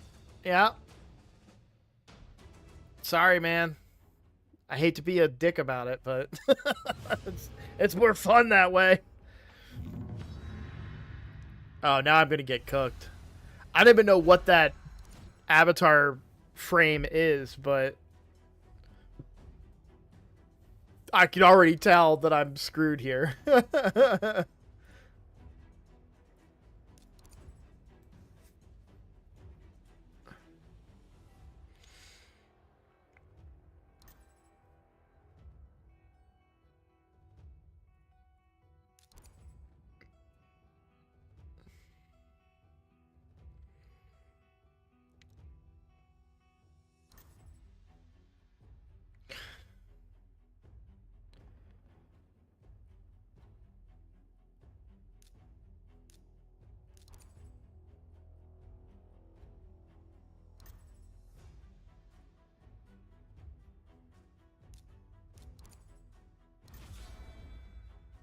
Yeah. Not a surprise.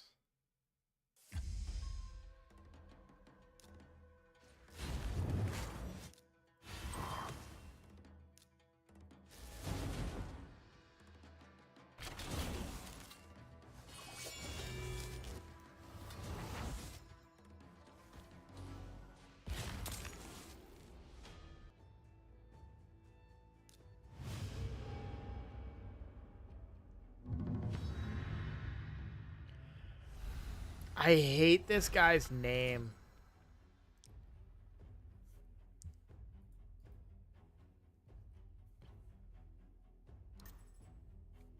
And this guy's beaten me before, too.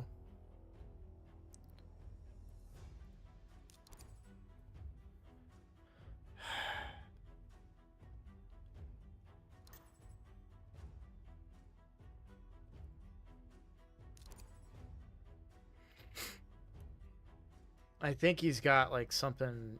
I think he's got 2 auras. Oh, no. Oh, yeah, no, I remember his Geomancer. So I banned his Wukong, and his Geomancer's super fast, and it turn meter steals there. That's fine.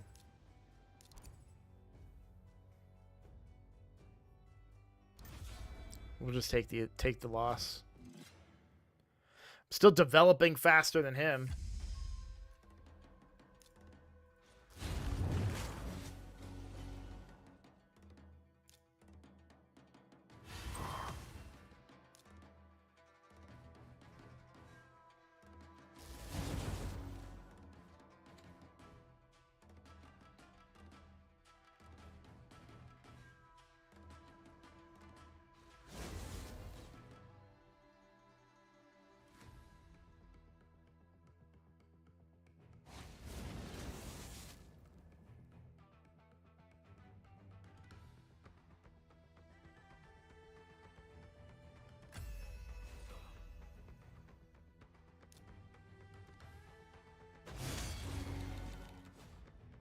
He's good. He just needs to build his freaking Harima.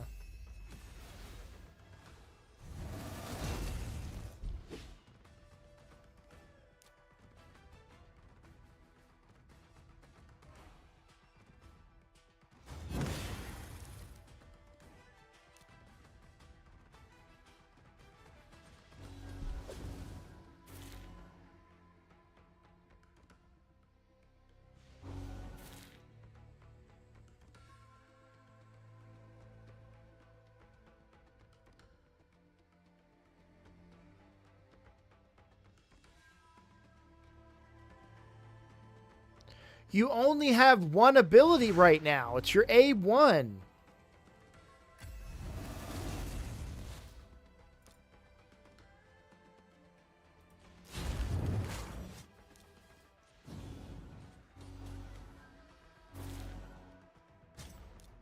I'm not wasting my time anymore.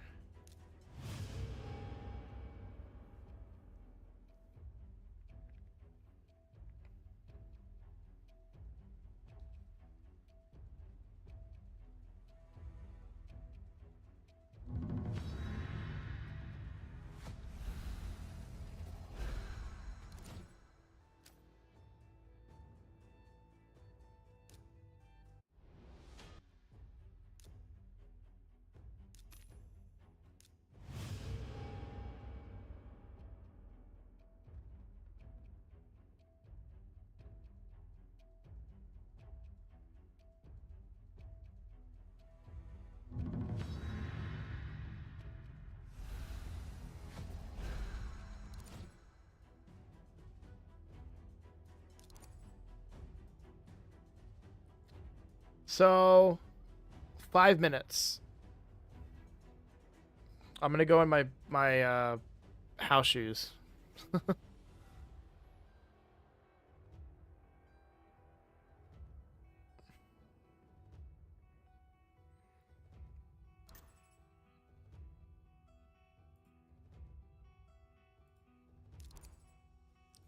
So I'm just gonna go get in the car. I'm not gonna start it, let it run or anything. Stream is going to end very abruptly after I get my 5th win. Just a heads up. No goodbye, no nothing. I've already said like 3 different goodbyes, so we'll call it good. Okay?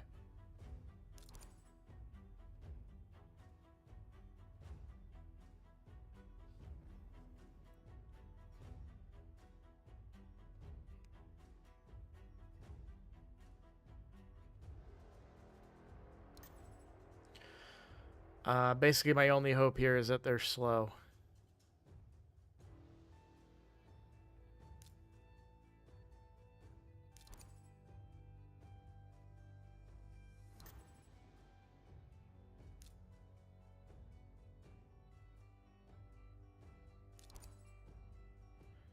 Shoot, I should have manipulated the bot. I forgot.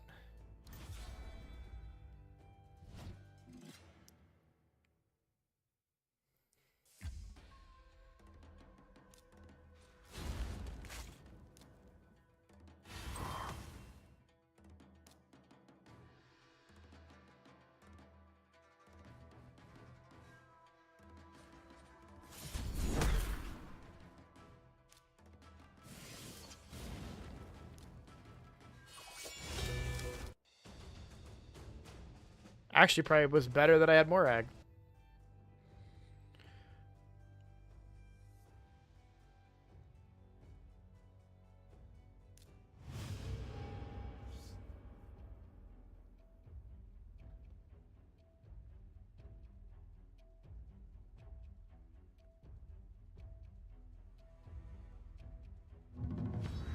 You do know these guys take forever on live, right? After they set it, they let the game take over, and after a certain number of matches, it gives you wins. Yes, that's what I'm doing, except I'm playing it manually.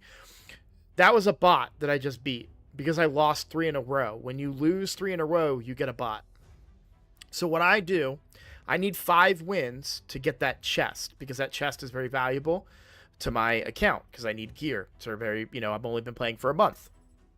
So the concept is basically that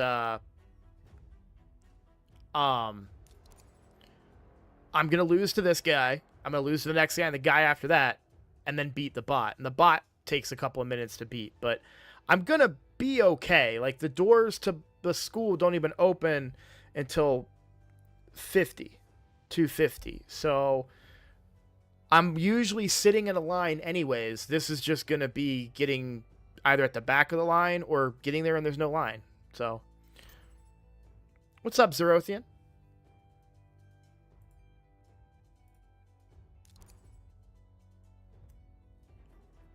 And if I steal 1 win off of any of these guys, that's my 5th win. I don't care about the other 2. I'll just go.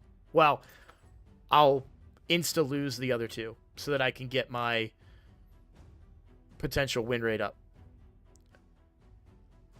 I'm playing risky, but I think this is the only way I win. I'm calling it now. I think that's the only way I win with that ban. It's a risky play.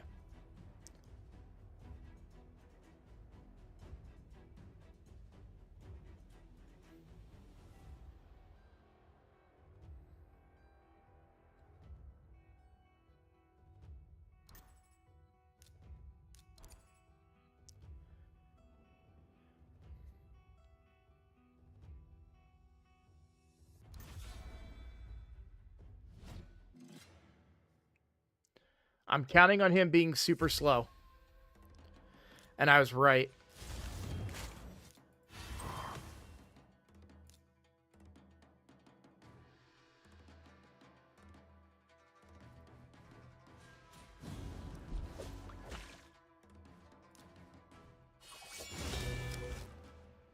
Let's go!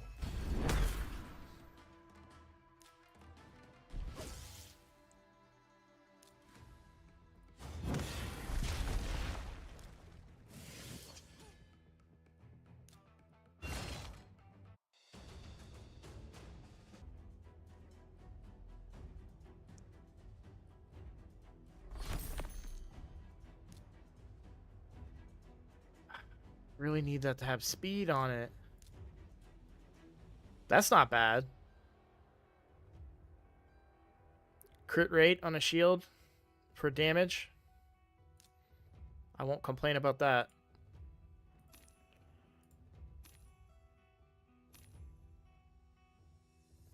All right. So we still have a little bit of time. So what I'm going to do... I'm so torn. I don't know if I just want to lose the next 3 battles and set myself up for success tomorrow. Or if I try to get closer to that 25 wins. Like, if I can steal a win off of somebody again, like I just did off that guy.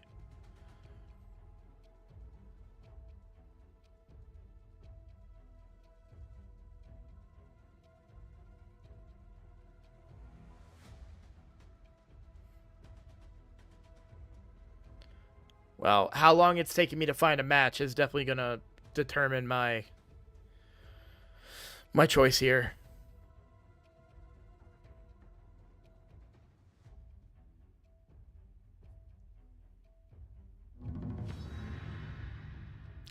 They gave me a bot.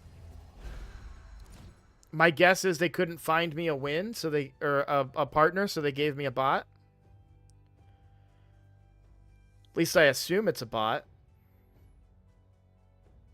If they pick their character right here, then it's a bot. Yeah, okay.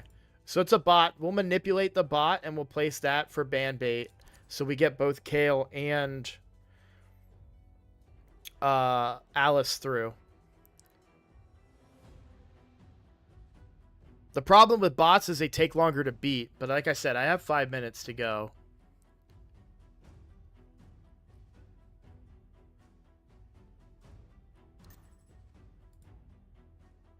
I think we already beat this bot, too. Or actually, no, we lost to this bot.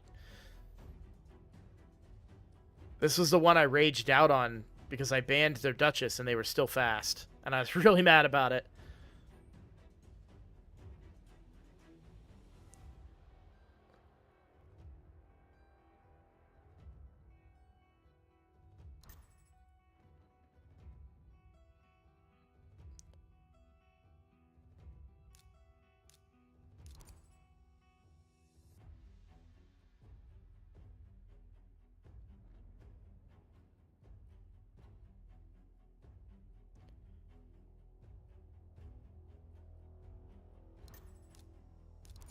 Yeah, so see, bots, they always ban the first one, but it has to have an aura.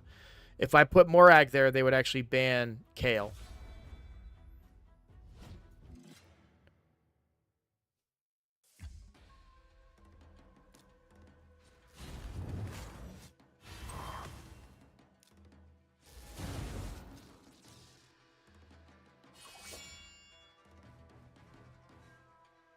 Alright, I did not play this bot before, so I'm full of shit. But I'm still right that it's a bot.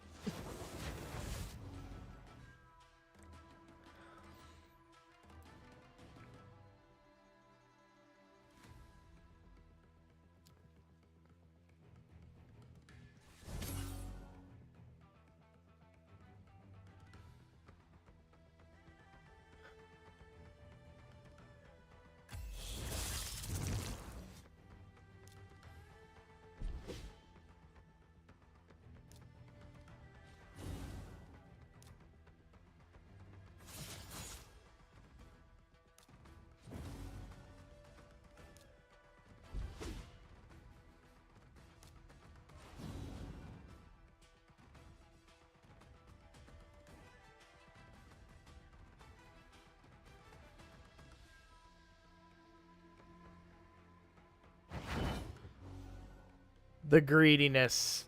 I'm being punished for my greediness.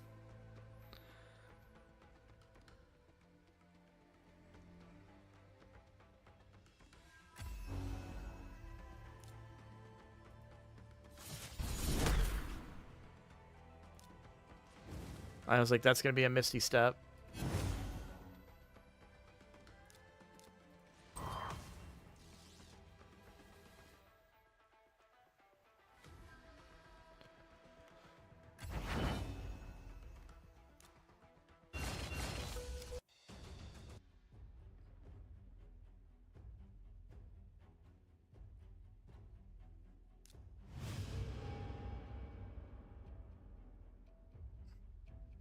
I'm gonna insta lose this.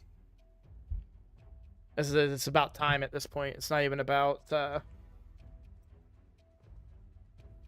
winning. I just want to take 30 seconds or however long it takes to pair up. Yeah. Free win for you, Franks and Dutre.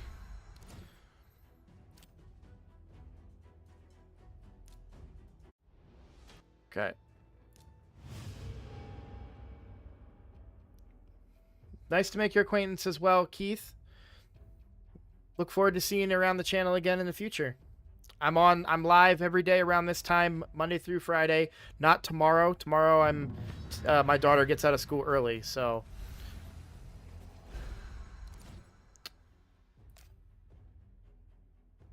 Cool. And there we go. Set myself up for success tomorrow. I'm going to use that energy to do some Minotaur while I'm picking her up. I'll see you guys tomorrow.